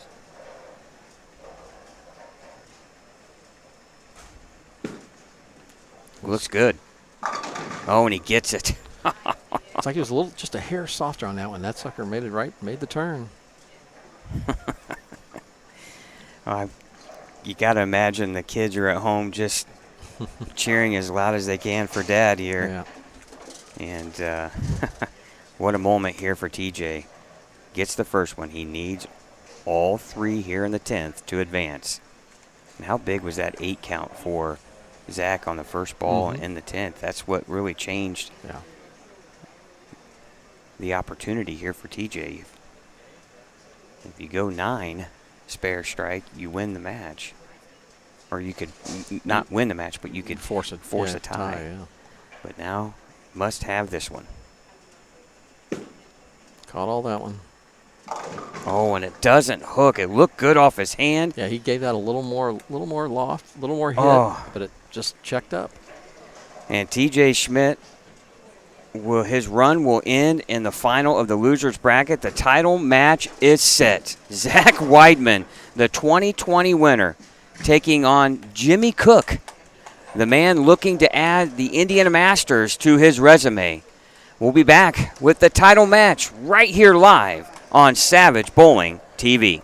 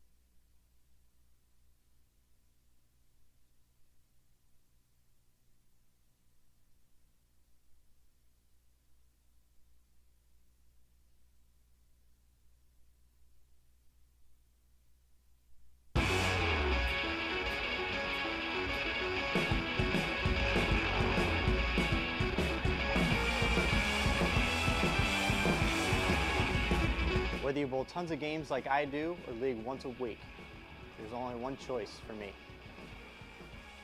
Get your pair of Big Four socks at a pro shop near you or online at big4socks.com.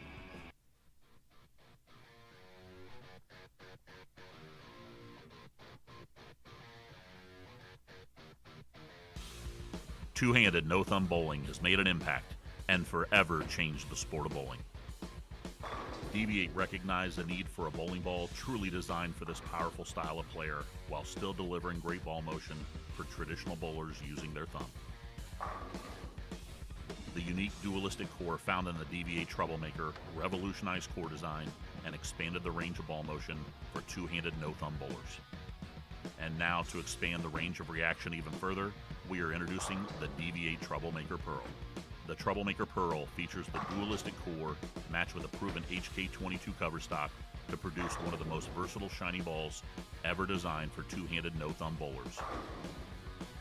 The unique dualistic core design allows two-handed no-thumb bowlers to pick a layout to match their desired track flare and ball reaction, ranging from aggressive hook to classic benchmark ball motion to total control. The dualistic core is the first core to significantly change the core numbers for the drilled ball based on the location of the finger holes relative to the overall core shape.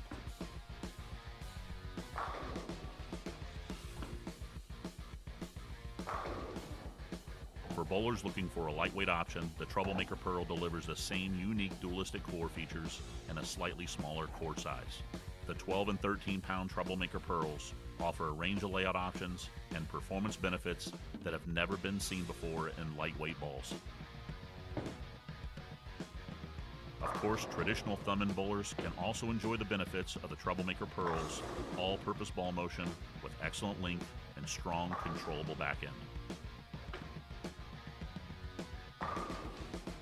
Don't just talk about it. Do it.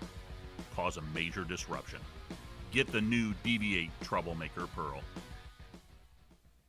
Keep your vehicle running like new. Stop by A1 Automotive to get an honest rundown of what your vehicle needs or doesn't need. It's all part of their no pressure, no upsell environment. Find them online at a1cardoctors.com or stop in today right off Coliseum across from Tractor Supply. A1 Automotive. Pinhead's Entertainment Center has it all. A modern-style bowling alley with 2 private bowling suites. Alley's Ale House serves up a chef-crafted menu daily, featuring signature handcrafted cocktails and over 30 draft options. The arcade at Pinhead's offers 90-plus games, including old-school games, Golden Tee, and virtual reality with top-tier prizes. Host large events or meetings in the multifunction banquet room that can accommodate up to 80 guests. Visit, call, or reserve online today. Off State Road 37 next to Honda of Fishers.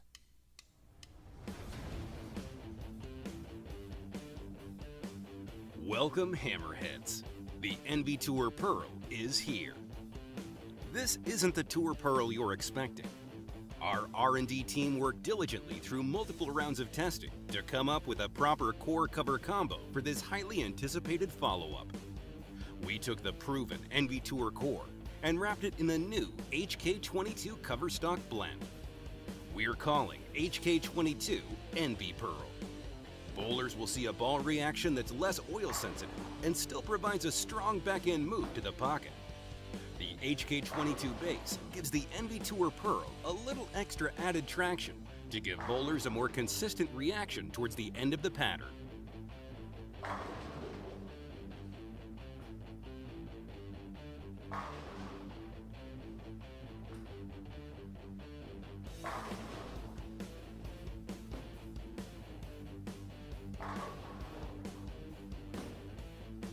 Hammer Pro staff members Nick Pate, Kevin McCune, and Justin Knowles are all featured in this video throwing the NV Tour Pearl on the Clicks medium heavy house pattern. As you'll see in the following video clips, the reaction from the NV Tour Pearl will benefit a variety of different styles and will certainly be a solid addition to any arsenal. The NV Tour Pearl will be a perfect complement to the NV Tour. It will give bowlers a slightly different shape in comparison to the Black Widow 2.0 hybrid, filling a gap that most hammer lovers might have in their arsenal. Tournament bowlers will want to add this ball to their bags as a great option to combat oil pattern transition. With the most complete lineup in bowling, any bowler can find a hammer ball to fit their game. Be sure to talk to your pro shop to discuss how Hammer products will work for you and how Hammer can help take your game to the next level.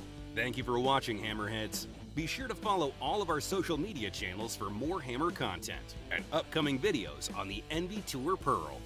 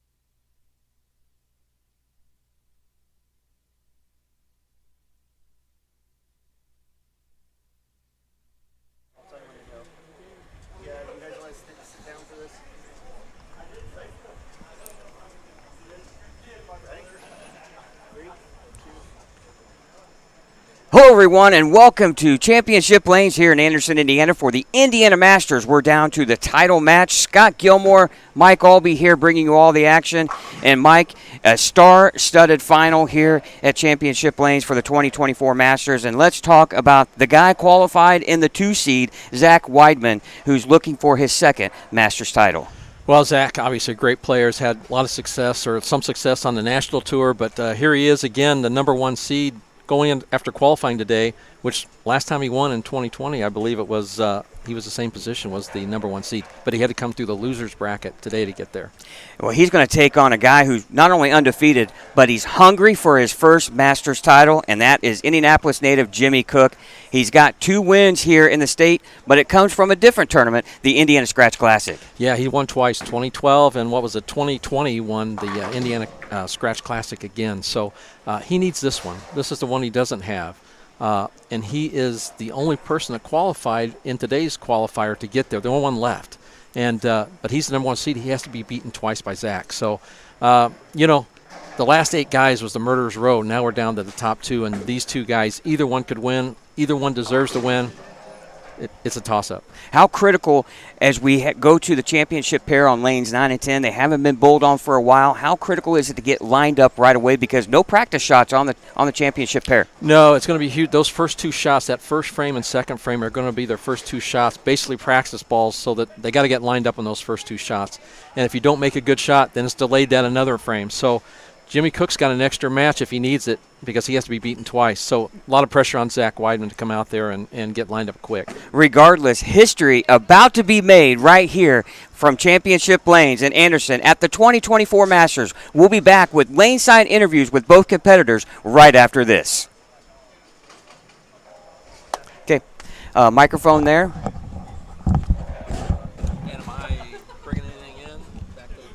No, we're just going to say, you're just going to come right back. from this to that. Yeah, we're going to go from commercial to you, and then Scott. But I don't need to say anything to. No. Okay. I mean, you can say, hey, we're back. Okay, I didn't know if you were. Yeah, you can just say, hey, we're back, because we're going to be back from a commercial. Yeah, go ahead and get them set up.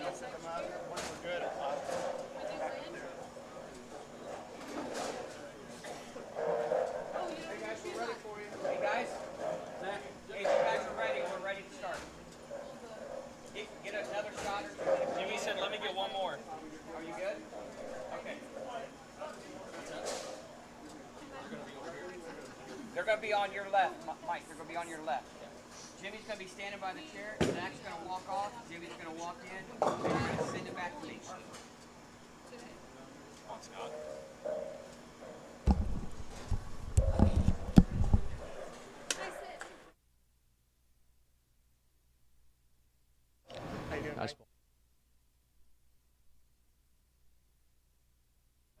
We waiting on Jimmy?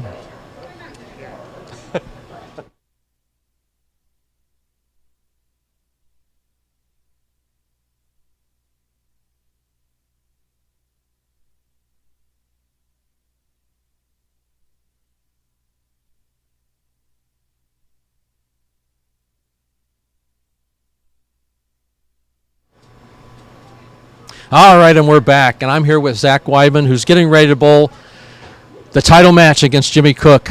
Zach, so far today, you were the qualifying leader, but you had to come through the losers bracket to get there, and I know you've changed equipment a couple times here, and now you're into a different look than you had earlier. What's going to happen in this match? Yeah, so I tried to stick with urethane as long as I could, hit one bad pair with it, and it sent me to the losers bracket. Was able to get through a couple more matches with it just to stay safe. Made the big move in, and that's where I'm going to stick for this match. So hopefully it's good enough to beat Jimmy twice. Well, great moves, and good luck to you. Thanks, Mike. All right, next is our qualifying leader in the number 1 spot. Jimmy Cook won the winner's bracket, but now you got to win one match. For a title you don't have, you got 2 Scratch Classics, Indiana Scratch Classics. What are you feeling for you going into this match? Well, honestly, it's not at your centers, and they've been good.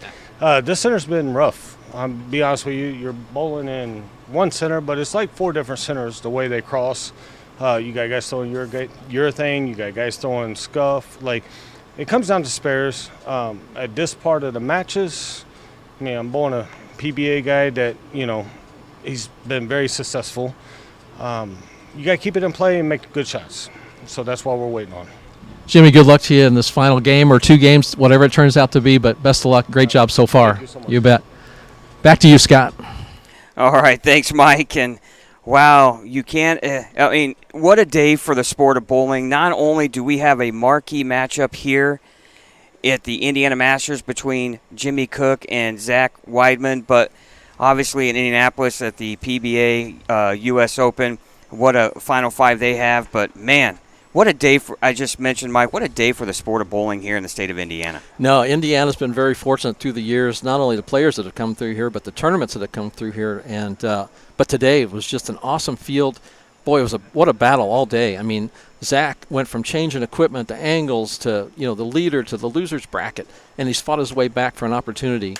Same way with Jimmy. He's fought through some tough matches, was able to get there. Now he's earned the right to have to be beaten twice, and it's going to be tough. But boy, 2 great competitors. And let's look at it this way, too, is Jimmy's coming off kind of a little bit of a foot injury. Yes. And he hasn't bowled much in the last 3 or so months. And to come into this field and run the table undefeated to the title match, I mean, that's just absolutely incredible. Well, he looks good. He looks rested. Mentally, he looks sharp. And, it's a matter, as we talked about all day, it's a very tough condition, very important to shot making.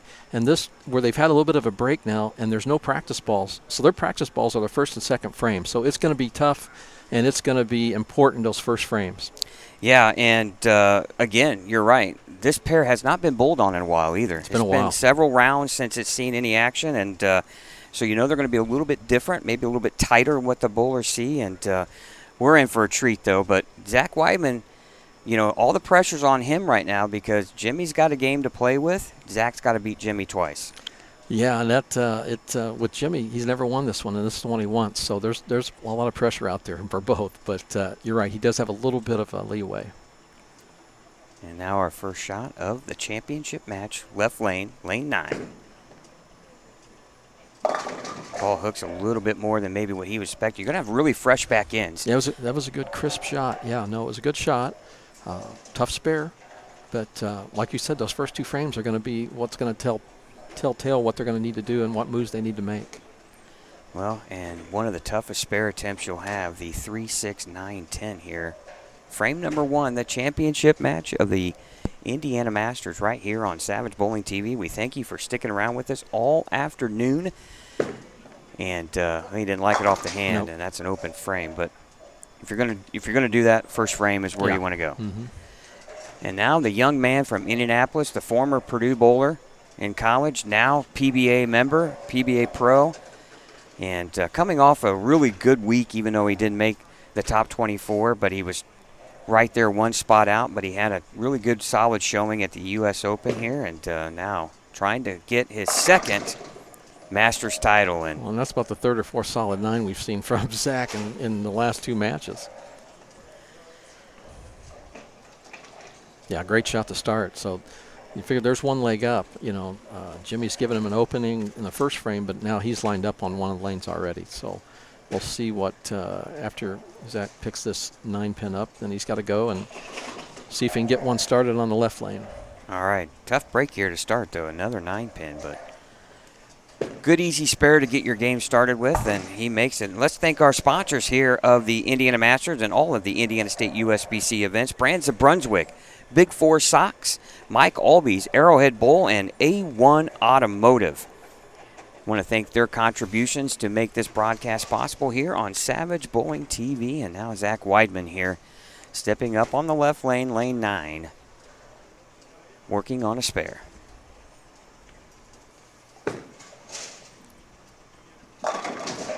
Oh, get out of there, 10-pin, and it does. You know, it's a good break, good shot. Could have easily have struck, but you got to feel Zach's got to feel pretty good about that shot, knowing that at least what the lane's doing and it's something he can read off of and continue to make adjustments. But good start for Zach. You know, very easily could have been a double to start his match. Oh, but, yeah. You know, Yeah. you have 2 easy spares. Yeah. It makes them both. And now you're in the could. pocket. Yeah, you're in your pocket. Jimmy needs to hopefully get a shot here that he can read off of and see if that's where he's used to playing. And it looks like it is.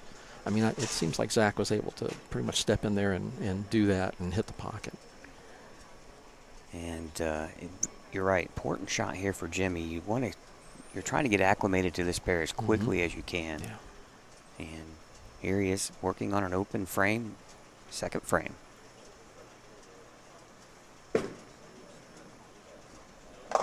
Oh, comes in light and mixes them up for a strike. Yeah. Good shot. I mean, even the first shot looked good. It just wanted to jump on him a bit, but see where he moves on this one. This is a crucial one because the ball really broke loose and snapped on the back end. You don't want to move too far, but you got to move enough. So this will be an interesting shot, and this one would be a double to get him back in the match. Want to thank our friends from Lane Talk for providing the scoring here on your TV screen for the championship match and all of match play, and definitely want to thank them, and also want to thank High Five Gear for becoming the official apparel provider of Savage Bowling TV. Looking for apparel for your bowling tournaments and teams and whatever, go to High Five Gear and get your stuff. Excited about our partnership here in the future. Beautiful shot, by Jimmy Cook. Beautiful shot. And I think he just showed Zach Weidman that. I found it pretty quickly. Mm-hmm. Yep, which is good for both of them. But that puts them back in within striking distance. And Zach just wants to keep making the shots he's been making. Exactly.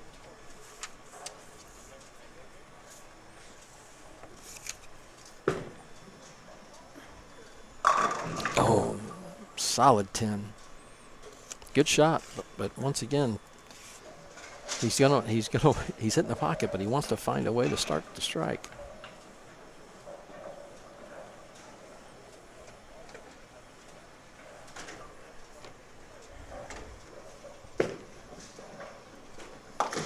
Good spare by Zach.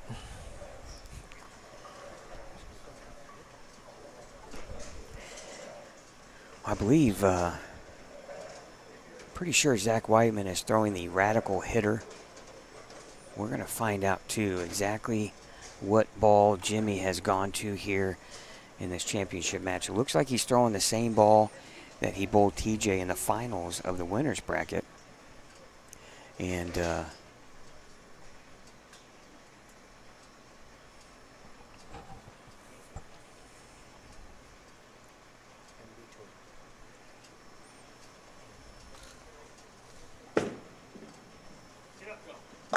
there it is. Great That's shot. He could easily have the first 4. Yeah, 6 took the 10 out there. Great shot. We found out that Jimmy is throwing the Hammer Envy Tour.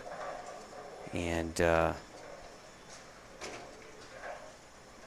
both balls very similar to one another.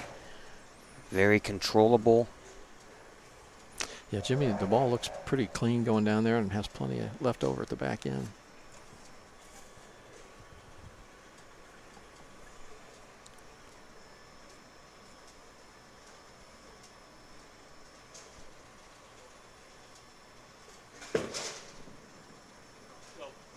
Oh, great shot. That was. Boy, Jimmy looks, He looks so really focused, solid, doesn't really he? solid. He is now taking the lead.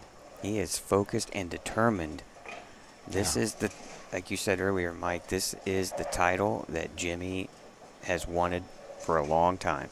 You know, looking at the scores and just the look of where the ball's going and how it's moving on the lane, it's gotten much cleaner, much more predictable than we saw much earlier in the day. But we're also looking at the two that figured it out the best.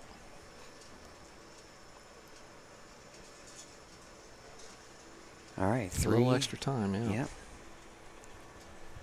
Big shot, though.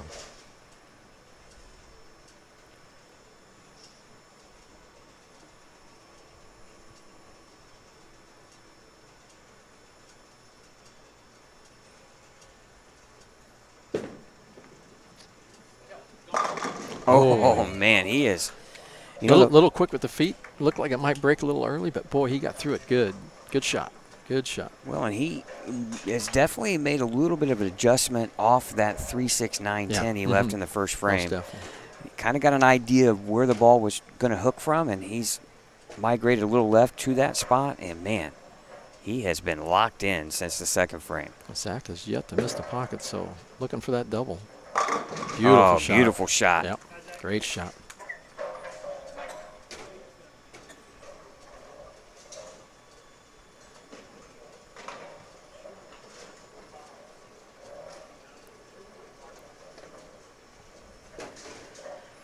Zach can throw the heat right back to Jimmy here. Well, he can cut the deficit to 1 here with the strike in the 7th.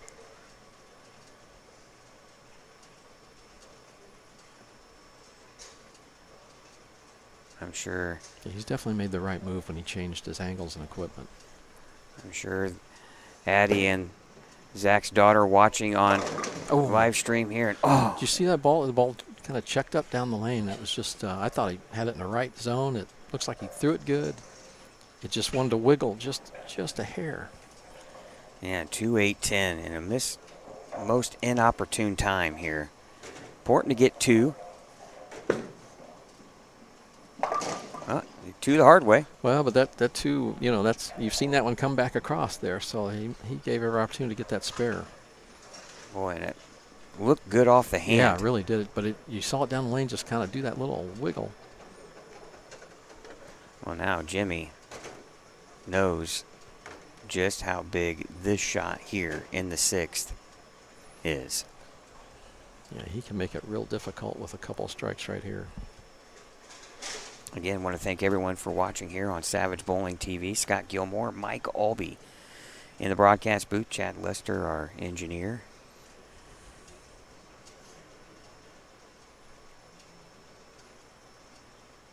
Here we go, 6th frame. Oh, and he trips the 4 for a 5-bagger. What a great shot. That wasn't your typical trip 4 either. That ball was almost, it was such a steep angle that it was almost a solid 7 from where the pin comes across, but the 4 was still there. Well, Great shot. Fans, you can go back to the 2020 broadcast of the Indiana Scratch Classic when Jimmy won that, and his look was so good, and he executed at such a high level. This is reminiscent of his run at the 2020 Scratch Classic at your home center there, Mike, your bowling center, Arrowhead Bowl in Lafayette. Yeah, Jimmy's played well, but so far today, I mean, what a move off that first frame, and then, you know, to throw a 5-bagger here, but this is a big shot in the match right here.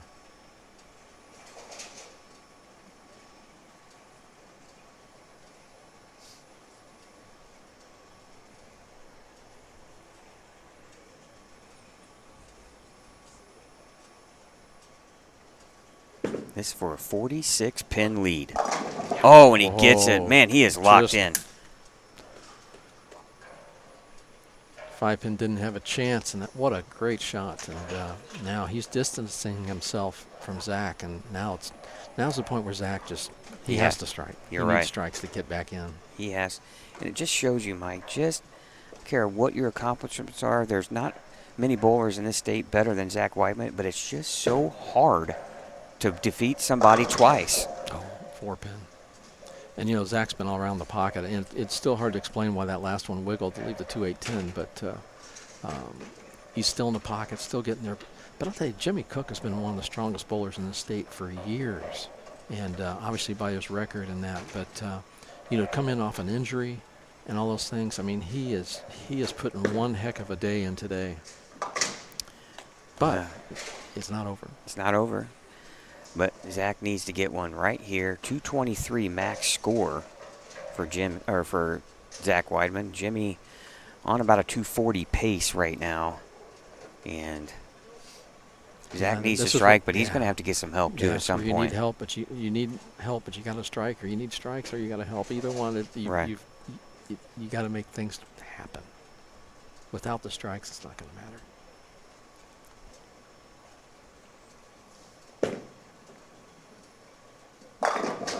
Oh, Messenger! No. 10-pin. See that? I mean, that looked almost like the same shot as last time. It didn't wiggle. Yeah. But boy, it come in steep. Just frustrating game He's right been in now the pocket, for Zach. Yeah, all over the place in this one. One. I wouldn't even call it a mistake. One weird reaction. No, it was really, good off the hand. unexplainable. He leaves at 2-8-10 out of nowhere, but you look at his game: 9 spare, 9 spare, 9 spare, stone 8, wrap 10.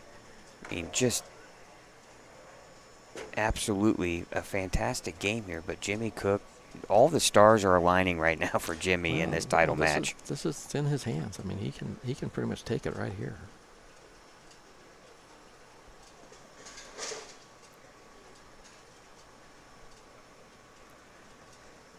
Eighth frame. 6 in a row here. Oh. Big break. Oh, big break. Yeah. Almost a 7-10. Looks like just a hair soft with that one. Just a little soft, but, in the end, he could have struck almost, but a big break getting that knocked down to just a 10-pin. He looks so in control, Mike, because the mannerisms, the arm swing looks very confident and comfortable, and make this spare here, and you're well on your way. He still would be in a 230 pace. Yeah, he's got some leeway here if he just fill frames. Yeah, good spare. Good spare here. Now 9th frame, and it's interesting to watch Jimmy because he's very deliberate with everything he does until he throws the ball. I mean, he's deliberate how he sets up, deliberate as his approach, but boy, at the bottom of the swing, he's just all confidence.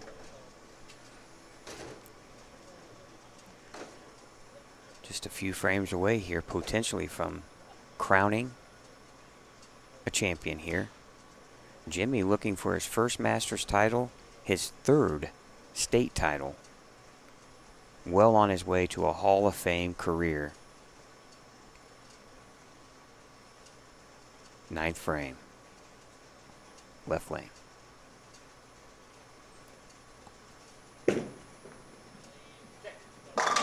Oh, stoned 9-pin. You know, Zach Weidman knows what that feels like, doesn't he? You know, that was that, but you didn't really see the ball cut through the pins and leave the 9. That was like everything parted, and there it was. It's like, wow, what a shot. Great shot. You know, watching these two players, this is why the state of Indiana is so strong in bowling, because two bowlers like Jimmy Cook and Zach Weidman. I mean, it's exciting to watch, and like I said, we are so fortunate here in Indiana. All right. Cover this, and you're well on your way to finally achieving what you wanted to do here, and that is a Masters title. Yeah, and now all he has to do is he doesn't even have to mark in the 10th now. Qualifying in the 38th position here on Saturday. Had to bowl 2 more games Sunday morning just to get into match play. On a great Pretty shot. shot. What Pretty a game by Zach Weidman, though. Zach winning this title back in 2020, but you're never satisfied. You always want more, and when you get to this chance or this opportunity, and to bowl at the level that he has in this game.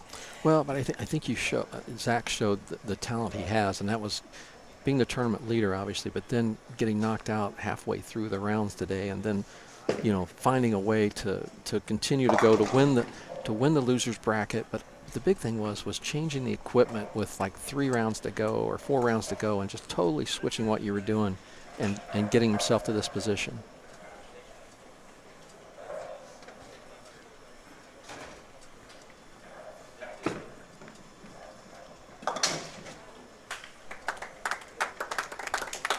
It's a good tournament by Zach. Just as disappointing as I'm sure, but the match was already wrapped up there in the 10th frame. He couldn't have done anything to really. He could put some pressure on Jimmy, but Jimmy gets to have a victory lap here. The crowd with a nice little applause there from Zach Weidman. No, the 180 does not reflect the level that he bowled in this match. But Jimmy Cook, ladies and gentlemen, finally has the title that he's looking for. Your 2024 Indiana Masters champion, and that is his 3rd state title here with 2 Scratch Classics. And inside, he doesn't show a whole lot of motion on the outside, but on the inside, he is one ecstatic player. And we'll be back with the interview, the prize money and all, and the trophy as your champion, Jimmy Cook, here on Savage Bowling TV. We'll be back right after this.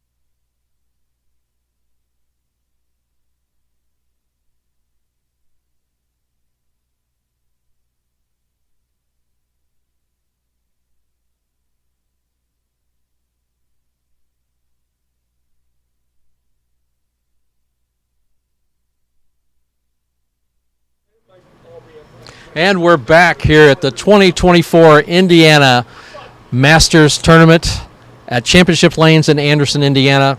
We've got a wonderfully new champion, first time to win the Masters, the two-time Indiana Scratch Classic winner, Jimmy Cook.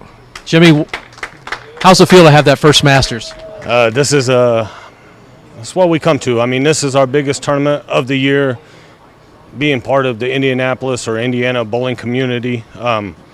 I'm going to be honest with you, there's a lot of greats in the state, you being the master of most of them and all of them, but this is what we live for.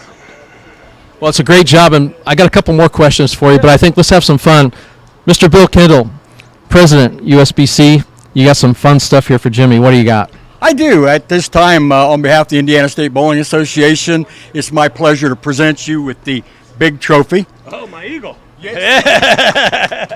Usually I would like to present you with a big check, but instead I'm going to present you with the real check that you can spend. Well, thank you. They cash it across the street. I'm just messing with it. Congratulations, Thank Jimmy. you, Bill. Good Sorry it's an hour late. Well, that's all right. I did say 4 o'clock, but 5 o'clock makes it good. Thank you, Bill. Great job. Great job. Jimmy, you had a great tournament all week, obviously, but today you were the last one left with about 4 rounds to go from this morning's squad. You made a lot of adjustments. You battled through. You shot 237, I believe, the last game, or 247. Was that your highest game of today? I believe so. Every round it got a little better. I got a little looser. You got to have breaks in this tournament, or any tournament for that matter. If anybody could sit up here and say they didn't take advantage of the breaks, I mean, you got to have them. Circle, his group of guys, ladies that work here, they're magnificent. It's the best ran tournament in the state, but they're always challenging. So the biggest thing is always make your spares. Well, if you're leaving splits, you don't make them. So you got to try to throw it the best you can. It's always a grind. We have some of the best talent in the Midwest. I'd put our state against most of the states. I mean, these guys have bowled all week at Woodland, and I started bowling 3 weeks ago in league. I mean, it is what it is. I'm grateful. I love these guys. It's a big family. Well, congratulations again. You defeated one of our top champions here in the state of Indiana, Zach Weidman, which adds more to the excitement of winning this tournament. But it's your first, coming off an injury. We're so proud of you, what you did. Great playing today, and what a great finish. Congratulations on the 2024 Indiana State Masters. Thank you, Scott, Chad, everybody back there. You guys are top-notch. This one, the one at your center in November, we love them. Thank you guys for everybody that's involved. Go bowling. Congratulations, and we'll be right back. Great job. Thank you, Mike.